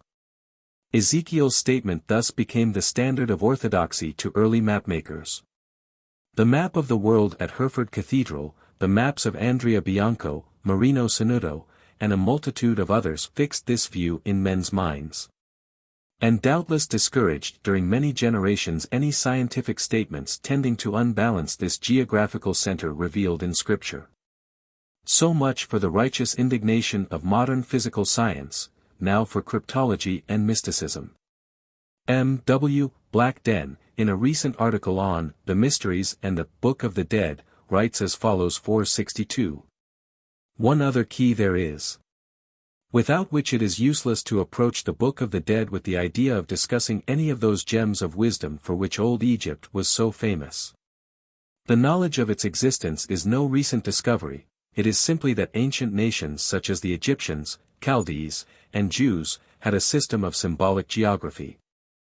The Jewish and Egyptian priestly caste endeavored to map out their lands in accordance with their symbols of spiritual things, so far as the physical features would permit. This symbolism of mountain, city, plain, desert, and river extended from the various parts and furniture of the lodge, to use Masonic phraseology, up to the spiritual anatomy, as it were, of both macrocosm and microcosm. Thus in the Jewish scriptures it is not difficult to distinguish, in the prophetic battles of the nations that were to rage round about Jerusalem, the same symbolism as we have more directly expressed in a little old book called The Siege of Mansoul, the author of which was the John Bunyan of the Pilgrim's Progress, a man who could well grasp the excellence of geographical symbolism. I cannot, of course, here enter at length into the geographical symbols of Egypt, it would take too long. But as I have given Jerusalem as a symbol, I may say further that Jerusalem as a symbol corresponds to the Egyptian On, or Heliopolis, and so astronomically to the center of the world and of the universe. And in the microcosm to the spiritual heart of man. 463. But there is one difference between the Hebrew and Egyptian city. For whereas the actual Jerusalem corresponds among the Hebrew prophets to that Jerusalem that now is, and is in bondage with her children, Heliopolis corresponded among the Egyptian priesthood to that city which was to come, the heavenly city. The new heart, that should be given to redeemed mankind. Here then we have a thesis that deserves a volume to itself, and so I leave it to him who has a mind to undertake the labor. Excerpt 27. From the Sermon of Isis to Horus. Patrizii, p. 34b, runs this on to the last without a break. Text, Stob, Phys, Zli. 68, 69, under heading, of Hermes, a sermon of Isis to Horus, G, pages 476 to 481, M, I, 342 to 352, W, I, 458 to 472. Menard, Lever 3, number 3. Of Fragments, etc., as above, pages 209 to 221. 1.464 In wondrous fashion, Horus said, Hast thou explained to me, most mighty Mother Isis, the details of God's wondrous soul-making, and I remain in wonder. But not as yet hast thou told me whereto the souls when freed from body go. I would then thank thee for being made initiate by word of mouth 465 into this vision of the soul, for 66 O only Mother, deathless one. 2. And Isis said, Give ear, my son. Most indispensable is this research. That which doth hold together, doth also have a place which doth not disappear. For this is what my sermon will set forth. O wondrous, mighty son of mighty sire Osiris, the souls, when they go forth from bodies, are not confusedly and in a rush dissolved into the air, and scattered in the rest of boundless breath. So that they cannot any more as the same, souls, return again to bodies. Nor is it possible, again, to turn them back unto that place from which they came at first, no more than water taken from the bottom of a jar can be poured 467, back again, into the selfsame place whence it was taken. Nor does the same when taken take a place peculiar to it, but is mixed up with the whole mass of water. 468 Not thus is it, with souls, high-minded Horus. 3. Now as I chance myself to be as though initiate into the nature which transcendeth death, and that my feet have crossed the plane of truth, I will explain to thee in detail how it is. And preface this by telling thee that water is a body void of reason condensed from many compound things into a fluid mass, whereas the soul's a thing of individual nature, son, and of a royal kind, a work of God's own hands and mind. And of itself led by itself to mind. What then doth come from one and not from other, cannot be mingled with a different thing, wherefore it needs must be that the soul's congress with the body is a concord wrought by God's necessity. But that they are not, all, confusedly and, all, at random and by chance sent up again to one and the same place, but each to its own proper region, is clear from what, the soul, doth suffer while still it is in body and in plasm. When it has been made dense against its proper nature. Now give good heed to the similitude recounted, Horus well-beloved. 4. Suppose in one and the same cage have been shut up both men and eagles, doves and swans, and swallows, hawks and sparrows, flies, and snakes, and lions, leopards, wolves, and dogs, and hares, and kine and sheep, and some amphibious animals. As seals and others, tortoises and our own crocodiles. Then, that, my son, at one, and the same, moment they are, all, let out. They, all, will turn instinctively, man to his gathering spots and roofs, the eagle to the ether, in which its nature is to spend its life, the doves into the neighboring air. The hawks, to that, above, the doves, the swallows where men dwell, the sparrows round the fruit trees, the swans where they may sing. The flies about the earth, but only, so far from it as they can without their losing, smell of man, for that the fly, my son, is fond of man especially and tends to earth, the lions and the leopards towards the hills.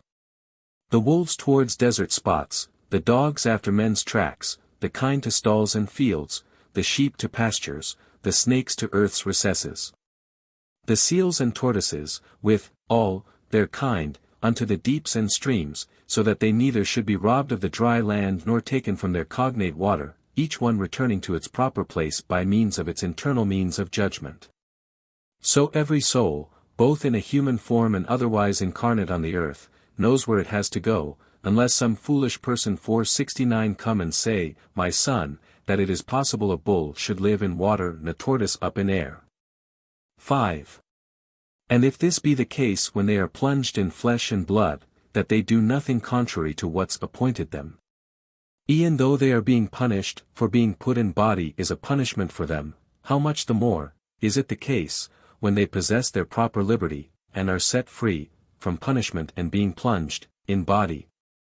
Now the most holy ordering of souls is on this wise. Turn thou thy gaze above, most noble-natured Son, upon their orders. The space from height of heaven to the moon devotes itself unto the gods and stars and to the rest of providence. The space, my son, from moon to us is dwelling place of souls. This so great air, however, has in it a belt to which it is our use to give the name of wind, a definite expanse in which it is kept moving to refresh the things on earth, and which I will hereafter tell about. Yet in no manner by its motion on itself does it become an obstacle to souls, for though it keeps on moving, souls can dart up or dart down, for 70 just as the case may be, free from all let and hindrance. For they pass through without immixture or adhesion as water flows through oil. 6. Now of this interval, Horus, my son, there are 4 main divisions and 60 special spaces. Of these divisions, the first one upwards from the earth is of 4 spaces, so that the earth in certain of its mountain heights and peaks extends and comes so far, but beyond these it cannot in its nature go in height. The second after this is of 8 spaces, in which the motions of the winds take place. Give heed, O son, for thou art hearing mysteries that must not be disclosed, of earth and heaven and all the holy air which lies between, in which there is the motion of the wind and flight of birds. For above this the air doth have no motion and sustains no life. This, moving, air moreover hath of its own nature this authority, that it can circulate in its own spaces and also in the 4 of earth with all the lives which it contains, while earth cannot ascend into its realm. The third consists of 16 spaces filled with subtle air and pure. The fourth consists of 32 spaces, in which there is the subtlest and the finest air. It is by means of this that air shuts from itself the heavens above which are by nature fiery. 7. This ordering is up and down in a straight line and has no overlapping. So that there are 4 main divisions, 12 intervallic ones and 60 spaces. And in these 60 spaces dwell the souls, each one according to its nature, for though they are of one and the same substance, they're not of the same dignity. For by so much as any space is higher from the earth than any other, by so much do the souls in them, my son, surpass in eminence the one the other. 471. What souls, however, go to each of them, I will accordingly begin again to tell thee, Horus, son, of great renown, taking their order from above down to the earth. Concerning the inbreathing and the transmigration of the soul 472. 8.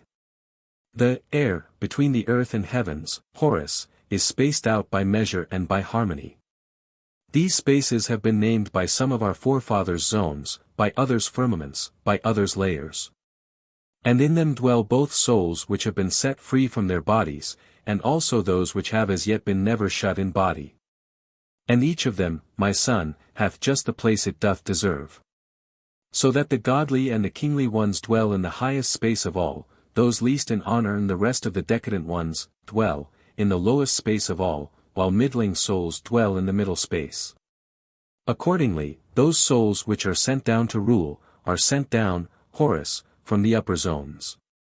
And when they are set free, again, they go back to the same or even still more lofty ones, unless it be they still have acted contrary to their own nature's dignity and the pronouncement of the law of God. Such souls as these the Providence above, according to the measure of their sins, doth banish down to lower spaces, just as with those which are inferior in dignity and power, it leads them up from lower realms, to vaster and more lofty ones. 9. For up above them all, there are 2 ministers of universal providence, of whom one is the warder of the souls, the other their conductor. The warder watches o'er the souls when out of body, while the conductor is dispatcher and distributor of souls into their bodies. The former keeps them, while the latter sends them forth according to the will of God. For this cause, Logos, then, my son, nature on earth according to the change of deeds above doth model out the vessels and shape out the tents in which the souls are cast. 473 2 energies, experience and memory, assist her. And this is memory's task, to see, that nature guards the type of everything sent down out of its source and keeps its mixture as it is above. While of experience, the work is this, to see, conformably to every one of the descending souls it may have its embodiment, and that the plasms may be made effective 474, that for the swift ones of the souls the bodies also may be swift. For slow ones slow, for active ones, for sluggish ones, for powerful, and for crafty ones, and in a word for every one of them as it is fit. 10. For not without intention hath she clad winged things with plumage, and tricked out with senses more than ordinary and more exact those which have reason. And some of the four-footed things made strong with horns, some strong with teeth, some strong with claws and hoofs, while creeping things she hath made supple with bodies clad in easy-moving scales, which easily can glide away.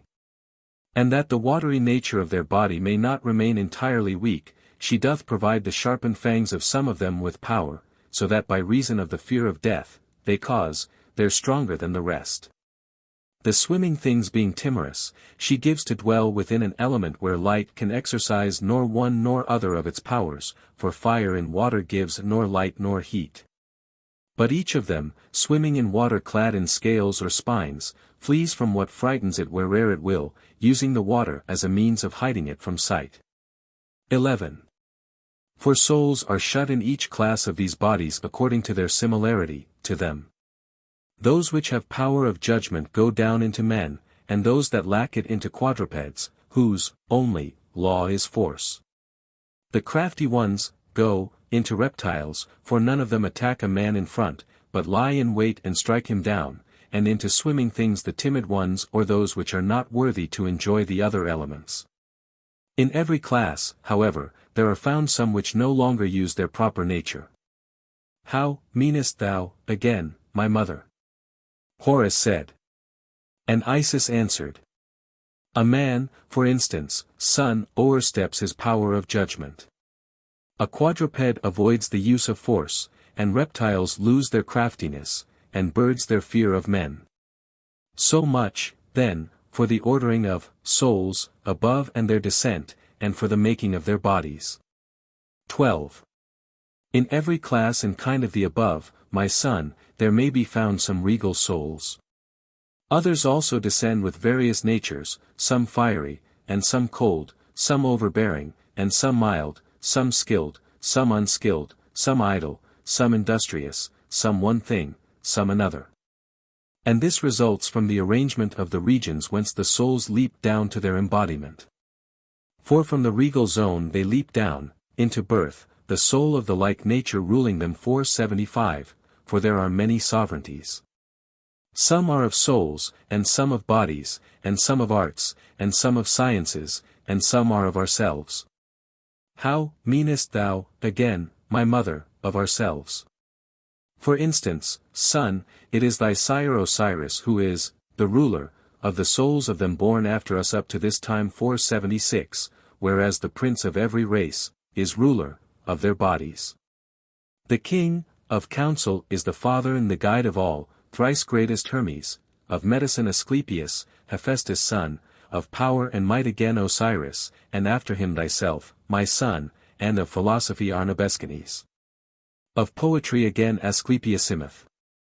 13. For generally, my son, thou wilt find, if thou inquirest, that there are many ruling many things and many holding sway o'er many.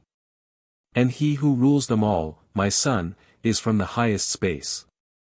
While he who rules some part of them, doth have the rank of that particular realm from which he is. Those who come from the regal zone, have, a more ruling, part to play, those from the zone of fire 477, become fireworkers and fire tenders. Those from the watery one live out their life in waters, those from the zone of science and of art are occupied with arts and sciences, those from the zone of inactivity inactively and heedlessly live out their lives. For that the sources of all things wrought on the earth by word or deed, are up above, and they dispense for us their essences by weight and measure, and there is naught which hath not come down from above, and will return again to redescend. 14. What dost thou mean again by this, my mother? Tell me. And Isis once again did make reply, most holy nature hath set in living creatures the clear sign of this return. For that this breath which we breathe from above out of the air, we send out up again, to take it in, once more. And we have in us organs, son, to do this work, and when they close their mouths whereby the breath's received, then we no longer are as now we are, but we depart. Moreover, son of high renown, there are some other things which we have added to us outside the weighed-out mixture, of the body. 15. What, then, said Horus, is this mixture, mother? It is a union and a blend of the four elements. And from this blend and union a certain vapor 478 rises, which is enveloped by the soul, but circulates within the body, sharing with each, with body and with soul, its nature. And thus the differences of changes are effected both in soul and body. For if there be in the corporeal makeup more of fire, thereon the soul, which is by nature hot, taking unto itself another thing that's hot, and, so, being made more fiery, makes the life more energetic and more passionate. And the body quick and active. If there be more of air, thereon the life becomes both light and springy and unsteady both in the soul and body. And if there's more of water, then the creature also doth become of supple soul and easy disposition, and ready of embrace, and able easily to meet and join with others, through water's power of union and communion with the rest of things. For that it finds a place in all, and when it is abundant, doth dissolve what it surrounds, while if there's little of it, it sinks into and doth become what it is mingled with.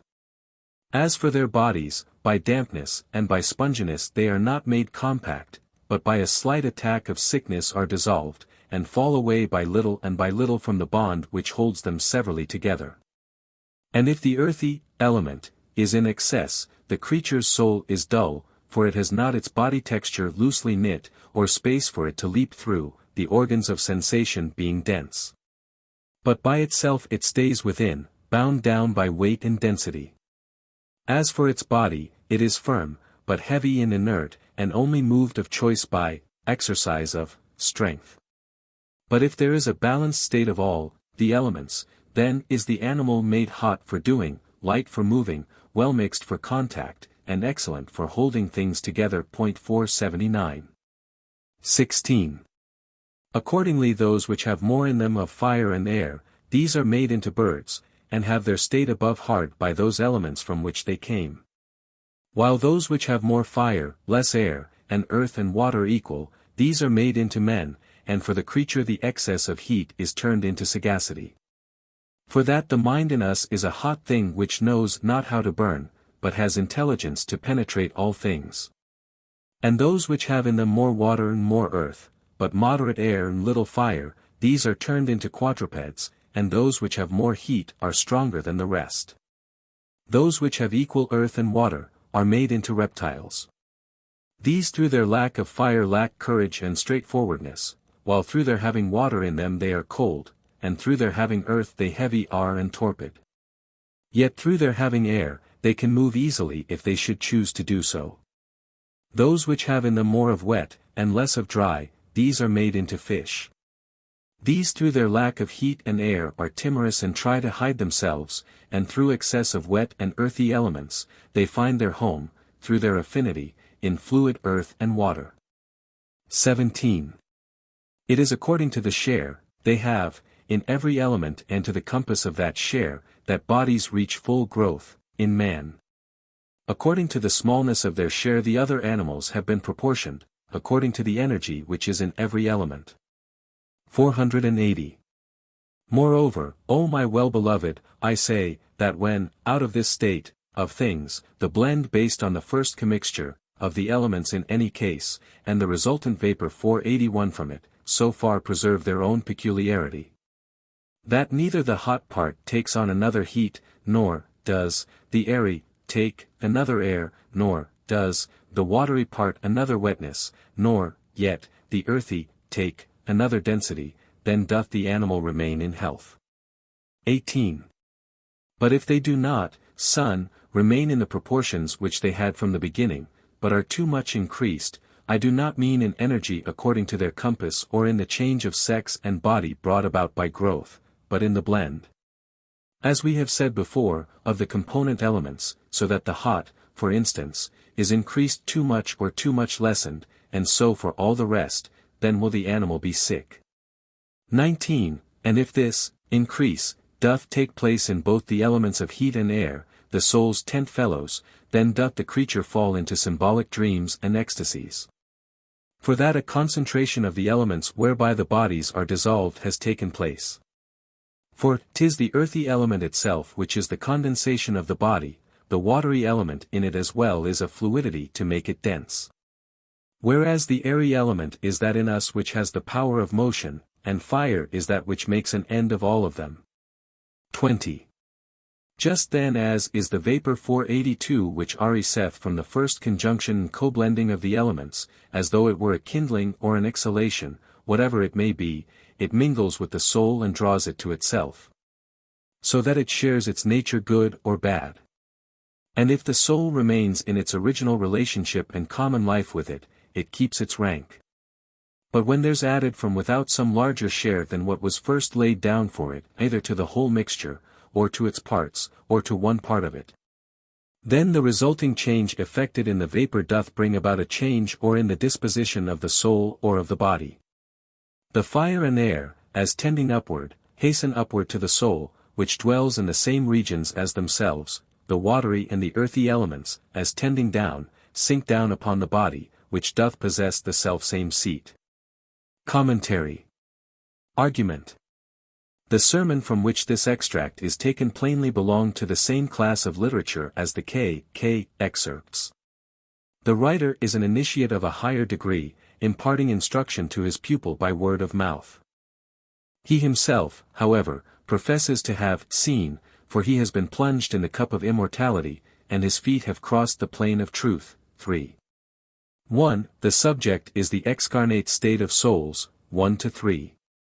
The instruction is given by an analogy and a similitude, 4.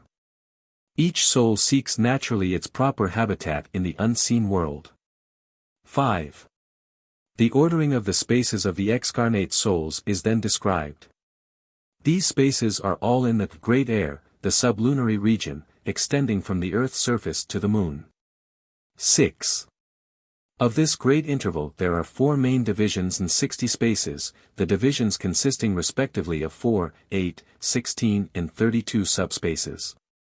Above the second division from below there is no motion of the air.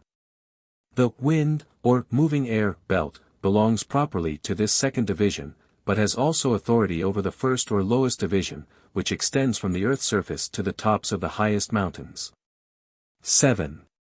Besides these 4 divisions and 60 spaces, there is a further ordering into 12 intervallic divisions. 483. 8.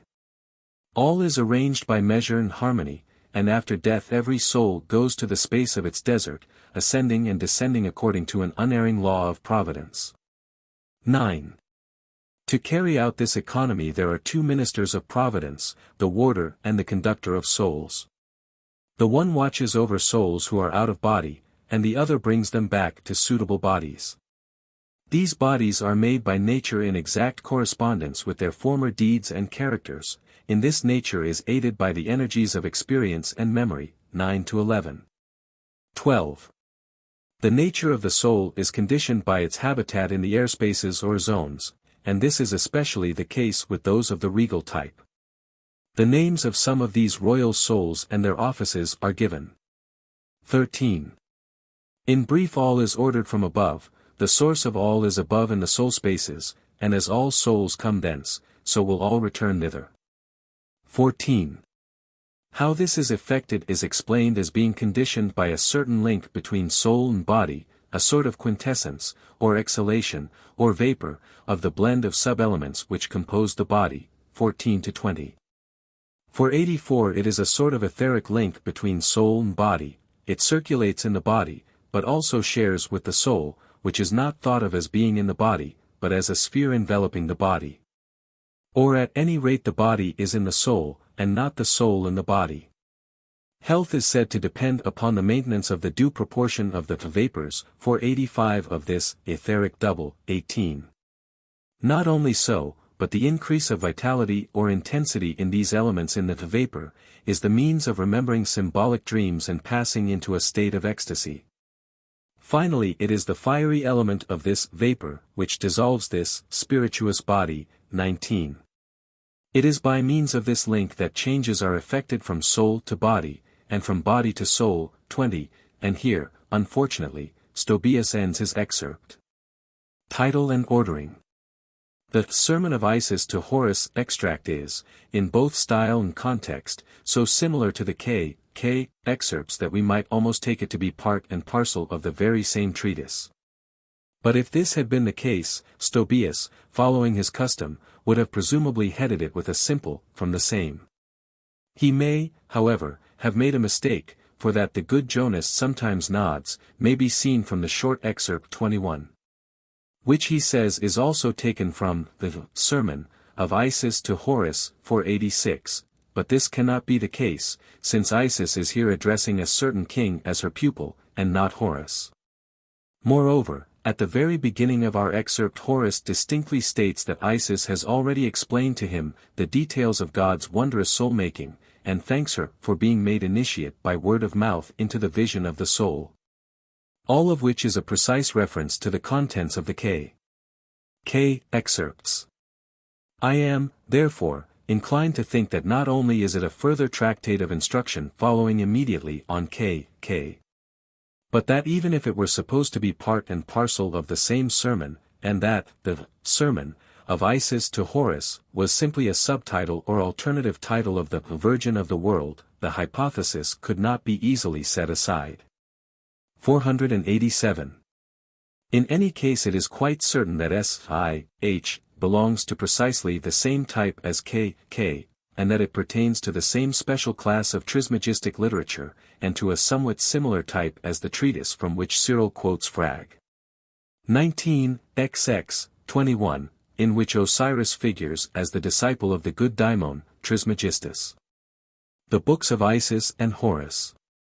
Here also, as in K, Isis comes forward as initiated into the nature that transcendeth death, her feet have crossed the plane of truth. 3, that is as we have shown in the comments on K. 10. The writer claims to have reached the degree of illumination which bestows on men the consciousness of the gods. Isis, then, is not common to all priests, as Jamblichus says of Hermes, without the honorific qualification thrice greatest, but rather of a certain grade of initiation. The teacher of that lower grade, or Horus grade, being Hermes' representative. Isis was commonly regarded as the lady of all wisdom and teacher of all magic. Already in the earliest Hellenistic period she had attributes similar to those of Thoth Hermes, and thus comes forward as the orderer of the world 488, and not only so, but, like Thoth, she is called Lady of the Heart and of the Tongue. That is to say, her attributes were those of the Logos. 489. That there was a secret theosophic and apocalyptic literature ascribed to Isis and Horus may be seen from Lucian, who, in one of his humorous sketches, puts into the mouth of Pythagoras the following sentence. I also journeyed to Egypt that I might make the acquaintance of the prophets of wisdom, and I descended into the shrines of the temples and learned the books of Isis and Horus. 490. Here again, then, as Manetho tells us, these books, as the books of Hermes, were kept secret in the Holy of Holies of the temples, and these shrines were evidently underground, for Pythagoras is said to have descended to them. This is the Horus who is not only, after Osiris, the Lord of power and might, that is, king, but Lord of philosophy, as Arnabescanes, 12. For Arnabescanes, that is Harnabescanes, is, as Spiegelberg has shown, for 91 an Egyptian proper name, meaning Horus Lord of Letopolis, at one time an important city in the Delta. In the alchemical literature also we meet with Horus as a writer of books, as for instance in the superscription, Horus the gold miner to Cronus who is Ammon, for 92. Here we see that Horus stands to Isis as Asclepius to Hermes. Asclepius wrote books to Ammon, and so Horus wrote books to Ammon. But whereas the Trismegistic tradition proper looked back to Cronus, Ammon, as one of its earliest teachers, the later writings converted Ammon into a king who was taught by Asclepius or by Horus. The watery sphere and subtle body. The writer of S. I.H. tells us that the soul in its royal state, that is while lord of itself, is a divine creature, but in incarnation it is united with the watery plasm or subtle body, of K. 18, where Hermes says that in making it he used more water than was required, and to which the soul in its complaint, section 21, refers as a watery sphere. This union makes it dense, against its proper nature, 3, and it is further densified by a certain vaporous nature which unites it with the physical frame, 15, 17, 20. Concerning all of which it is of interest to refer to Philoponus, who tells us that they, the ancients, further add, that there is something of a plantal and plastic life 493 also, exercised by the soul in those spirituous and airy bodies after death. They being nourished too, though not after the same manner, as these gross earthly bodies of ours are here, but by vapors, and that not by parts or organs, but throughout the whole of them, as sponges, for 94 they imbibing everywhere those vapors. For which cause, they who are wise will in this life also take care of using a thinner and drier diet, that so that spirituous body, which we have also at this present time within our grosser body, may not be clogged and incrassated, but attenuated. Over and above which these ancients made use of catharms, or purgations, to the same end and purpose also, for as this earthly body is washed with water, so is that spirituous body cleansed by cathartic vapors. Some of these vapors being nutritive, others purgative. Moreover, these ancients further declared concerning this spirituous body, that it was not organized, but did the whole of it, in every part throughout, exercise all functions of sense, the soul hearing and seeing, and perceiving all sensibles. By it everywhere. 495. The habitat of excarnate souls. But to return to our treatise, the dwelling place of excarnate souls is the air, the sublunary region of 4 main layers, which are successively subtler and finer as they are more removed from the earth. The uppermost limit of the air is coterminous with the fiery or etheric realms, 6, the habitat of the gods. In the different zones, or firmaments, or layers of this air, dwell not only excarnate souls, during the period between their incarnations, but also those which have never yet been shut in body, that is, presumably, the daimons, 8. With regard to the manner in which souls are kept in their appropriate spaces after the death of the body, and the way in which they are brought back to appropriate bodies, and the 2 ministers of Providence, 9. It is of value to note that in this we have a simple outline of what is explained at great length and in much detail in the Coptic Gnostic work called Pistis Sophia. It would, however, occupy too much space here to deal with the representations of the Egyptian Gnostic work on this subject in a satisfactory manner, and as the text is now accessible in English, it can easily be consulted by the reader. 496. 2. References and fragments in the Fathers. 1. Justin Martyr. I. Cohortatio ad Gentiles, 38, Otto, J. C. T. 2. 122, 2d edition, Jena, 1849. 497. The most ancient of philosophers. Now if any of you should think that he has learnt the doctrine concerning God from those of the philosophers who are mentioned among you as most ancient, let him give ear to Ammon and Hermes. For Ammon in the words, logoi, concerning himself 498 calls God utterly hidden, while Hermes clearly and plainly declares. To understand God is difficult, to speak of him, impossible, even for one who can understand. 499. The words of Ammon. This passage occurs at the very end of the treatise. Justin will have it that the most ancient of all the philosophers are on his side. These are Ammon and Hermes. Justin, moreover, knows of certain words, logoi or sermons, or sacred utterances of Ammon, which must have been circulating in Greek, otherwise it is difficult to see how Justin was acquainted with them. They were evidently of an apocalyptic nature, in the form of a self-revelation of Ammon or God. These words of Ammon have clearly nothing to do with the Ammonian type of the surviving Trismegistic literature, where Ammon is a hearer and not an instructor, least of all the supreme instructor or agathadaemon. In them we may see an intermediate stage of direct dependence of Hellenistic theological literature on Egyptian originals. For we have preserved to us certain hymns from the El Kharja oasis which bear the inscription, the secret words of Ammon, which were found on tables of mulberry wood. 500. The Ineffability of God. The sentence from Hermes is from a lost sermon, a fragment of which is preserved in an excerpt by Stobaeus. It was probably the opening words of what Stobaeus calls the sermon to Tat, 501, that is to say, probably one of the expository sermons to Tat, as Lactantius calls them. 502. The idea in the saying was a commonplace in Hellenistic theological thought, and need not be always directly referred to the much-quoted words of Plato. To find the Father and the Maker of this universe is a great work. And finding him, it is impossible to tell him unto all. 503. Indeed, it is curious to remark that Justin reproduces the text of the Hermetic writer far more faithfully than when he refers directly to the saying of Plato. 504. 2. Apologia, 21, Auto, 54. Hermes and Asclepius sons of God. And when we say that the word, logos, which is the first begetting of God, was begotten without intercourse, Jesus Christ, our Master, and that he was crucified, and was dead, and rose again and ascended into heaven, we bring forward no new thing beyond those among you who are called sons of Zeus.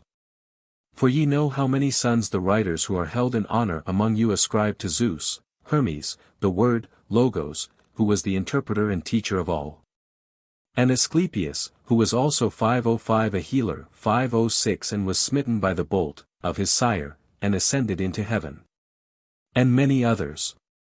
3. Ibid, 22, Otto, 58. Hermes the Word who brings tidings from God. But as to the Son of God called Jesus, even though he were only a man, born, in the common way, yet, because of his wisdom is he worthy to be called Son of God. For all writers call God Father of men and gods. And if we say, further, that he was also in a special way, beyond his common birth, begotten of God, as, Word, Logos, of God, let us have this in common with you who call Hermes the Word, Logos, who brings tidings 507 from God. The sons of God in Hellenistic theology. It is remarkable that Justin heads the list of sons of God, Dionysus, Hercules, etc., with Hermes and Asclepius. Moreover, when he returns to the subject he again refers to Hermes and to Hermes alone. This clearly shows that the most telling parallel he could bring forward was that of Hermes, who, in the Hellenistic theological world of his day, was especially thought of under the concept of the Logos. The immediate association of the name of Asclepius with that of Hermes is also remarkable, and indicates that they were closely associated in Justin's mind. The indication, however, is too vague to permit of any positive deduction as to an Asclepius element in the Trismegistic literature current in Rome in Justin's time. Justin, in any case, has apparently very little first-hand knowledge of the subject, for he introduces the purely Hellenic myth of Asclepius being struck by a thunderbolt, which, we need hardly say, is entirely foreign to the conception of the Hellenistic Asclepius, the disciple of Hermes. An unverifiable quotation. To these quotations Chambers, page 139, adds the following passage from 2. Apologia, 6, which in date may be placed some 4 or 5 years after the first. Now to the Father of all no name can be given. Seeing that he is ingenerable, for by whatsoever name one may be called, he has as his elder the one who gives the name. But Father, and God, and Creator, and Lord, and Master are not names, but terms of address, derived from his blessings and his works. It is quite true that this passage might be taken verbally from a Hermetic tractate, but I can find no authority in the text of Justin for claiming it as a quotation. For the same idea in Hermes compare c. H. v. 6. 10, and Lact. D. I. 6. 2. Athenagoras. Libellus Pro Christianis 508-28, Schwartz, E., page 57, 24, Leipzig, 1891. 509.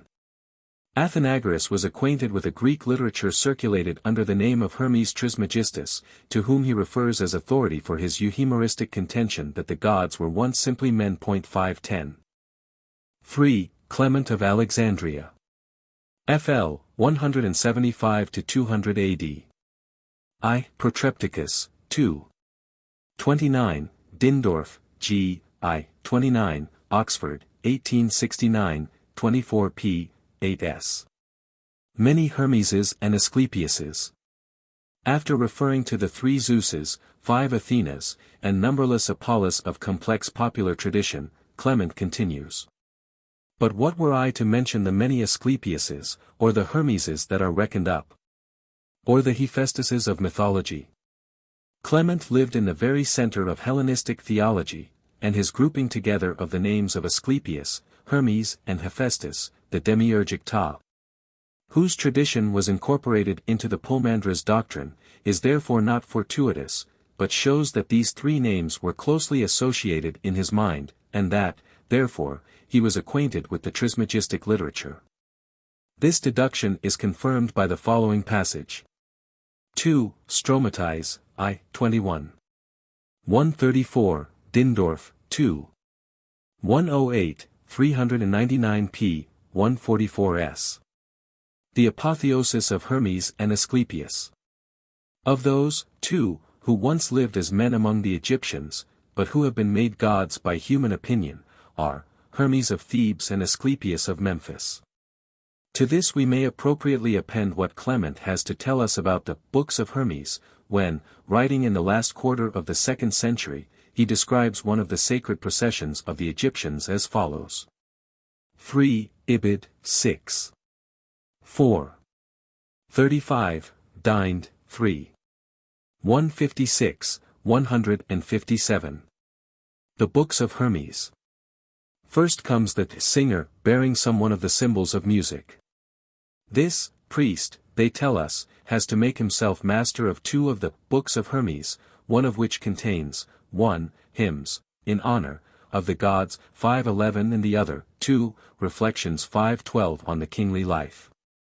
After the singer comes the time watcher bearing the symbols of the star science, a dial after a hand and phoenix. He must have the division of the Books of Hermes, which treats of the stars ever at the tip of his tongue, there being 4 of such books. The first of these deals with 3. The ordering of the apparently fixed stars, 5:13, the next, 2, 4 and 5, with the conjunctions and variations of light of the sun and moon, and the last, 6, with the risings of the stars. Next comes the scribe of the mysteries, with wings on his head, having in either hand a book and a ruler, 5:14, in which is the ink and reed pen with which they write. He has to know what they call the sacred characters, and the books about 7. Cosmography, and 8. Geography, 9. The constitution of the sun and moon, and 10. Of the 5 planets, 11. The survey of Egypt, and 12. The chart of the Nile. 13. The list of the appurtenances of the temples, and 14. Of the lands consecrated to them, 15. The measures, and 16. Things used in the sacred rites. After the above-mentioned comes the overseer, 5:15, of the ceremonies, bearing the cubit of justice and the libation cup, as his symbols. He must know all the books relating to the training of the conductors of the public cult, and those that they call the victim, sealing, 5:16 books. There are 10 of these books which deal with the worship which they pay to the gods, and in which the Egyptian cult is contained. Namely, those which treat of 17. Sacrifice, 18. Firstfruits, 19. Hymns, 20. Prayers, 21. Processions, 22. Feasts, and 23 to 26, the like. After all of these comes the prophet, clasping to his breast the water vase so that all can see it. And after him follow those who carry the bread that is to be distributed. 5:17 The prophet, as chief of the temple, learns by heart the 10 books which are called hieratratic. These contain the volumes, 27 to 36, treating of the laws, and the gods, and the whole discipline of the priests. For you must know that the prophet among the Egyptians is also the supervisor of the distribution of the temple revenues. Now the books which are absolutely indispensable 518 for Hermes 519 are 42 in number. 630 of them, which contain the whole wisdom, discipline 520 of the Egyptians, are learned by heart by the grades of priests, already mentioned. The remaining 6 are learned by the shrine-bearers, 521, these are medical treatises dealing with 37, the constitution of the body, with 38, diseases, 39, instruments, 40, drugs, 41, eyes, 522 and finally, 42, with the maladies of women. The general catalogue of the Egyptian priestly library. This exceedingly interesting passage of Clement gives us the general catalogue of the Egyptian priestly library and the background of the Greek translations and adaptations in our Trismegistic writings. The whole of these writings fall into this frame, and the oldest deposit or Polyandrous type fits in excellently with the content of the hieratratic books, the titles of which Clement has unfortunately omitted, or with those that were kept secret. These hieratratic books were evidently the more important and were in charge of the prophet, that is to say, of those high priests of the temples who were directors of the prophetic discipline, the very subject of our Polyandrous treatises. 523. 4. Tertullian. Fl. c. 200–216 AD. I. Contra Valentinianos, 15, Euler, f. 2. 402, Leipzig, 1844. Hermes the master of all physics. Writing sarcastically of the Gnostic Sophia myth, Tertullian exclaims, "Well, then, let the Pythagoreans learn, the Stoics know, Plato even, whence matter, which they, sc. The Pythagoreans and the rest, would have to be ingenerable, derived its source and substance to, form, this pile of a world, a mystery, which not even the famous thrice greatest Hermes, the master of all physics, has thought out. The doctrine of Hermes, and of Hellenistic theology in general, however, is that matter comes from the one God." It is remarkable that Tertullian keeps his final taunt for that school which was evidently thought the foremost of all, that of the famous thrice greatest Hermes. 2. De Anima, 2, Euler, 2. 558. Hermes the writer of Scripture. Inveighing against the wisdom of the philosophers, Tertullian says, "She, philosophy, has also been under the impression that she too has drawn from what they, the philosophers, consider sacred scriptures. Because antiquity thought that most authors were gods, deos, and not merely inspired by them, devos, as, for instance, Egyptian Hermes, with whom especially Plato had intercourse 524. And others. Here again, as with Justin, Hermes heads the list. Moreover, in Tertullian's mind, Hermes belongs to antiquity, to a more ancient stratum than Pythagoras and Plato, as the context shows. Plato, of course, depends on Hermes, not Hermes on Plato, of this Tertullian has no doubt. There were also sacred scriptures of Hermes, and Hermes was regarded as a god. 3. Ibid, 28, Euler, 2. 601. Hermes the first teacher of reincarnation. What then is the value nowadays of that ancient doctrine mentioned by Plato 525 about the reciprocal migration of souls? How they remove hence and go thither, and then return hither and pass through life, and then again depart from this life, made quick again from the dead. Some will have it that this is a doctrine of Pythagoras. While Albinus 526 will have it to be a divine pronouncement, perhaps of Egyptian Hermes. 4. Ibid, 33, Euler, 2. 610. Hermes on metempsychosis.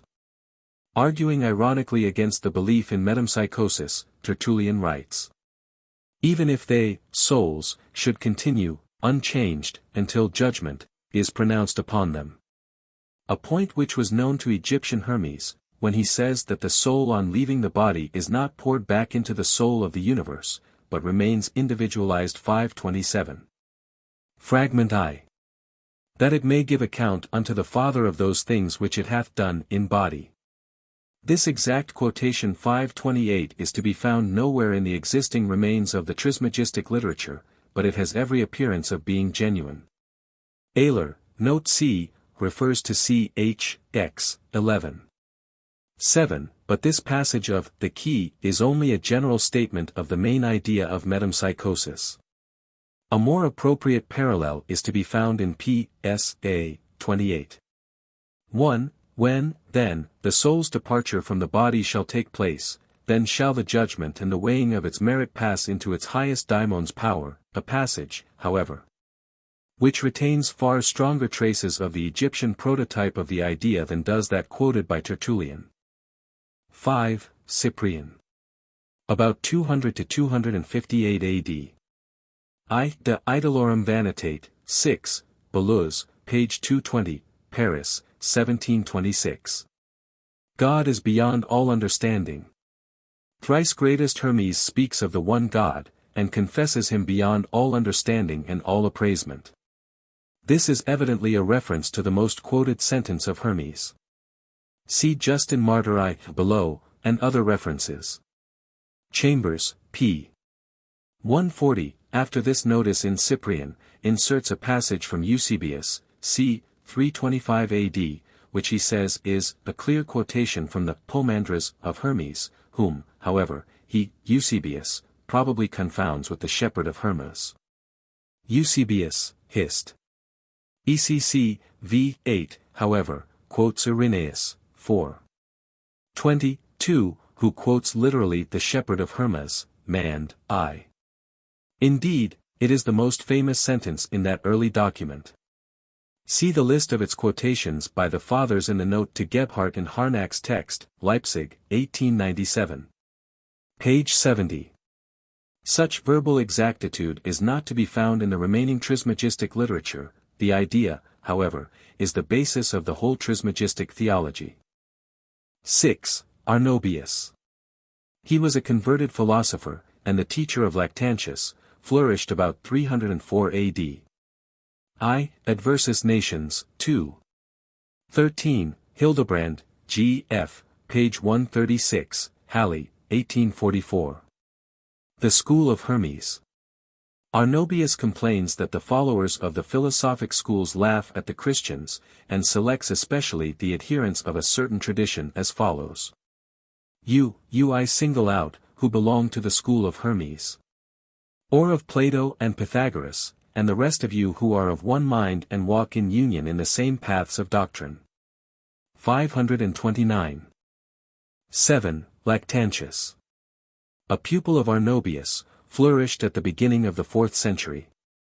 I. Divini Institutions, I. 6, 1, Brandt, page 18, Fritsch, I. 13.530.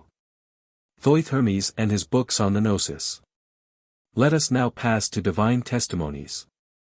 But, first of all, I will bring into court testimony which is like divine witness, both on account of its exceeding great age, and because he whom I shall name was carried back again from men unto the gods.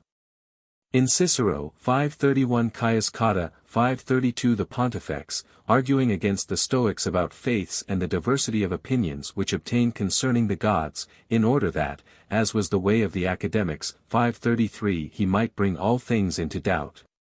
Declares that there were 5 Hermeses. And after enumerating 4 of them in succession, he adds, that the 5th was he by whom Argus was slain, 534 and for that cause he fled into Egypt, and initiated the Egyptians into laws and letters. The Egyptians call him Thoith, and from him the first month of their year, that is, September, has received its name. He also founded a city which even unto this day is called Hermopolis. The people of Phineus, 535 indeed, worship him as a god. But, although he was, really, a man, still he was of such high antiquity, and so deeply versed in every kind of science, that his knowledge of, so, many things and of the arts gained him the title of Thrice Greatest. He wrote books, indeed many, of them, treating of the Gnosis 536 of things divine, in which he asserts the greatness of the highest and one and only God, and calls him by the same names as we do, God and Father. 537 and, yet, so that no one should seek after his name, he has declared that he cannot be named, in that he doth not need to have a name, owing, indeed, unto the very nature of his unity. 538 His words are these. 539. Fragment 2. But God is one, and he whose one needs not a name, for he, as one, is the beyond all names. The historical origins of the Hermetic tradition. For Lactantius, then, Hermes was very ancient. Moreover, he was one who descended from heaven and had returned thither. When, however, Firmianus attempts the historical origins of the Hermetic tradition, as was invariably the case with the ancients, he can do nothing better than refer us to a complex though interesting myth.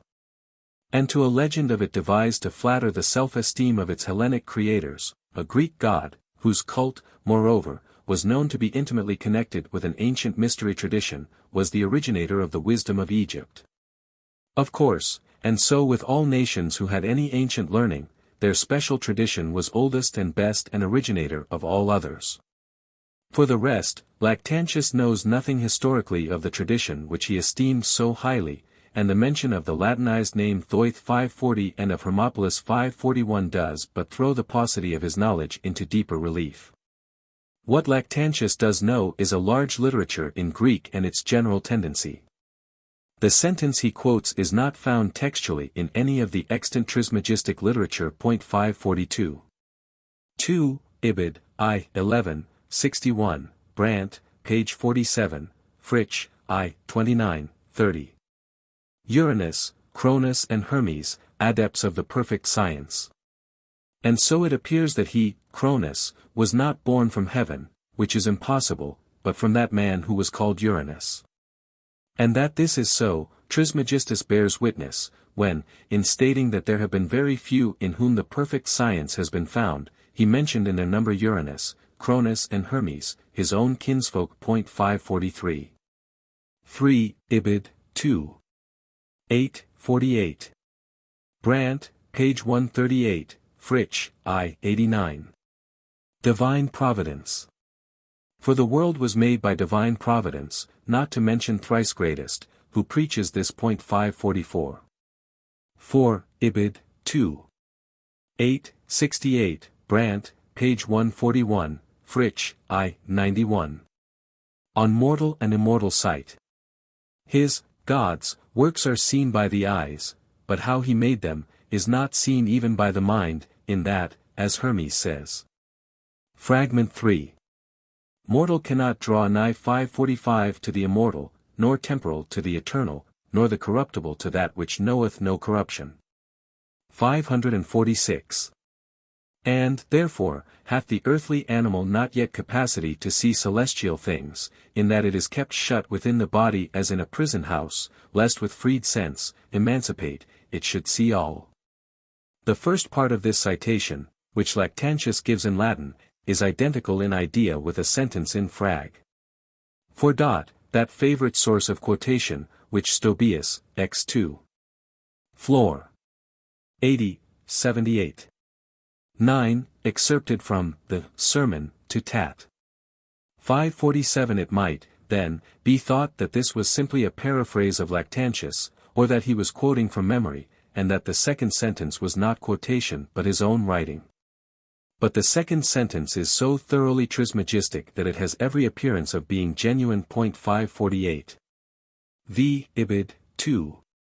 10, 13, Brandt, page 149, Fritsch, I. 96. Man made after the image of God. But the making of the truly living man out of clay. 549 is of God. And Hermes also hands on the tradition of this fact, for not only has he said that man was made by God after the image of God. 550, but also he has attempted to explain with what skillfulness he has formed every single member in the body of man. Since there is not one of them which is not admirably suited not only for what it has to do, but also adapted for beauty. 551. Man made after the image of God is one of the fundamental doctrines of the Trismegistic tradition. For instance, P.S.A. 7. 2. The man, essential, as say the Greeks, but which we call the form of the divine similitude, and x. 3. giving the greatest thanks to God, his image reverencing, not ignorant that he, man, is, 2, God's image, the second, 1. For that there are two images of God, cosmos and man, 552. 6, Ibid, 2. 12, 4, Brandt, page 156, Fritsch, I. 100. Hermes the first natural philosopher. Empedocles 553. And others. Laid down 4 elements, fire, air, water, and earth, in this, perchance following Trismegistus, who said that our bodies were composed of these 4 elements by God. For that they have in them something of fire, something of air, something of water, and something of earth, and yet they are not fire, in itself, nor air, nor water, nor earth. All this about the elements is, of course, a commonplace of ancient physics, and we may, therefore, dismiss the naive speculation of Lactantius, who evidently thought he had the very words of the first inventor of the theory before him. For he renders into Latin word for word the same text which Stobaeus has preserved to us in an excerpt from the Sermons, to Tat, X3. I.554. 7, Ibid, 2. 14, 5, Brandt, page 163, Fritsch, I. 105. The Daimon Chief. Thus there are 2 classes of daimons, the one celestial, and the other terrestrial. The latter are impure spirits, the authors of the evils that are done, 555, of whom the same Diabolus is chief. Whence Trismegistus calls him the Daimon Chief, 556. 8, Ibid, 2. 15, 6, Brandt, page 166, Fritsch, I. 106. Devotion is Godgnosis. In fine, Hermes asserts that those who have known God, not only are safe from the attacks of evil daimons, but also that they are not held even by fate. 557 he says. Fragment 4. The one means of protection is piety. For neither doth an evil daimon nor doth fate rule o'er the pious man. 558 For God doth save the pious, man, from every ill. The one and only good found in mankind is piety. And what piety means, he witnesses in another place, saying, Devotion is Godgnosis. 559. Asclepius, his hearer, has also explained the same idea at greater length in that perfect sermon which he wrote to the king. Both, then, assert that the daimons are the enemies and harriers of men, and for this cause Trismegistus calls them evil angels. 560. So far was he from being ignorant that from celestial beings they had become corrupted, and so earthly. This passage is given in Greek, and is quoted, but with numerous glosses, also by Cyril, Contra Julianum, 4. 130, it is also practically the same as the sentence in P.S.A. 29. The righteous man finds his defense in serving God in deepest piety. For God doth guard such men from every ill. Now we know that Lactantius had the Greek of this perfect sermon before him, and we know that our Latin translation is highly rhetorical and paraphrastic. The only difficulty is that Lactantius' quotation ends with the sentence, "The one and only good found in mankind is piety," and this does not appear in the Latin translation of P.S.A. On the other hand, Firmianus immediately refers by name to a perfect sermon, which, however, he says was written by Asclepius, and addressed to the king. Our fragment is, therefore, probably from the lost ending of ch. 16. See commentary on the title. 9, Ibid, 4. 6, 4, Brandt, page 286, Fritsch, I. 178. The Cosmic Son of God. Hermes, in that book which is entitled The Perfect Sermon, uses these words. Fragment v. The Lord and Master of all things, whom 'tis our custom to call God, when he had made the second God, the visible and sensible. 561, I call him sensible, not that he hath sensation in himself, for as to this, whether or no he hath himself sensation, we will some other time inquire, but that he is object of senses and of mind, when, then, he'd made him first, and one and only. 562 He seemed to him most fair, and filled quite full of all things good. At him he marveled, and loved him altogether as his son. 563. Lactantius here quotes from the lost Greek original of The Perfect Sermon, 8. 1. We have thus a means of controlling the old Latin translation which has come down to us. It is, by comparison, very free and often rhetorical. Inserting phrases and even changing the original, as, for instance, when in the last clause it says, he fell in love with him as being part of his divinity. It is, however, possible that the translator may have had a different text before him, for there is reason to believe that there were several recensions of the P.S. A. 564. Ex. Ibid. 4. 6, 9, Brandt, page 291, Fritsch, I. 179. The Demiurge of God. Speaking of the Son of God and identifying him with the pre-existent wisdom spoken of in Proverbs 8. 22, Lactantius adds. Wherefore also Trismegistus has called him the Demiurge of God. 565. 11, Ibid. 4. 7, 3. Brandt, page 292, Fritsch, I. 179. The name of God. Even then, when the world shall be consummated, 566 it, God's name, will not be able to be uttered by the mouth of man, as Hermes teaches, saying. Fragment 6. But the cause of this cause is the divine and the ingenerable good's goodwill, which 567 first brought forth the God whose name cannot be spoken by the mouth of man. 568. 12, Ibid. 4. 7, 3, Brandt, page 293, Fritsch, I. 179, 180. The holy word about the Lord of all. And a little after, he says, to his Son. Fragment 7. For that there is, my Son, a word, logos, of wisdom, that no tongue can tell, a holy 569, word, about the only Lord of all, the God before all thought, whom to declare transcends all human power. 570. 13, Ibid. 4. 8, 5, Brandt, page 296. Fritsch, I. 181. His own father and own mother. But Hermes also was of the same opinion when he says. His own father and his own mother. 571. 14, Ibid. 4. 9, 3, Brandt, page 300, Fritsch, I. 182, 183. The power and greatness of the word. Trismegistus, who has tracked out, I know not how, almost all truth, has often described the power and greatness of the word, logos, as the above quotation 572 from him shows. In which he confesses the word to be ineffable and holy, and in that its telling forth transcends the power of man. 15, Ibid. 4. 13, 2, Brandt, page 316, Fritsch, I. 190. The fatherless and motherless. For God, the Father, and the source, and principle of things, in that he hath no parents, is very truly called by Trismegistus fatherless, and motherless 573 in that he is brought forth from none. 574. 16, Ibid. v. 14, 11, Brandt, page 446, Fritsch, I. 256. Piety the gnosis of God.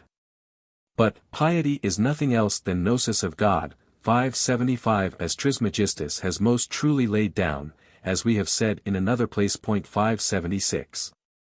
17, Ibid. 6. 25, 10, Brandt, page 579. Fritsch, 2. 60. The only way to worship God. Concerning justice, he, Trismegistus, who in this, namely concerning sacrifice, agrees substantially and verbally with the prophets, has thus spoken. Unto this word, Logos, my son, thy adoration and thy homage pay. There is one way alone to worship God, it is, not to be bad. Here Lactantius translates literally from ch. 12. 13, 23, a sermon which now bears the title, About the Common Mind to Tat.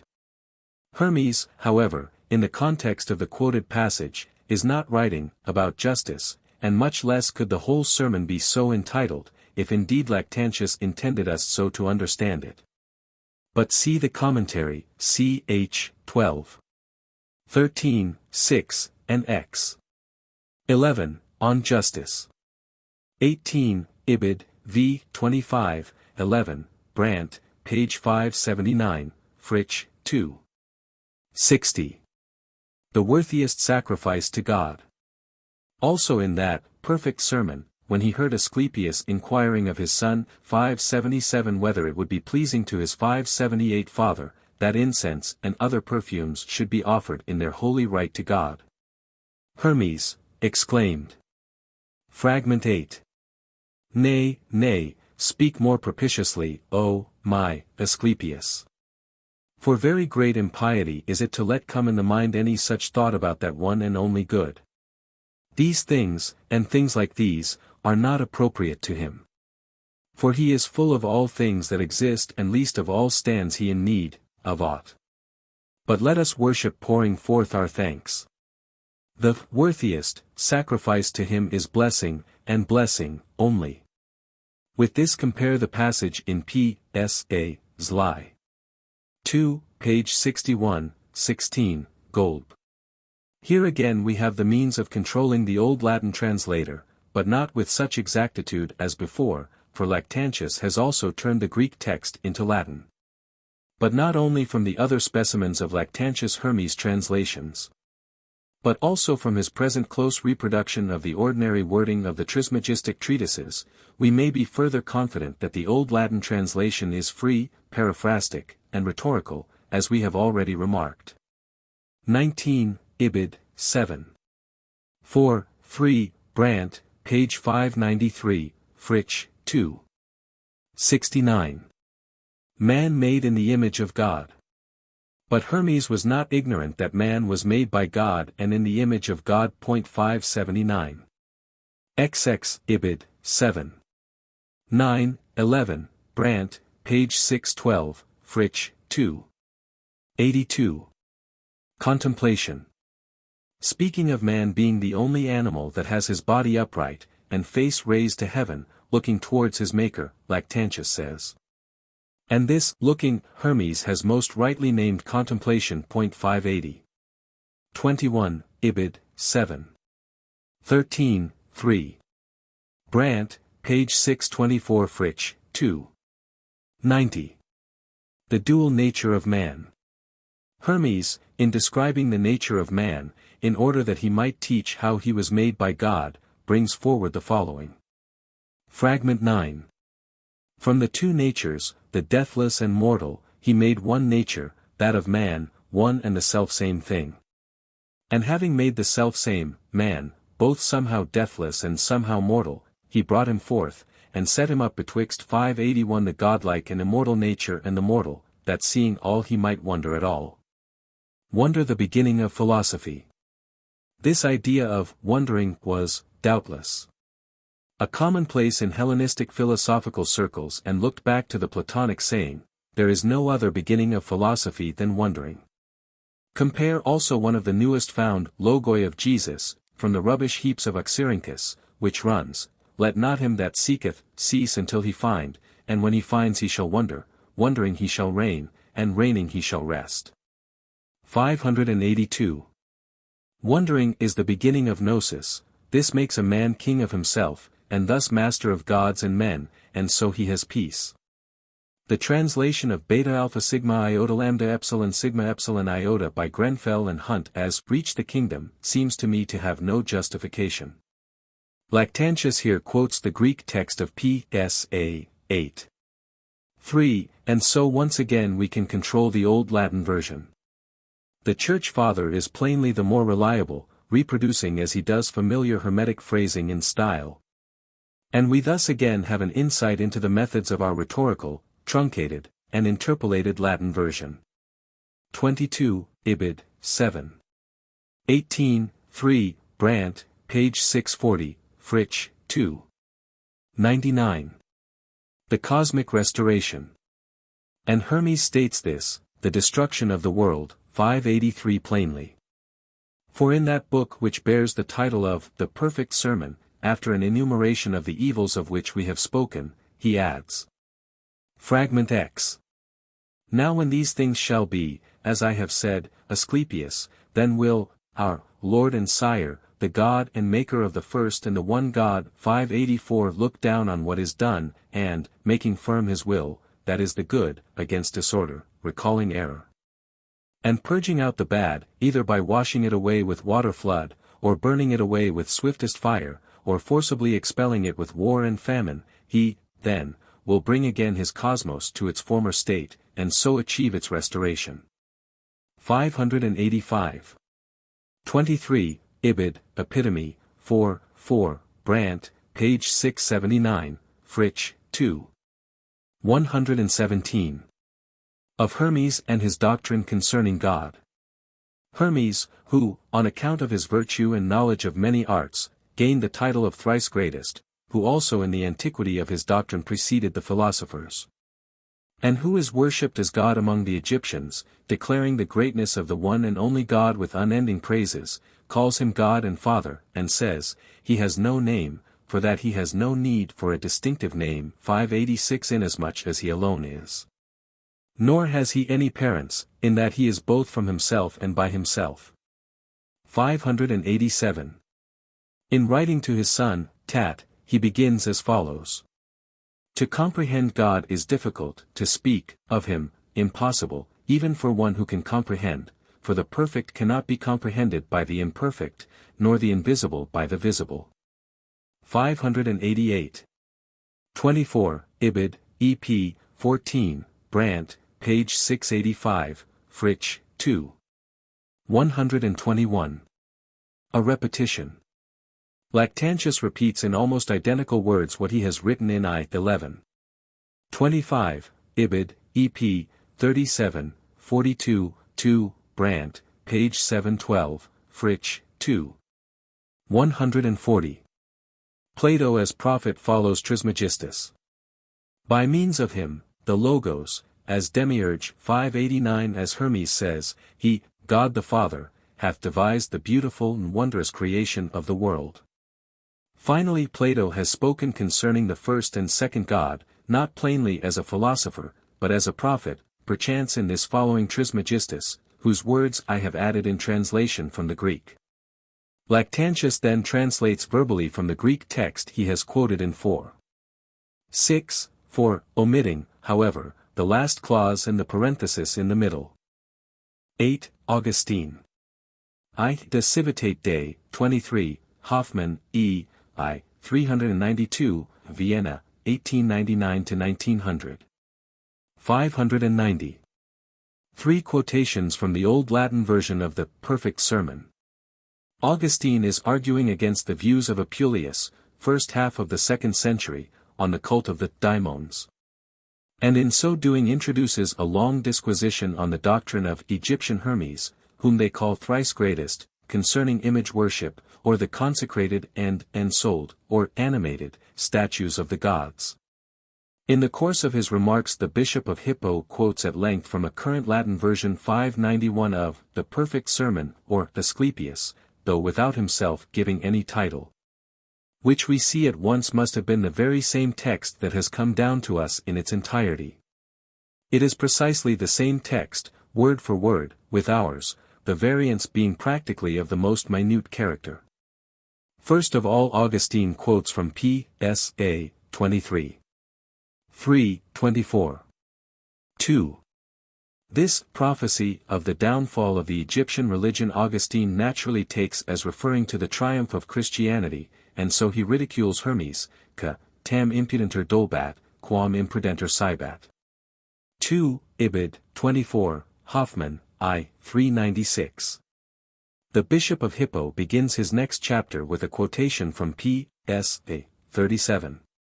1, 2, on the same subject, and proceeds scornfully to criticize the statements of the Trismegistic writer. 3, Ibid, 26, Hoffmann, I. 402. After quoting the sentence, from P.S.A. 24. 3, in which Hermes says that the pure temples of Egypt will all be polluted with tombs and corpses, Augustine proceeds to contend that the gods of Egypt are all dead men, and in support of his contention he quotes P.S.A. 37. 3, 4. 9. Cyril of Alexandria. The date of Cyril's patriarchate is 412 to 444 AD. I. Contra Julianum, I. 30, Migni, Kernel 548 A.592. Cyril's corpus of 15 books. Cyril, after claiming that Pythagoras and Plato obtained their wisdom in Egypt from what, he professes, they had heard of Moses there, proceeds. And I think the Egyptian Hermes also should be considered worthy of mention and recollection, he who, they say, bears the title of thrice greatest because of the honor paid him by his contemporaries, and, as some think, in comparison with Hermes the fabled son of Zeus and Maia. This Hermes of Egypt, then, although an initiator into mysteries 593 and though he never ceased to cleave to the shrines of idols, is, nevertheless, found to have grasped the doctrines of Moses, if not with entire correctness, and beyond all cavil, yet still in part. For both, Hermes, himself has been benefited, by Moses, and reminder of this, fact, has also been made in his own writings by, the editor, at Athens who put together the 15 books entitled Hermetica. This editor, writes concerning him, Hermes, in the first book, putting the words into the mouth of one of the priests of the sacred rites. In order then that we may come to things of a like nature. Have you not heard that our Hermes divided the whole of Egypt into allotments and portions, measuring off the acres with the chain, 594 and cut canals for irrigation purposes, and made nomes, 595 and named the lands, comprised in them, after them. And established the interchange of contracts, and drew up a list of the risings of the stars, and, the proper times 596, to cut plants. And beyond all this he discovered and bequeathed to posterity numbers, and calculations, and geometry, and astronomy, and astrology, and music, and the whole of grammar. This corpus of 15 books is evidently the source of Cyril's information, and he takes the above quotation from the introduction, which purported to be written by an Egyptian priest, as is also the case in the treatise De Mysteriis. Traditionally ascribed to Jamblichus, but which Cyril says was written at Athens, by presumably some Greek editor. 597. 2. Ibid, I. 31, Migni Kernel 549b. The incorporeal I. Thrice Greatest Hermes says somewhat as follows. Cyril then quotes, with 4 slight verbal variants, the first 4 paragraphs of the passage excerpted by Stobaeus, X2. And then proceeds without a break. Fragment 11. If, then, there be an incorporeal I 598 let it go forth from body unto the vision of the beautiful. Let it fly up and soar aloft, seeking to see not form, nor body, nor, even, types 599, of things, but rather that which is the maker of, all, these, the quiet and serene, the stable and the changeless one, the self, the all, the one. The self of self, the self in self, the like to self, alone, that which is neither like to other, nor, yet, unlike to self, and, yet, again himself. 600. Though Cyril runs this passage onto the 4 paragraphs which in the Stobaean extract are continued by 3 other paragraphs. I am quite persuaded that the Archbishop of Alexandria took the above from the same Sermon to Tat 601 as the anthologist. 602. 3. Ibid, I. 33, Migni, Kernel 552d. The heavenly word proceeding forth. And thrice greatest Hermes thus delivers himself concerning God. Fragment 12. For that his word, Logos, proceeding forth, 603, all perfect as he was, and fecund, and creative in fecund nature, falling on fecund 604 water, made water pregnant. 605. The pyramid. And the same again, declares. Fragment 13. The pyramid, then, is below, both, nature and the intellectual world. 606 For that it 607 hath above it ruling it the Creator, word 608 of the Lord of all, who, being the first power after him, both, increate, and, infinite, leaned forth 609 from him, and has his seat above. And rule o'er all that have been made through him. He is the firstborn of the all-perfection, his perfect, fecund and true Son. 610. The nature of God's intellectual word. And again the same, Hermes, when one of the temple, folk 611 in Egypt questions him and says. Fragment 14. But why, O most mighty good Daimon, was he 612 called by this name 613 by the Lord of all, replies. Yea, have I told thee in what has gone before, but thou hast not perceived it. The nature of his intellectual word, logos, is a productive and creative nature. This is as though it were his power of giving birth 614 or, his, nature, or, his, mode of being, or call it what you will, only remembering this, that he is perfect in the perfect, and from the perfect makes, and creates, and makes to live. Perfect good things. Since, then, he hath this nature, rightly is he thus named. 615. The word of the Creator. And the same, Hermes, in the first sermon of the expository sermons, to Tat, 616 speaks thus about God. Fragment 15. The word, logos, of the Creator, O, my, Son, transcends all sight, he, is, self-moved, he cannot be increased, nor, yet, diminished, alone is he, and like unto himself, alone, equal, identical, perfect in his stability, perfect in order. For that he is the one, after the God alone beyond all knowing. The first two fragments, 11 and 12, seem to be taken from the same sermon, the contents of which resembled the first part of the Shepherd of Men treatise. It has all the appearance of a discourse addressed to Tat, and probably came in the expository sermons. The third fragment, 13, belongs to the more frankly Egyptian type, the Agathodaimon literature, in which Hermes, as the good spirit, figures as the teacher of the mystery god Osiris. 617.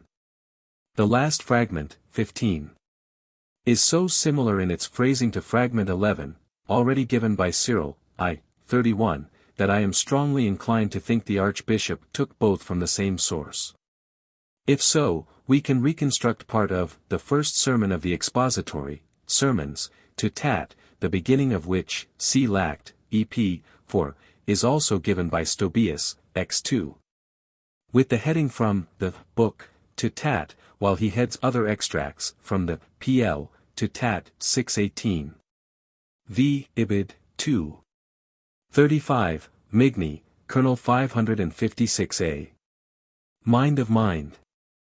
And Hermes also says in the third sermon of those to Asclepius. Fragment 16. It is not possible such mysteries, as these, should be declared to those who are without initiation in the sacred rites. But ye, lend, me, your ears, of your mind. There was one intellectual light alone, nay, light transcending intellectual light. He is for ever mind of mind. 619 who makes, that, light to shine. There was no other, naught, save the oneness of himself, alone. For ever in himself, alone, for ever doth he compass all in his own mind, his light and spirit. 620. He is all. And after some other things he says. Fragment 17. Without him. 621, is, neither God, nor angel, nor daimon, nor any other being. For he is Lord of all, their, Father, and, their, God, and Source, and Life, and Power, and Light, and Mind, and Spirit. For all things are in him and for his sake. 622. Concerning Spirit. And again, in the same third sermon of those to Asclepius, in reply to one who questions him, concerning the divine Spirit, the same, Hermes, says as follows. Fragment 18. Had there not been some purpose 623 of the Lord of all, so that I should disclose this word, Logos, ye would not have been filled with so great love. 624 to question me about it. Now give ye ear unto the rest of the discourse, Logos. Of this same Spirit, of which I have already spoken many times, all things have need. For that it raises up all things, each in its own degree, and makes them live, and gives them nourishment, and, finally, removes them from its holy source. 625 Aiding the Spirit, 626 And forever giving life to all, the one, productive one. The to Asclepius of Cyril's corpus. From the above statements of Cyril we learn that in addition to the expository sermons to Tat, he had also before him a collection of sermons to Asclepius. Of these there were at least 3. Was the perfect sermon one of this collection? It may have been, for the style of it is cast in the same mold as that of these fragments in Cyril. Hermes, in the 3rd sermon of Cyril's collection, is addressing several hearers, for he uses the plural, so also in P.S.A. I. 2. Hermes addresses Asclepius, Tat, and Ammon. In the 3rd sermon, Hermes also says, "It is not possible such mysteries should be declared to those who are without initiation in the sacred rites," in P.S.A. I. 2, Hermes declares, "It is a mark of an impious mind to publish to the knowledge of the crowd." 627 A tractate 628 brimming o'er with the full grandeur of divinity. The numenis majestas, grandeur of divinity, is precisely the same idea as the spirit, the divine supremacy and power, as Cyril says referring to Hermes. Finally, in the 3rd sermon, Hermes makes the striking remark that the love, rho omega, of the gnosis which urges on the disciples, is inspired by the providence or foresight of God, that is, by his Spirit. P.S.A. I. 28, ends with the words, "To them, sunk in fit silence reverently, their souls and minds pendant on Hermes' lips, thus love, rho omega, divine." 629 began to speak. The setting of the mode of exposition is then identical in the 2 sermons, and we may thus very well refer them to the same collection. The Ibid. 2. 52, Migni, Kernel 580b. From The Mind. To this I will add what Thrice Greatest Hermes wrote to his own mind, for thus the book is called. Cyril then quotes, with very slight verbal variance, the last question and answer in ch. 11. 12, 22. In our corpus the treatise is not written by Hermes to the mind, but, on the contrary, it is cast in the mold of a revelation of the mind to Hermes, and is so entitled. Cyril thus seems to have been mistaken. 630 It may, then, have been that in the copy which lay before the Church Father, the title read simply, The Mind. 6, Ibid. 2. 55, Migni, Kernel 586d. 631. Osiris and Thrice Greatest Agathodaimon. But I will call to mind the words of Hermes the Thrice Greatest, in the Asclepius, 632 he says. Fragment 19. Osiris said, "How, then, O thou thrice greatest, thou, good spirit," 633 did earth in its entirety appear? The great good spirit made reply. By gradual drying up, as I have said, and when the many waters got commandment. 634 To go into themselves again, the earth in its entirety appeared, muddy and shaking. Then, when the sun shone forth, and without ceasing burned and dried it up, the earth stood compact in the waters, with water all around. 635. Let there be earth. Further, in yet another place, he writes. Fragment XX. The Maker and the Lord of all thus spake, "Let there be earth, and let the firmament appear." 636. And forthwith the beginning of the whole creation, earth, was brought into existence. 637. The generation of the sun. So much about the earth. As to the sun, he again says as follows. Fragment 21. Then said Osiris, "O thou thrice greatest, thou, good spirit, whence came this mighty one? Wouldst thou, Osiris, that we tell to thee the generation of the sun, whence he appeared? He came from out the foresight of the Lord of all. Yea, the sun's birth proceedeth from the Lord of all, through his creative holy word. 638. Let the sun be. In like manner also in the first expository sermon to Tat, he says. Fragment 22. Straightway the Lord of all spake unto his own holy and intelligible, to his creative word, Logos let the sun be. And straightway with his word, Logos, the fire that hath its nature tending upward, 639, I mean pure, fire, that which gives greatest light, has the most energy, and fecundates the most, nature embraced 640 with her own spirit. And raised it up aloft out of the water. 641. After referring to Genesis I:6, and God said, Let there be a firmament in the midst of the waters, and let it divide the waters from the waters, Cyril proceeds. 7, Ibid, 2. 57, Migni, Kernel 588c. The firmament. Moreover the Hermes who is with them 642 Thrice Greatest mentions this, that is, the firmament, again. For he describes God as saying to his creations. Fragment 23. I will encompass you with this necessity, you who are disobedient to me, 643 which hath been laid on you as a command through my own word, Logos, for him ye have as law. This quotation also is probably taken from the same source as the previous passage, that is, from the first expository sermon to Tat. The idea and setting, however, should also be compared with the parallel in the K excerpt, Stob, Phys, Zli. 44, Gaisf, p. 408, O souls, love and necessity shall be your lords, they who are lords and marshals after me of all, where the after me, mu epsilon tau mu, might perhaps confirm the up to me in the preceding note as the more correct rendering. 8, Ibid, 2. 64. Migni, Kernel 598d. From the, to Asclepius. For Hermes, who is called thrice greatest, writes thus to Asclepius about the nature of the universe. Here follows with a few slight verbal variants the text of ch. 14. 15. 6, 7, beginning, if, then, all things have been admitted to be two. And some lines after he proceeds in warmer language, setting forth a striking argument, and says. Then follows sections 8, 9 of the same sermon, except the third sentence, and section 10 omitting the last sentence. 644. The same treatise must have lain before Cyril as that contained in our corpus in the form of a letter with the heading, Unto Asclepius good health of soul.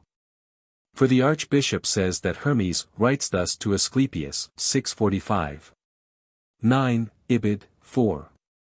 130, Migni, Kernel 702. The soul protection. After quoting Porphyry as warning against participation in blood rites for fear of contamination from evil daimons, Cyril proceeds. And their thrice greatest Hermes seems also to be of the same opinion. For he, too, writes as follows, in the sermon, to Asclepius, concerning those unholy daimons against whom we ought to protect ourselves, and flee from them with all the speed we can. The sole protection, and this we must have, is piety. For neither evil daimon, yea, nor fate, can ever overcome or dominate a man who pious is, and pure, and holy.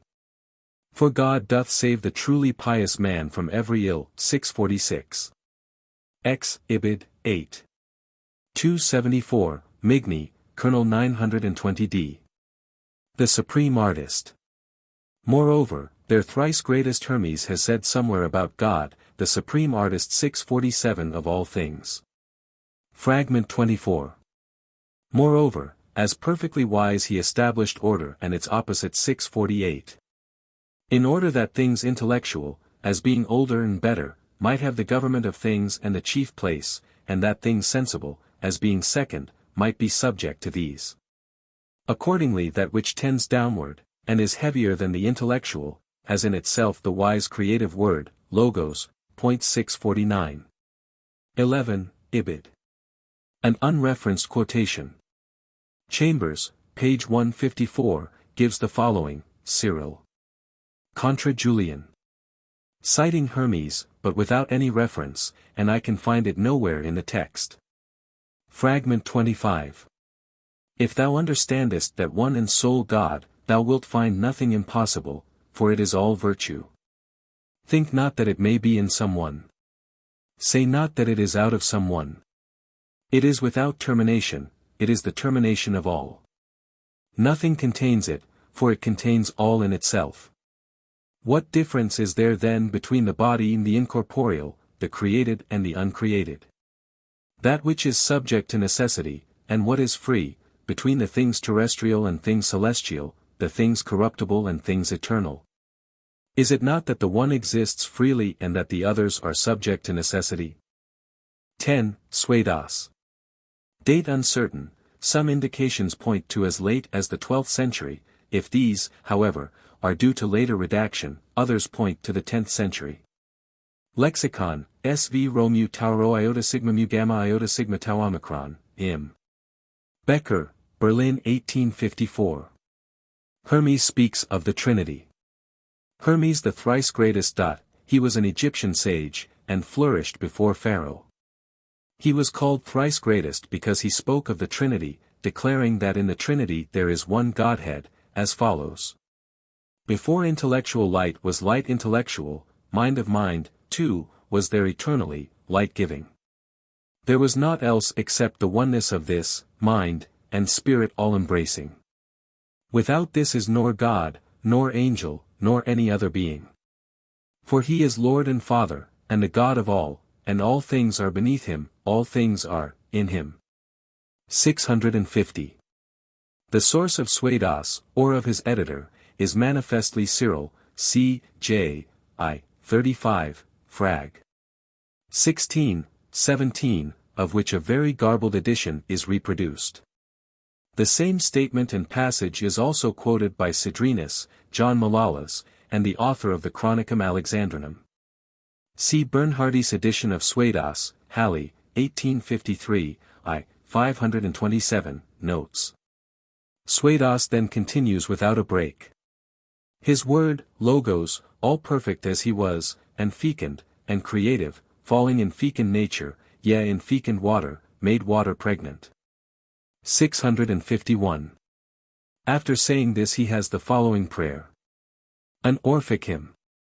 Thee, heaven, I adjure, wise work of mighty God, thee I adjure, word 652 of the Father which he spake first, when he established all the world.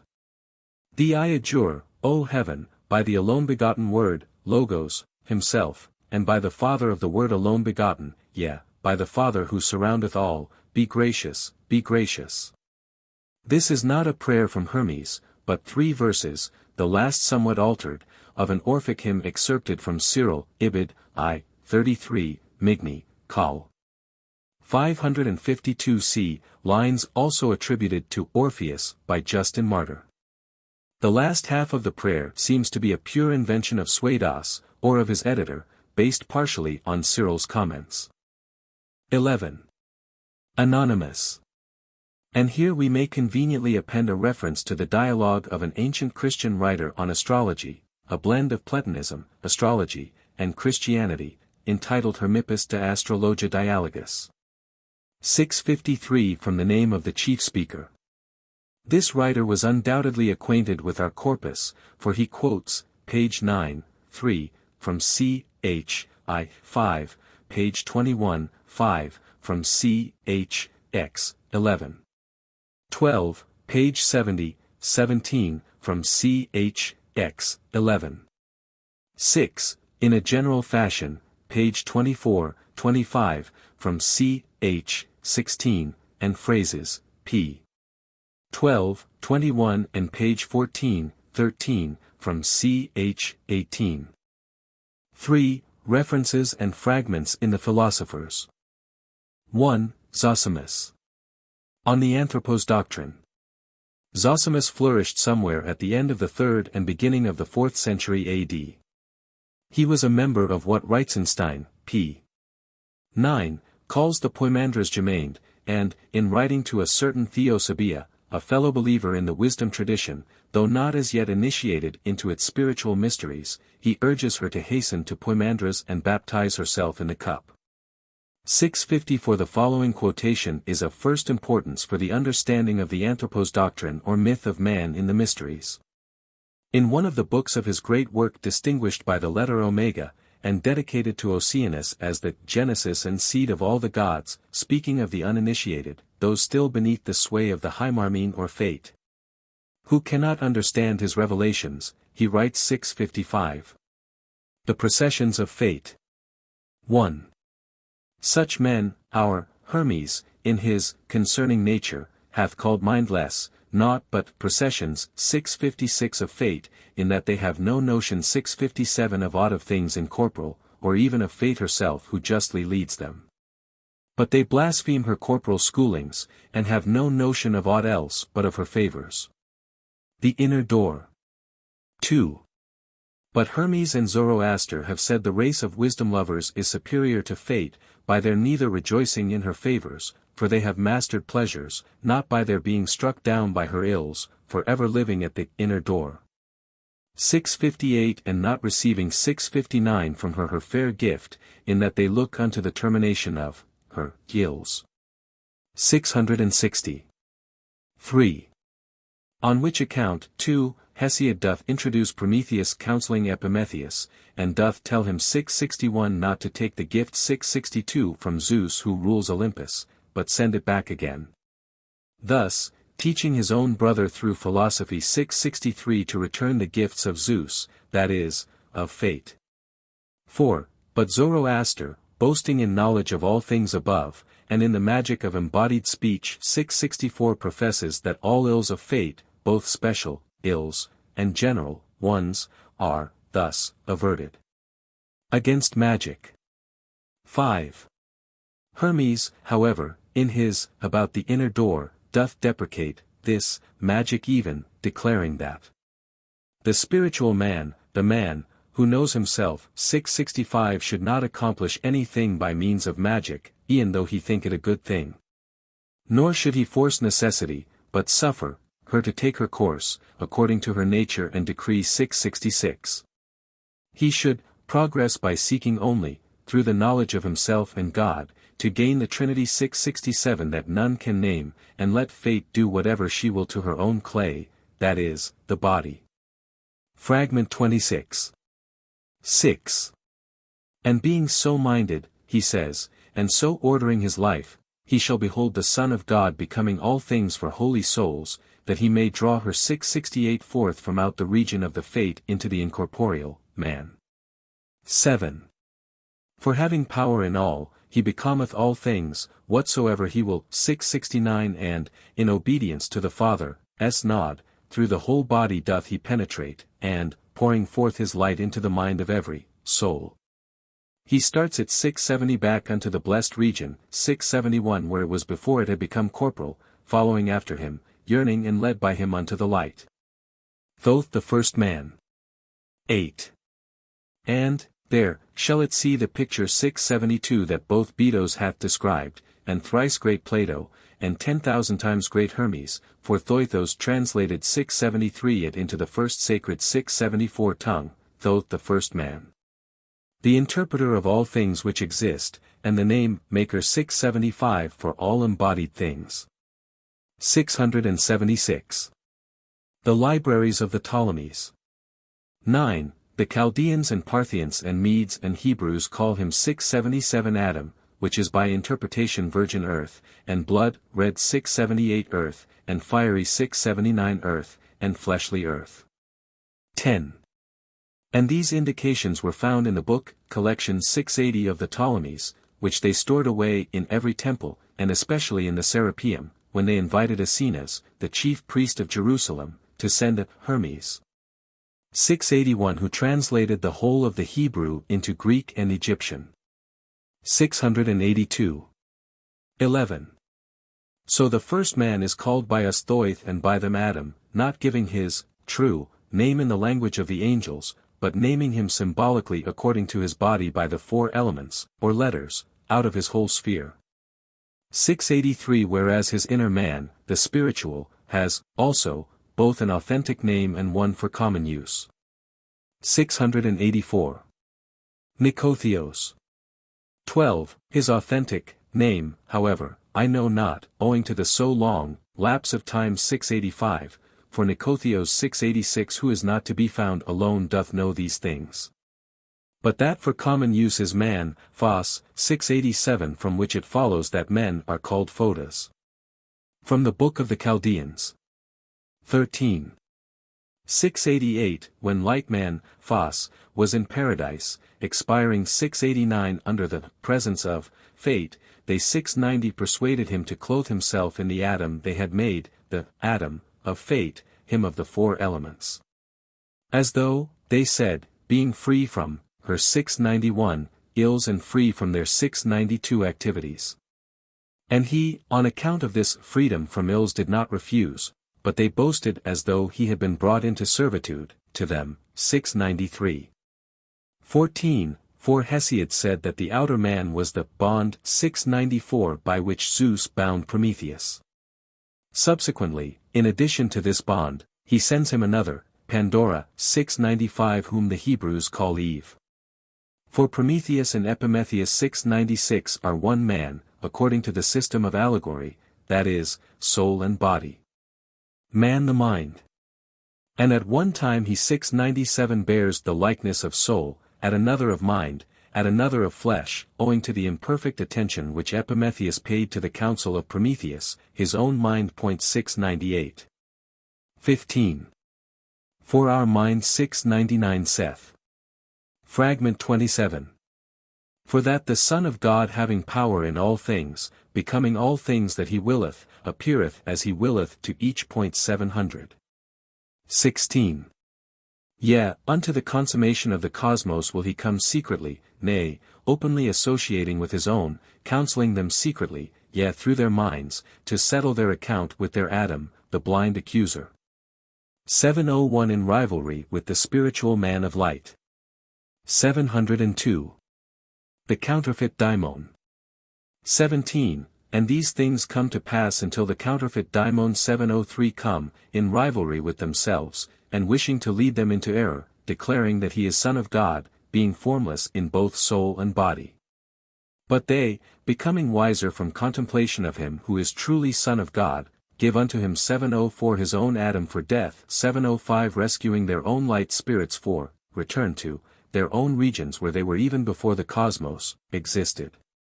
706. 18. And, it is, the Hebrews alone and the sacred books of Hermes, which tell us, these things about the man of light and his guide the Son of God, and about the earthy Adam and his guide, the counterfeit, who doth blasphemously call himself Son of God. For leading men astray. 707. 19. But the Greeks call the earthy Adam Epimetheus, who is counselled by his own mind, that is, his brother, not to receive the gifts of Zeus. Nevertheless being both deceived 708 and repenting 709 in seeking the blessed land. 710. But Prometheus, that is the mind, interprets all things and gives good counsel in all things to them who have understanding and hearing. But they who have only fleshly hearing are processions of fate.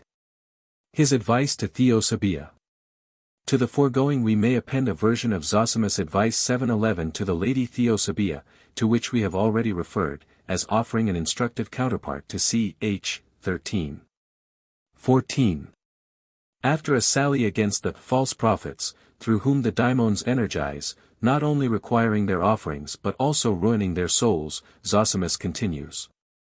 But be not thou, O lady, thus, distracted, as, too, I bade thee in the actualizing, rites, and do not turn thyself about this way and that in seeking after God. But in thy house be still, and God shall come to thee, he who is everywhere and not in some wee spot as are daimonian things. And having stilled thyself in body, still thou thyself in passions too, desire, and, pleasure, rage, and, grief, and the 12 fates 712 of death. And thus set straight and upright, call thou unto thyself divinity. And truly shall he come, he who is everywhere and, yet, nowhere. And, then, without invoking them, perform the sacred rites unto the daimons, not such as offer things to them and soothe and nourish them, but such as turn them from thee and destroy their power, which Mambers 713 taught to Solomon, king of Jerusalem, and all that Solomon himself wrote down from his own wisdom.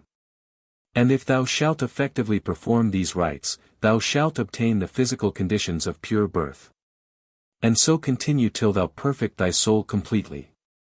And when thou knowest surely that thou art perfected in thyself, then spurn from these 714 the natural things of matter, and make for harbour in Pomandra 715 arms, and having doused thyself within his cup 716 return again unto thy own, true, race.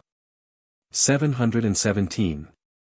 This was how Zosimus understood the teaching of the Trismegistic tradition, for he had experienced it. 2. Jamblichus. Abammon the teacher. The evidence of Jamblichus 718 is of prime importance, seeing that it was he who put the later Platonic school, previously led by the purely philosophical Ammonius, Plotinus and Porphyry, into conscious touch with those centers of gnosis into which he had been initiated, and instructed it especially in the wisdom of Egypt in his remarkable treatise generally known by the title On the Mysteries. The authorship of this treatise is usually disputed, but as Proclus, who was in the direct tradition, attributes it to Jamblichus, the probabilities are in favor of its authenticity. Jamblichus writes with the authority of an accredited exponent of the Egyptian wisdom as taught in these mysteries, and under the name of Abammon, the teacher, proceeds to resolve the doubts and difficulties of the school with regard to the principles of the sacred science as formulated by Porphyry. Jamblichus begins his task with these significant words 719. Hermes the Inspirer. Hermes, the god who is our guide in sacred sermons, was rightly held of old as common to all priests. And seeing that it is he who has in charge the real science about the gods, he is the same in all our sacred sermons. 720 And so it was to him that our ancestors attributed all the discoveries of their wisdom, attaching the name of Hermes to all the writings which had to do with such subjects. 721 And if we also enjoy that share of this God which has fallen to our lot, according to our ability, to receive him, thou dost well in submitting certain questions on theology to us priests, as thy friends, for their solution. And as I may fairly suppose that the letter sent to my disciple Anebo was written to myself, I will send thee the true answers to the questions thou hast asked. For it would not be proper that Pythagoras and Plato, and Democritus and Eudoxus, and many others of the ancient Greeks 722 should have obtained fitting instruction from the recorders of the sacred science of their times, and that thou, our contemporary, who art of a like mind with these ancients, should lack guidance from the now living bearers of the title, common teachers. 723. From the above important passage we learn that among the Egyptians the books which dealt technically with the science of sacred things, and especially with the science of the gods, that is to say, with the nature of the hierarchy from man upwards to the supreme ruler of our system, were regarded as inspired. The ray of the spiritual sun which illumined the sacred science was distinguished as a person, and this person, because of a partial similarity of attributes, the Greeks had long identified with their god Hermes. He was common to the priests of the sacred science, that is to say, it was this special ray of the spiritual sun which illumined their studies. Not, however, that all were equally illumined, for there were many grades in the mysteries, many steps up the holy ascent to union with deity. Now the rays of the spiritual sun are really one light, polarized variously by the spheres of which we have heard so much in the Trismegistic treatises. These rays come forth from the Logos, and each illuminates a certain division of the whole hierarchy of beings from the Logos to man, and characterizes further the lower kingdoms, animals and plants, and minerals. Hence, for instance, among animals, we get the ibis, the ape and the dog as being especially sacred to Thoth or Hermes. Those of the Hermaic nature. Among men generally, also, there are certain whose characteristics are of a Hermaic 724 nature.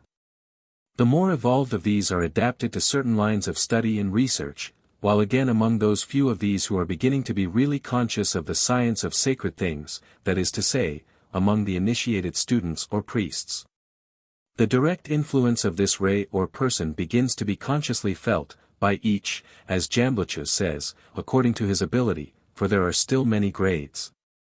Now the peculiar unanimity that prevailed in these strictly hierarchical schools of initiation, and the grand doctrine of identification that ran throughout the whole economy, whereby the pupil became identified with the master when he received his next grade of initiation. And whereby his master was to him the living symbol of all that was above that master, that is to say, was Hermes for him, in that he was the messenger to him of the word. And was the channel whereby the divine inspiration came to him, rendered the ascription to Hermes of all the sacred scriptures, such as the sermons of initiation, a very natural proceeding. It was not the case of a modern novel writer taking out a copyright for his own precious productions, but simply of the recorder, scribe or copyist of the sacred science handing on the tradition. As long as this was confined to the disciplined schools of the sacred science it was without danger, but when irresponsible people began to copy a method, to whose discipline they refused to submit, for purposes of edification, and so appended the names of great teachers to their own lucubrations, they paved the way for that chaos of confusion in which we are at present stumbling. The Books of Hermes. Towards the end of his treatise Jamblichus, in treating of the question of the innumerable hierarchies of being and their sub-hierarchies, says that these are so multiplex that they had to be treated by the ancient priests from various aspects, and even among those who were wise in great things, in his own time the teaching was not one and the same. The main states of being were completely set forth by Hermes, in the 20,000 books, as Seleucus 725 writes, or in the 36,525 as Manetho relates. While the sub-states are interpreted in many other writings by the ancients, some of them dividing 726 some of the substates and others. 727. At first sight it would seem that we are not to suppose that it took 20,000 volumes to set forth the main outlines of the cosmic system. Jamblichus would seem to mean that in the library or libraries of the books treating of the sacred science, the general scheme of the cosmos was set forth, and that the details were filled in very variously by many writers, each according to the small portion of the whole he had studied or speculated on. As to the number of books again we should not be dismayed, when we reflect that a book did not mean a large roll or volume but a division or chapter of such a roll. Thus we read of a single man composing no less than 6,000 books. But on further reflection this view does not seem satisfactory. The ghost of the very precise number 36,525, which Jamblichus substitutes from Manetho for the vague total 20,000 of Seleucus, refuses to be laid by such a weak-kneed process.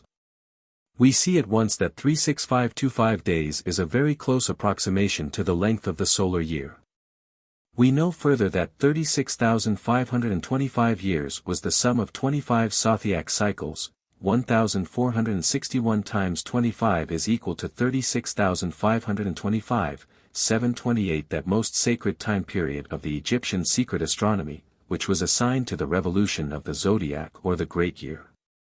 Now supposing after all that Jamblichus does mean that Hermes actually did write the scheme of the cosmos in 36,525 books or chapters, and supposing further that these chapters were not written on papyrus, but in the heavens, and supposing still further that these chapters were simply so many great aspects of the real sun, just as the 36525 days were but aspects of the physical sun, in such case the above favorite passage, which every previous writer has referred to actual books superscribed with the name of Hermes, and has dragged into every treatise on the Hermetic writings, will in future have to be removed from the list.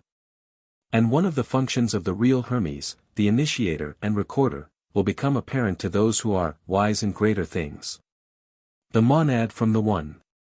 In the next chapter, after first speaking of the God over all, Jamblichus refers to the Logos, the God of our system, whom he calls God of gods, the monad from the one, prior to being in the source of being. And then continues. For from him cometh the essence of being and being, wherefore is he called Father of being. For he is prior to being, the source of spiritual existences, wherefore also is he called source of spiritual things. These latter are the most ancient sources of all things, and Hermes places them before the ethereal and empyrean and celestial gods, bequeathing to us 100 books on the history of the empyrean, and a like number on that of the ethereal.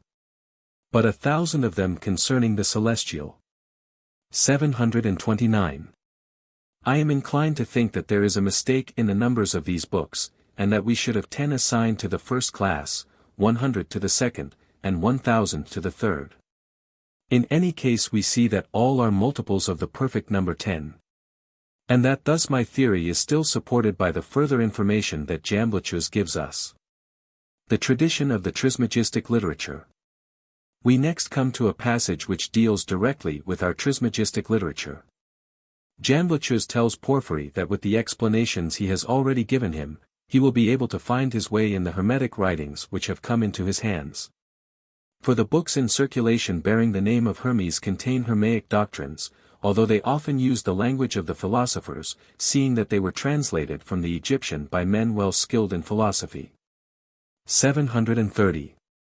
The information given by Jamblichus is precise. They were translations, but instead of a literal rendering, the translators used the usual phraseology of the Greek philosophical writers.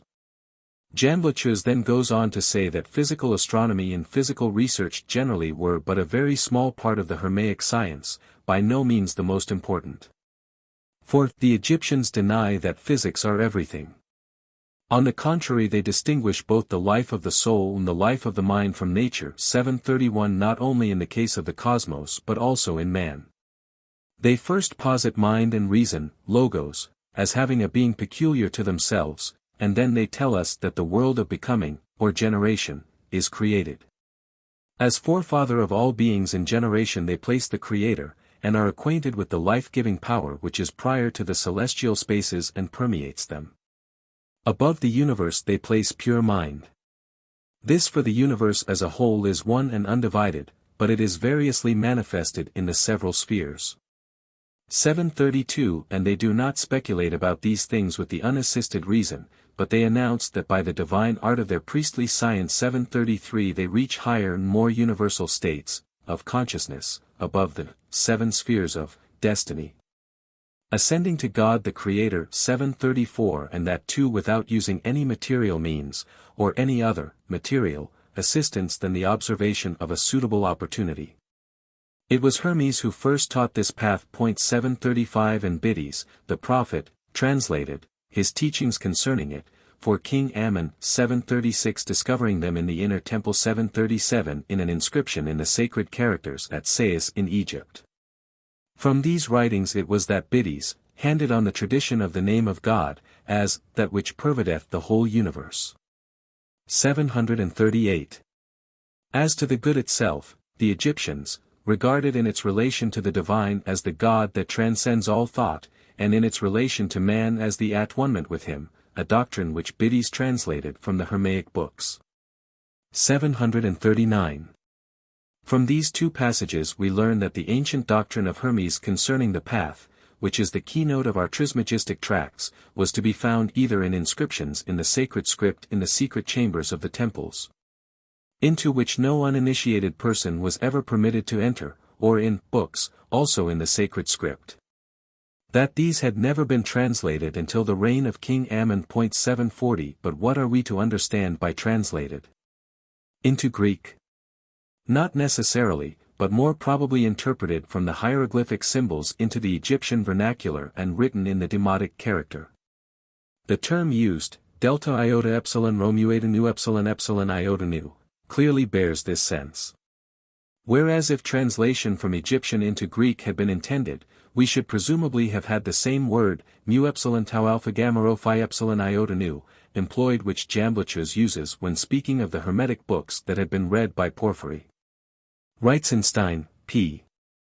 108, however, has apparently no doubt that the writings of Biddes were in Greek, and that these writings lay before Jamblichus and were the only source of his information.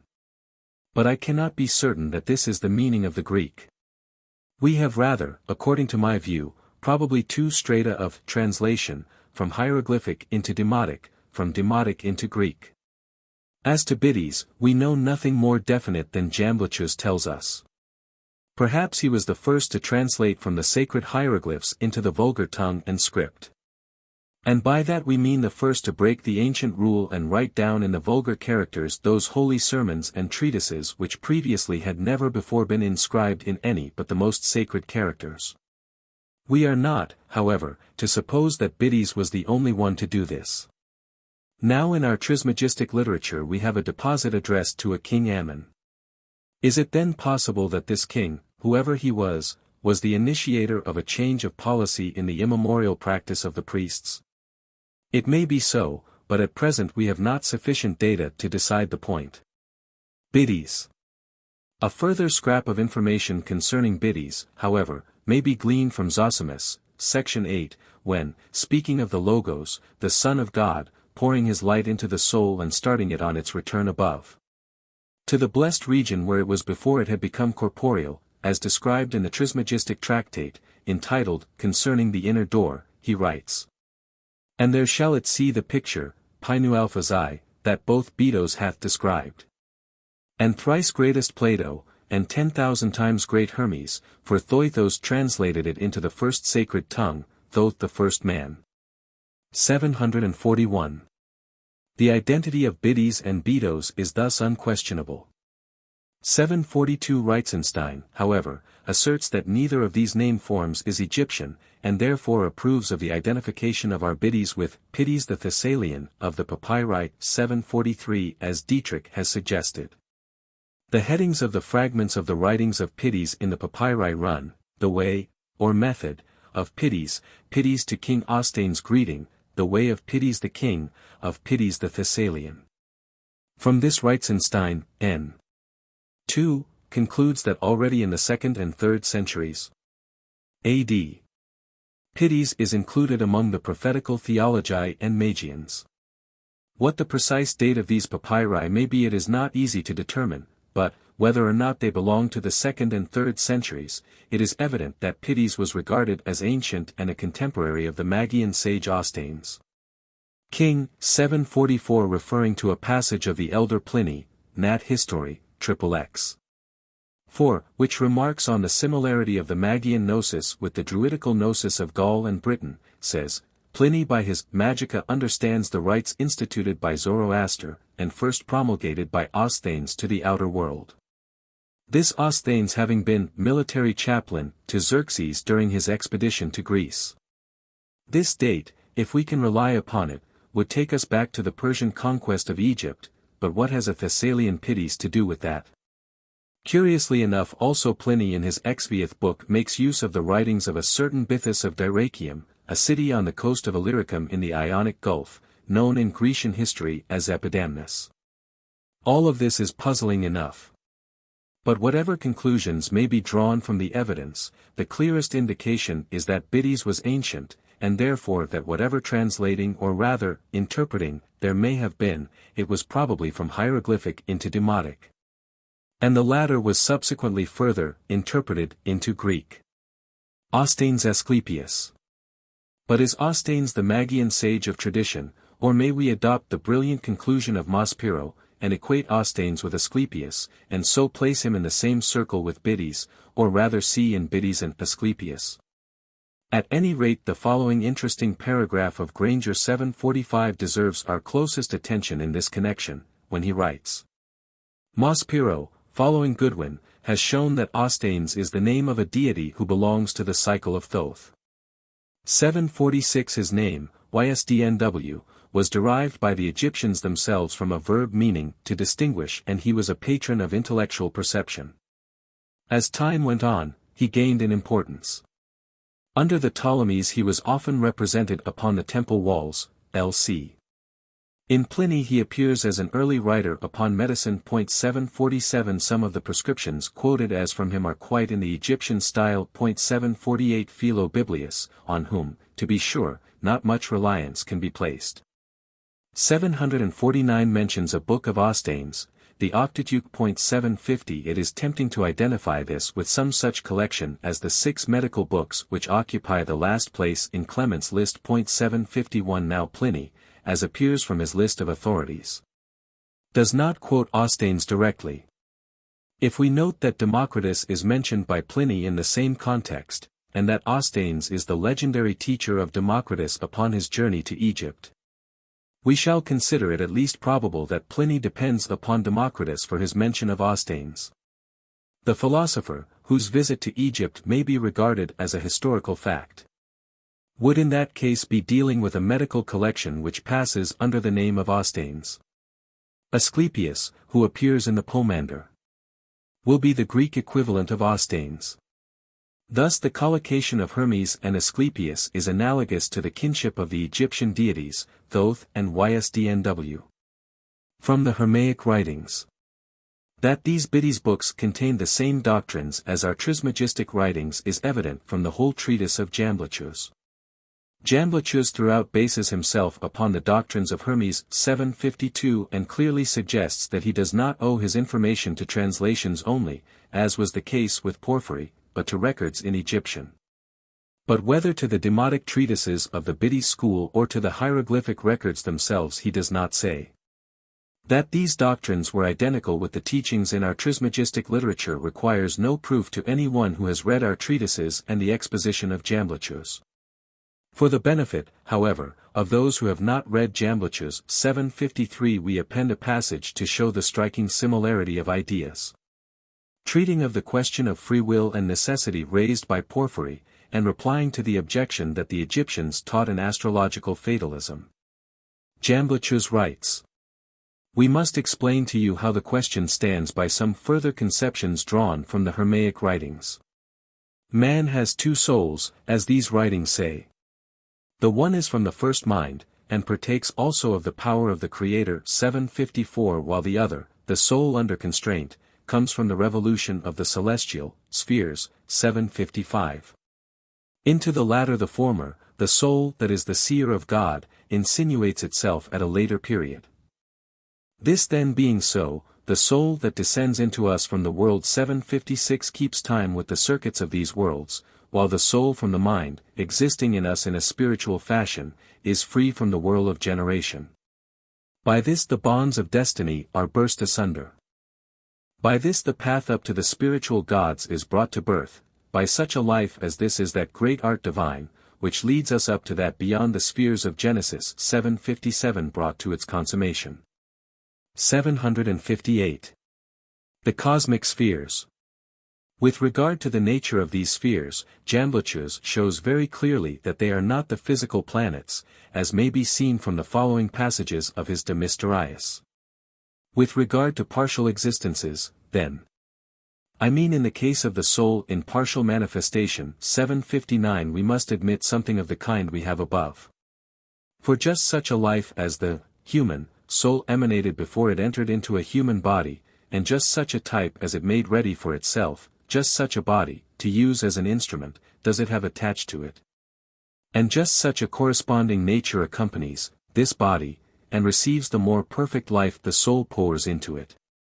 But with regard to superior existences and those that surround the source of all as perfect existences, the inferior are set within the superior, bodies and bodiless existences, things made in their makers.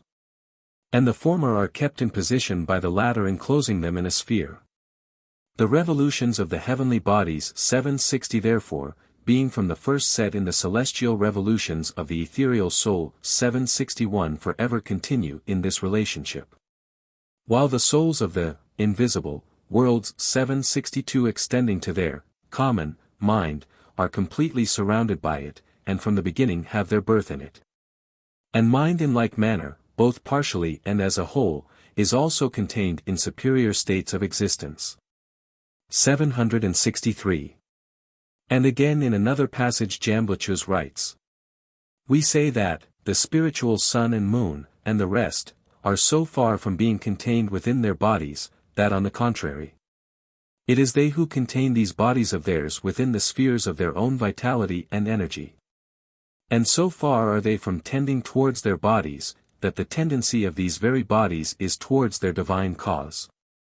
Moreover, their bodies do not impede the perfection of their spiritual and incorporeal nature or disturb it by being situated in it." 764. To this we may add what Proclus writes in his commentary on the Timaeus of Plato. Each of the 7 planetary spheres is a complete world containing a number of divine offspring, which are invisible to us. And over all of these spheres the star 765 we see is the ruler. Now fixed stars differ from those 766 in the planetary spheres in that the former have but one monad, namely, their system as a whole 767.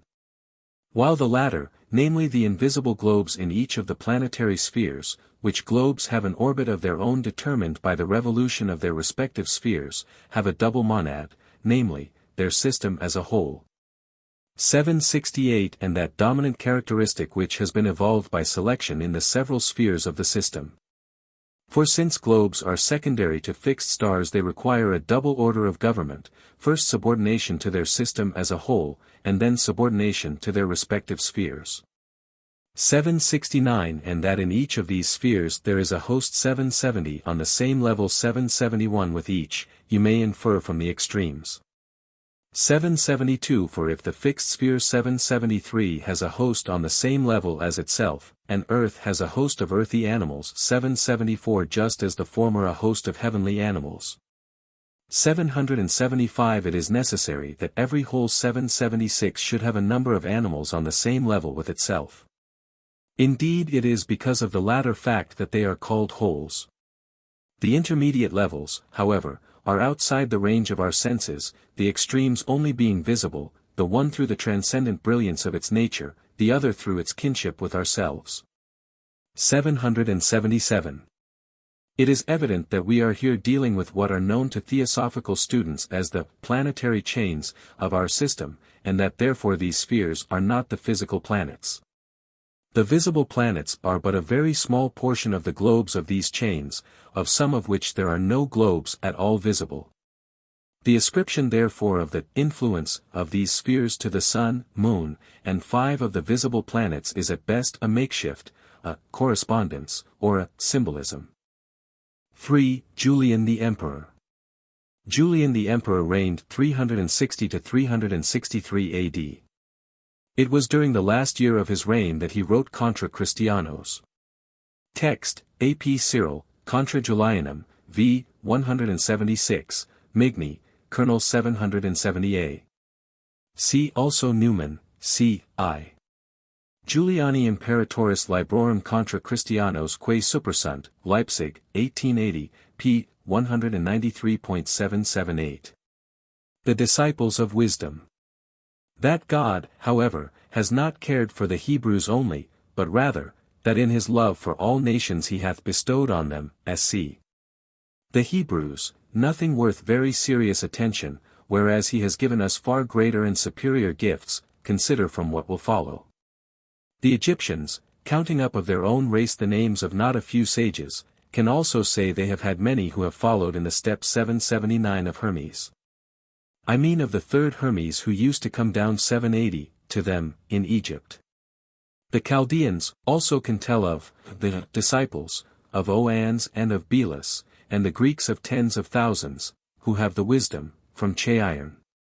781 For it is from him that they derived their initiation into the mysteries of nature, and their knowledge of divine things, so that indeed, in comparison, the Hebrews seem only to give themselves airs about their own attainments. Here we learn from Julian that the third Hermes, the Hermes presumably of our sermons, was known, by those initiated into the Gnosis, to be no physical historical teacher, but a teaching power or person, who taught from within spiritually. 4. Fulgentius the Mythographer. The date of this Afro-Latin writer cannot be later than the 6th century. An intermediate of the parent copy of our corpus in every probability lay before Fulgentius. Thus we find him, p. 26, 18h 782, referring to the first sermon, though barbarously enough, in the phrase, Hermes in Opinandra Libro, and quoting from the introductory words, he also quotes, page 88, 3, some words from ch. 12. 13. Stupidly referring them to Plato, adding in Greek. Fragment 28. The human mind is God. If it be good, God, then, doth shower his benefits, upon us. And twice, page 85, 21, and p. 74, 11, Fulgentius refers in all probability to the lost ending of the definitions of Asclepius, in the latter passage telling us, as Hermes Trismegistus says, that there were 3 kinds of music, namely, Adomenon, Salamenon, Alumenon. That is, singing, harping, and piping. 4. Conclusion. An attempt at classifying the extant literature. Before we proceed to append our concluding remarks, it will be as well to set down some attempt at classifying our extant sermons and fragments. Unfortunately, however, this cannot be done in any scientific manner, owing to the fact that the literature, even were it fully before us, would be found to be too chaotic. Indeed, even with our fragmentary information concerning it, we are acquainted with no less than 4 unrelated corpora, those that lay before Lactantius, Cyril, and Stobaeus, and our own imperfect corpus of Byzantine tradition. There must also have been other corpora or collections, as, for instance, the books that Jamblichus used, not to mention the ancient body of Mizas which lay before Petasiris and Nicepso. Of Hermes. First and foremost, standing in a class by itself, must be placed the Pomandras. This is the fundamental gospel of the school, the self-instruction of the Hermes or master grade. With it, as based upon it in general type, though not in form, must be taken ch. 11. 12. Mind unto Hermes. This is of later date, but still it must have been comparatively early, for it introduces the Aeon doctrine, which must be early, and is the esoteric instruction on the doctrines laid down in ch. 4. V. The Cup, which was perhaps regarded as the most important sermon after the Pomandras. Of the lost early literature we can get no clear indication. It may, however, be mentioned that the sayings of Agathodamon referred to in the Tat sermon, ch. 12. 13, probably belonged to the most archaic deposit of the Trismegistic literature, and may be compared with the sayings of Ammon mentioned by Justin Martyr. These belonged, presumably, originally solely to the Hermes grade. With the same type as the conclusion of the Pomandras, in its present form, that is to say with a later development, we must classify ch. 3. 4. The Sacred Sermon, and ch. 7. 8. Whither stumble ye?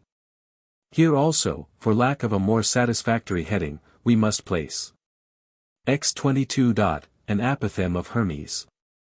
X24. A Hymn of the Gods. Frag. 26. From the Inner Door. Frag. 27. For our mind saith. The last being probably from one of the oldest deposits of the literature. The next most convenient heading for classification is that under which we can place the greatest number of pieces, namely, to Tat.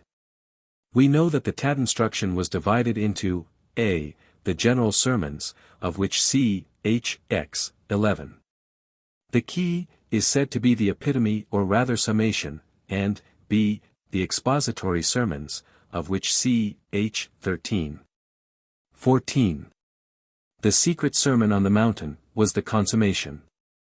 It is, of course, not certain whether the Tat sermons were divided simply into these two classes, for though we are certain in a number of instances that we are dealing with an extract from an expository sermon, we are often in doubt when the heading is only, from the sermon, or sermons to Tat, how to classify it. We do not know how many general sermons there may have been, or whether they were divided into books as were the expository sermons and the to Asclepius, at any rate in the corpus of Cyril. For convenience of classification, however, we may consider, though perfectly arbitrarily, that all the sermons and fragments which cannot fall under the heading of expository may be treated as general. The general sermons. Ch. 2. The general sermon 783. Ch. 8, 9. That no one of existing things do perish. XX. Concerning the Rule of Providence 784. X 11. Of Justice 785. XXX. The Power of Choice. Frag. 6 and 7. Ch. 11. The Key. This last is stated to be the epitome or summation of the general sermons. It is addressed to both Asclepius and Tat, and is to be taken in connection with the perfect sermon. The expository sermons. Of these there were in the corpus of Cyril 3 books, to the first of which are assigned Frag. XX, 22, 23, 24. X2. And frag. 3, 11, 12, 15. 786. To be assigned to the expository sermons, in general without any clearer indications. X. 3. Of Truth, 787. X 4.788. X. V. 6, 7, 8, 9.789. XI. Of Piety and True Philosophy. 790. From the Corpus Hermeticum we may conjecturally assign the following to this class. Ch. 4. V. The Cup, 791. Ch. V. 6. Though manifest. Ch. 7. 8. About the Common Mind, 792. Finally, the whole course of these expository sermons is consummated by what we may call the initiation of Tat. Ch. 13. 14. The Secret Sermon on the Mountain. We next pass on to what Cyril calls the To Asclepius, of which, as of the expository sermons, there were in his corpus at least 3 books. To Asclepius. In our Corpus Hermeticum the following are assigned to Asclepius. Ch. 2. 3. An Introduction to the Gnosis of the Nature of All Things. Ch. 6. 7. In God Alone is Good. Ch. 9. X. About Sense, 793. Ch. 14. 15. A Letter to Asclepius, 794. From the To Asclepius in Cyril's collection we have frag. 25. And definitely from the third To Asclepius. Frag. 16 to 18. In this third book it is probable that the Perfect Sermon was included in Cyril's corpus.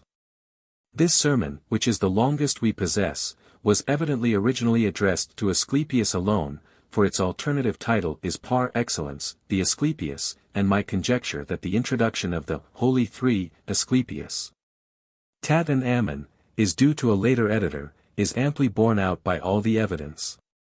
We may thus well conclude our list with the Perfect Sermon. For the fragments of the lost Greek original of this important tractate, see Lactantius. Frag. V. 8, 9, X. This sermon is to be taken in close connection with the key which sums up the general sermons to Tat. To Ammon. Stobaeus ascribes 8 of his extracts to a book or books of his collection entitled To Ammon. These excerpts, however, would seem to be more appropriately classified under sermons to Tat. As, however, Johannes distinctly so describes them, we will append them here. X. 12, 13. X. 14 to 19, of Soul, 1 to 6. X. 16 to 19. Follow one another in the text of the excerpts by Stobaeus, as X18. However, refers to the general sermons, it therefore would make us suppose that either we are here dealing with the expository sermons to Tat, or that the Ammon grade had already communicated to them the general sermons. The above are the 4 types of trismegistic sermons proper, and we next turn to the writings of the disciples of Hermes. Of Asclepius. It is remarkable that Asclepius, the most learned of the 3, writes his treatises and letters, not to philosophers or priests, or students, nor yet to his younger brother Tat, but invariably to the king or to kings. He invariably writes to Ammon, and the once existing literature of this class was a very rich one, if we can believe the writer or redactor of Ch. 16. The fragments that remain, however, are by no means numerous, and include Ch. 16. The definitions of Asclepius, 795. Frag. For probably from the lost ending of above. Ch. 17. Of Asclepius to the king, 796. X21. Which may, perhaps, be more correctly headed, of Asclepius to the king, instead of with Stobaeus, of Isis to Horus. To neither Tat nor Ammon are tractates assigned. For when Tat is perfected he becomes in his turn Hermes, and so writes as Hermes, while Ammon is the man of action and affairs who does not teach.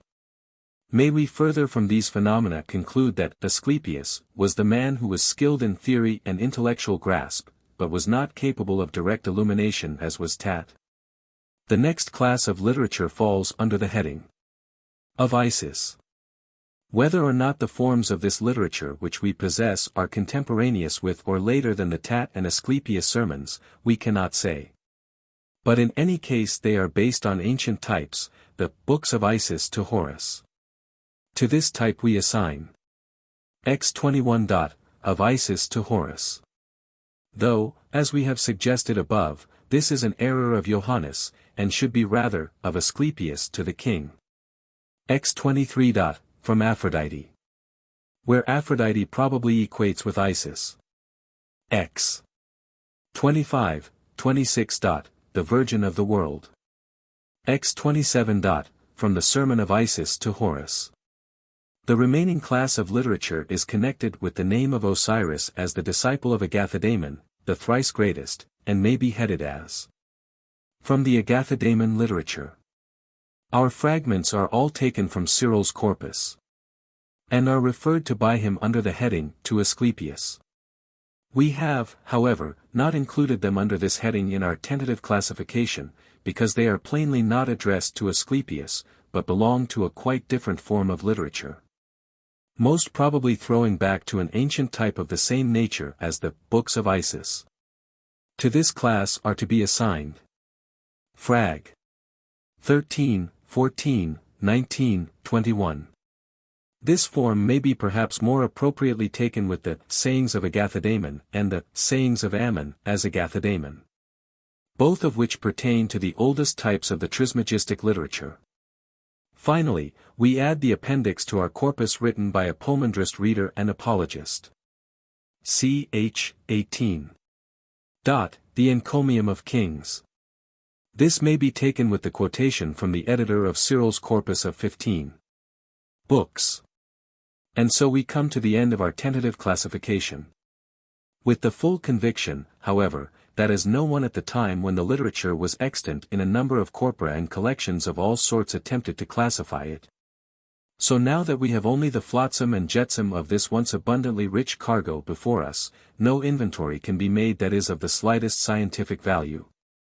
And we can at best offer the reader a few sordid heaps of disjecta membra of varying dates.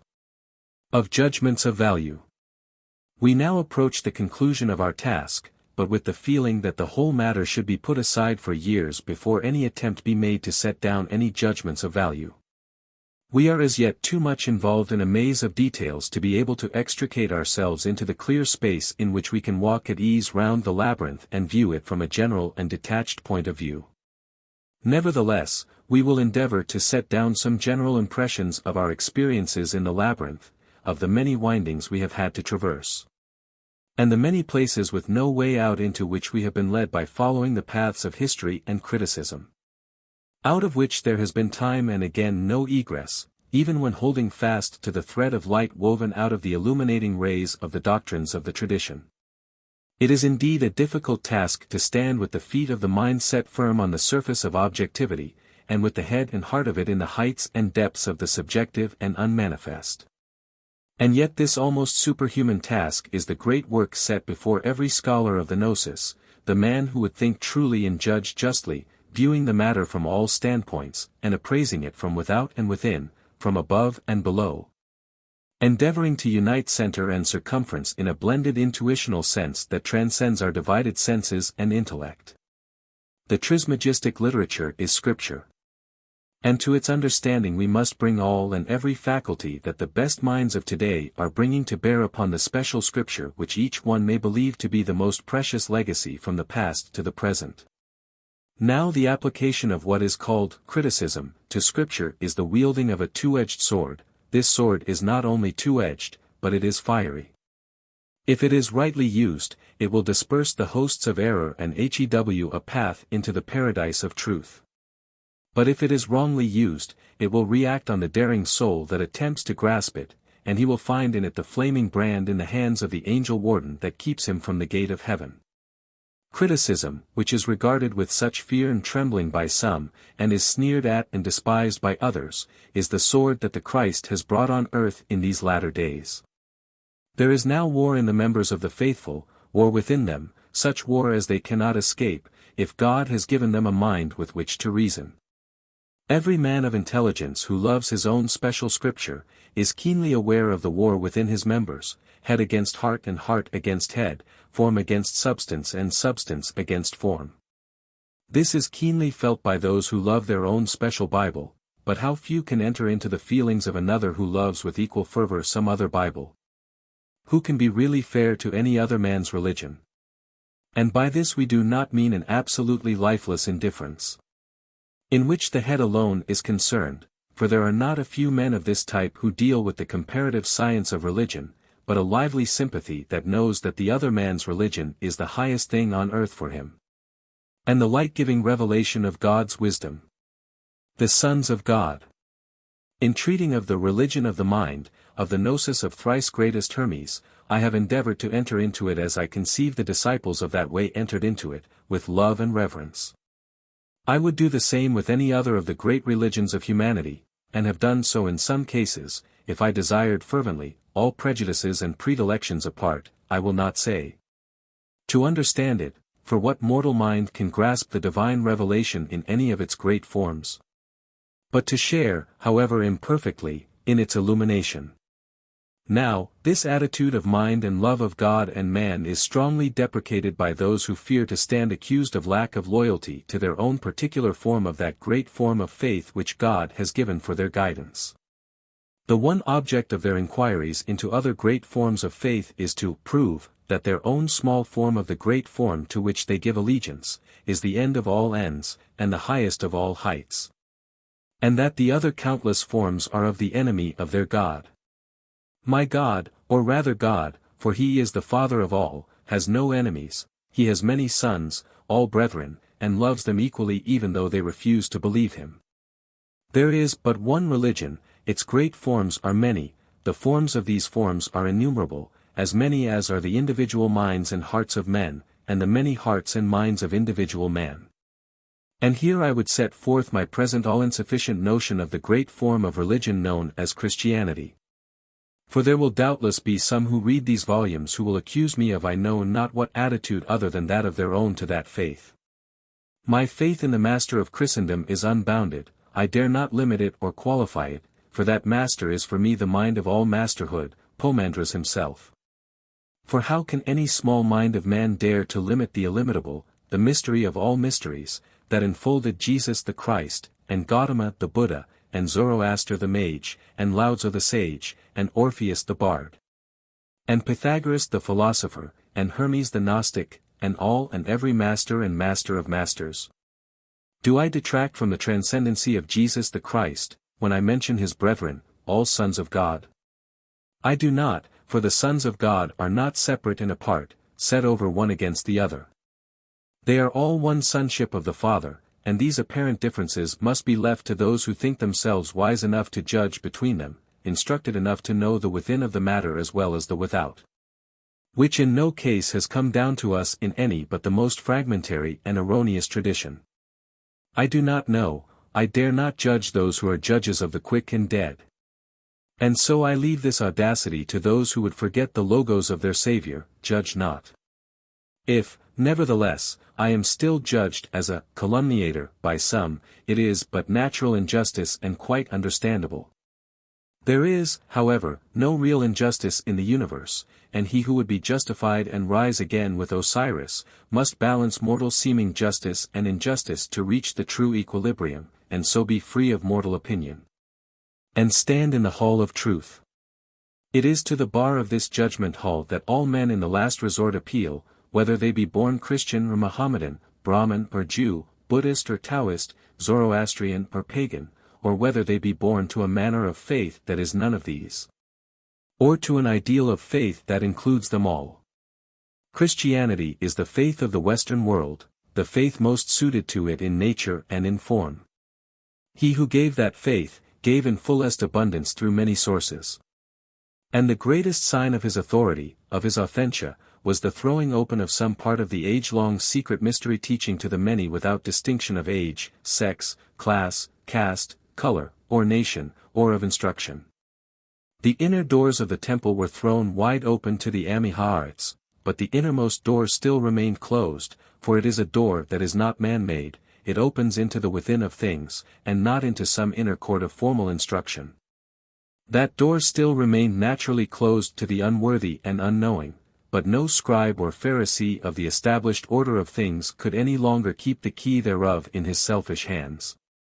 The key was given to all, but given still mystically, for it is hidden in the inner nature of each son of man, and if he seek not in himself, searching into the depths of his own nature, he will never find it.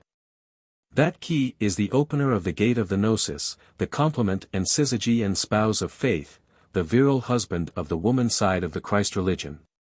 In the early days that gnosis was given in greatest fullness. Faith there was, faith in mighty abundance, but there was also gnosis, and it was because of this gnosis of not a few that the faith of the many was so intense. But over these mysterious days, and the inner inworking of the mystery, a veil has been drawn to hide the holy operations from profane eyes, so that today, these many centuries after, the foolish of the faith deny there was ever a gnosis.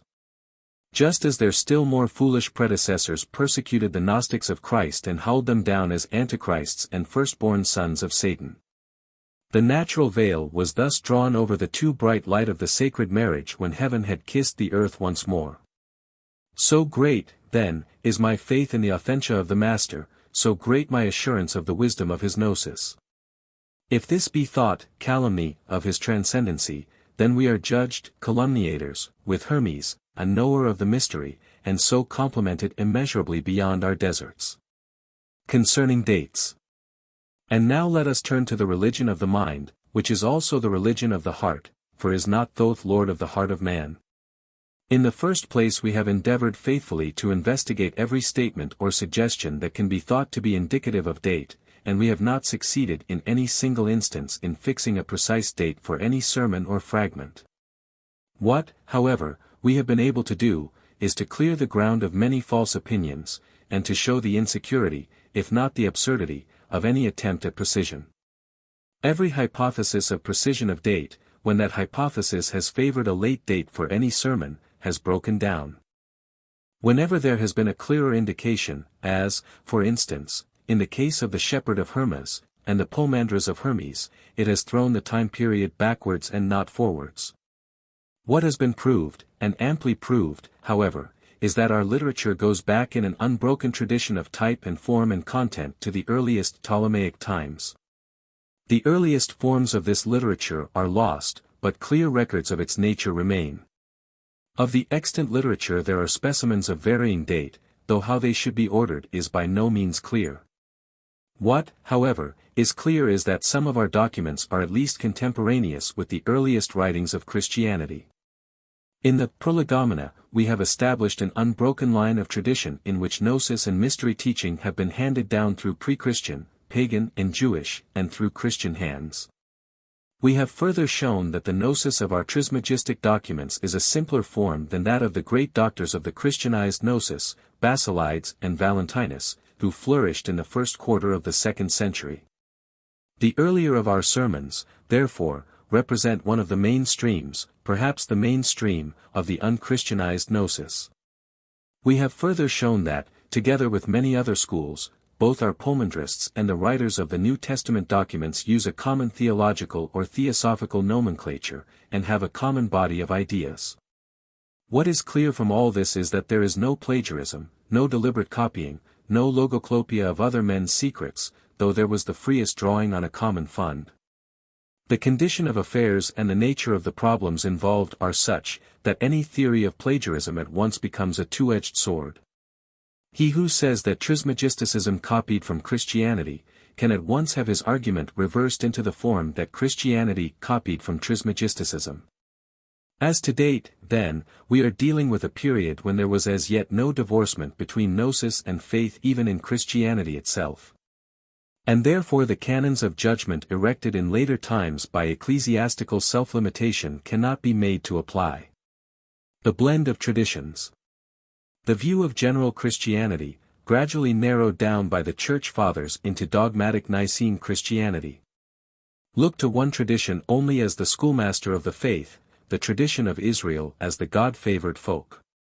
Nevertheless, it was the fair Greek tongue and the Greek method of thought that were used in evolving this special dispensation into a world cult for the many.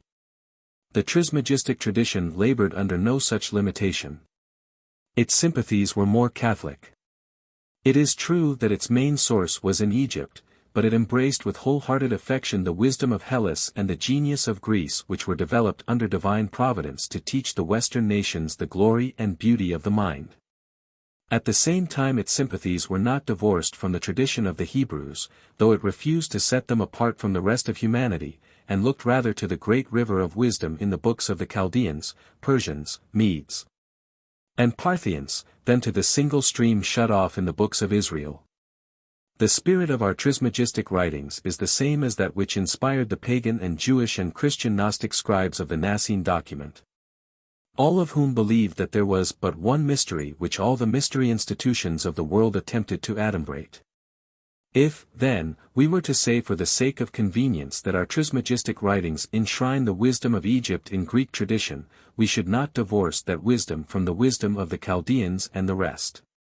The wisdom was one, the forms were many, and both Egypt and Chaldea looked back to an archaic gnosis that was the common mother of their most ancient forms of mystery teaching. And if we say that this wisdom has come down to us in Greek tradition, we should ever remember that this Graceizing or philosophizing has to do with the form and not with the substance. For whence did Thales and Pythagoras and Plato draw the inspiration for their philosophy or love of wisdom? Was it not from Egypt? At any rate, so say the Greeks themselves without a single dissentient voice.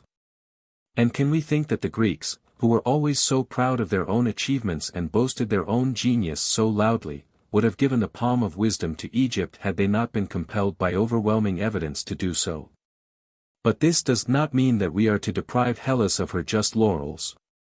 Hellas was the mother of philosophy in the sense of systematic thinking and the development of the analytic reason. This is her great virtue and honor. Independent research, and the piercing analysis of the intellect and the beauty of clear thinking in excellent expression, were her gifts to the Western world. It was she beyond the other nations that created for herself a subtler vehicle of thought for the manifestation of the powers of mental analysis. That, however, is not necessarily in itself wisdom, but the perfecting of an instrument whereby wisdom, if it be attained by other means, may be the more clearly expressed for those in whom the analytic faculties are being developed. Wisdom transcends this mode of mind, for ratiocination is not ecstasis, the practical intelligence is not the contemplative mind. Nor is mind, using it as contrasted with the other faculties and energies and powers in man, the only or even the highest thing in man.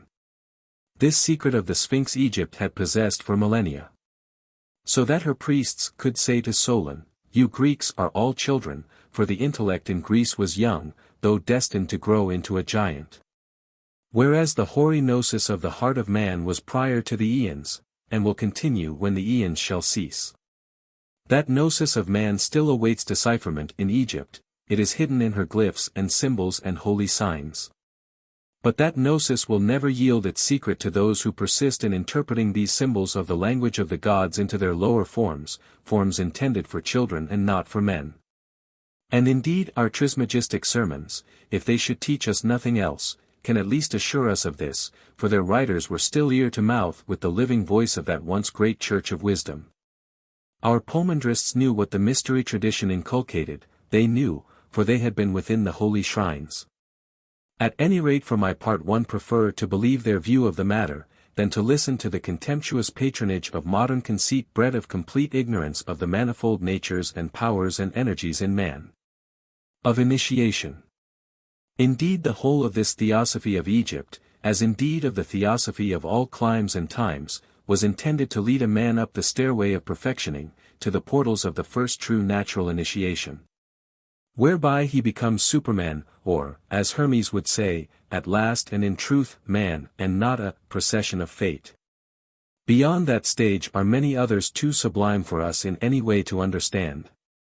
And it is just because of their sublimity that we do not understand, and so we interpret things of the height into the lowest notions and opinions of the most limited things of sense.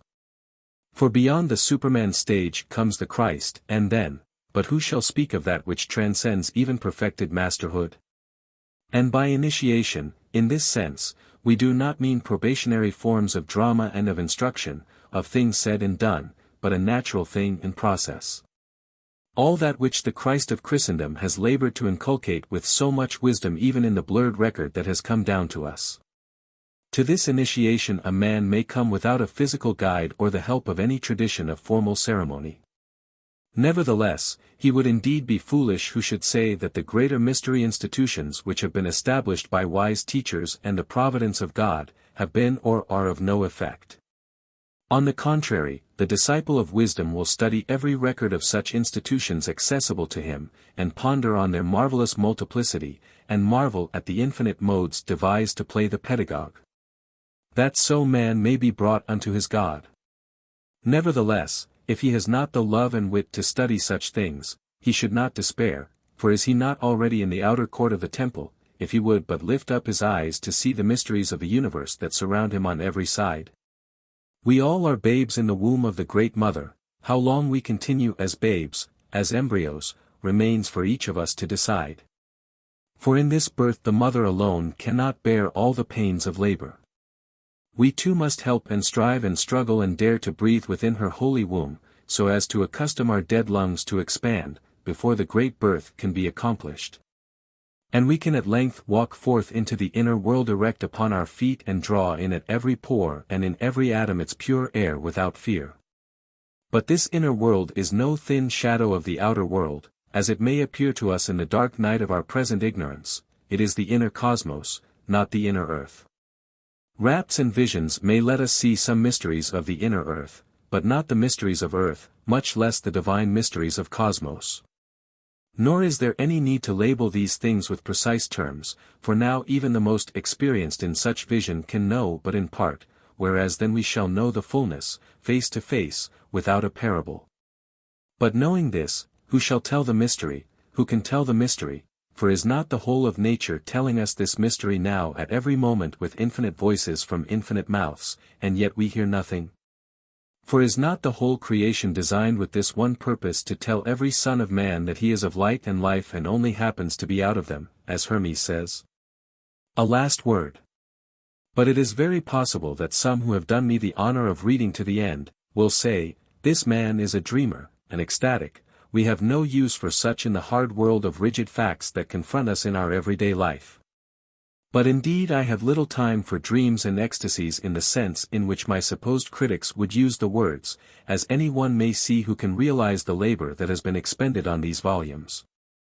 9/10 of which are filled with translations and commentaries, criticisms and notes, in which dreams and ecstasies have no part, but only strenuous co-labor of mind and soul and body.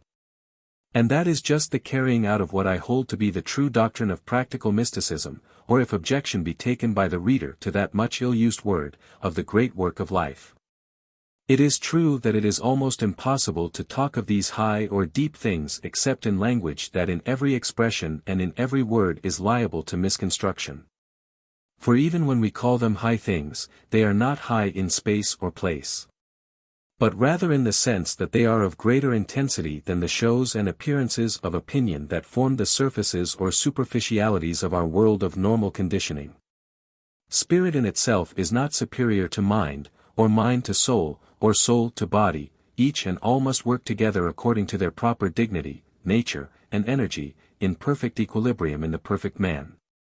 They are not descending degrees of some one thing, but are mutually in some mysterious way all aspects of one another. For should we regard them as quantitatively distinguished solely, then we should be looking at them from the point of view of divided body alone. Or should we regard them as qualitatively distinguished, then we should be looking at them from the point of view of separated soul alone. Or should we regard them as logically distinguished, then we should be regarding them from the standpoint of the formal reason solely. While if we should look at them as wholes monadically and synthetically, we should be regarding them from an abstract and not a vital viewpoint. Nevertheless they are all each of other, the same in difference and different in the same. Their source and middle and their end is man, and man alone can reach unto the gnosis of God. And therefore we may conclude with the daring counsel given unto Hermes by the mind, a doctrine fit for men. If, then, thou dost not make thyself like unto God, thou canst not know him. For like is knowable to like alone. Make thou thyself to grow to the same stature as the greatness which transcends all measure, leap forth from every body. Transcend all time, become eternity, and then shalt thou know God. Conceiving nothing is impossible unto thyself, think thyself deathless and able to know all arts, all sciences, the way of every life. Become more lofty than all height, and lower than all depth. Collect into thyself all senses of all creatures, of fire and water, dry and moist. Think that thou art at the same time in every place, in earth, in sea, in sky. Not yet begotten, in the womb, young, old, and dead, in after-death conditions. And if thou knowest all these things at once, times, places, doings, qualities, and quantities, thou canst know God. This is the straight way, the good's own path, the ancient road. If thou but setst thy foot thereon, 'twill meet thee everywhere, 'twill anywhere be seen, both where and when thou dost expect it not, waking, sleeping, sailing, journeying, by night, by day, speaking, and saying naught. For there is naught that is not image of the good. And so for the present writing we bid farewell to thrice greatest Hermes and the teachings of his mind. The shepherd of all men, with heartfelt thanks that by the mercy of God the echo of his voice has come to us across the ages and bidden us once more remember.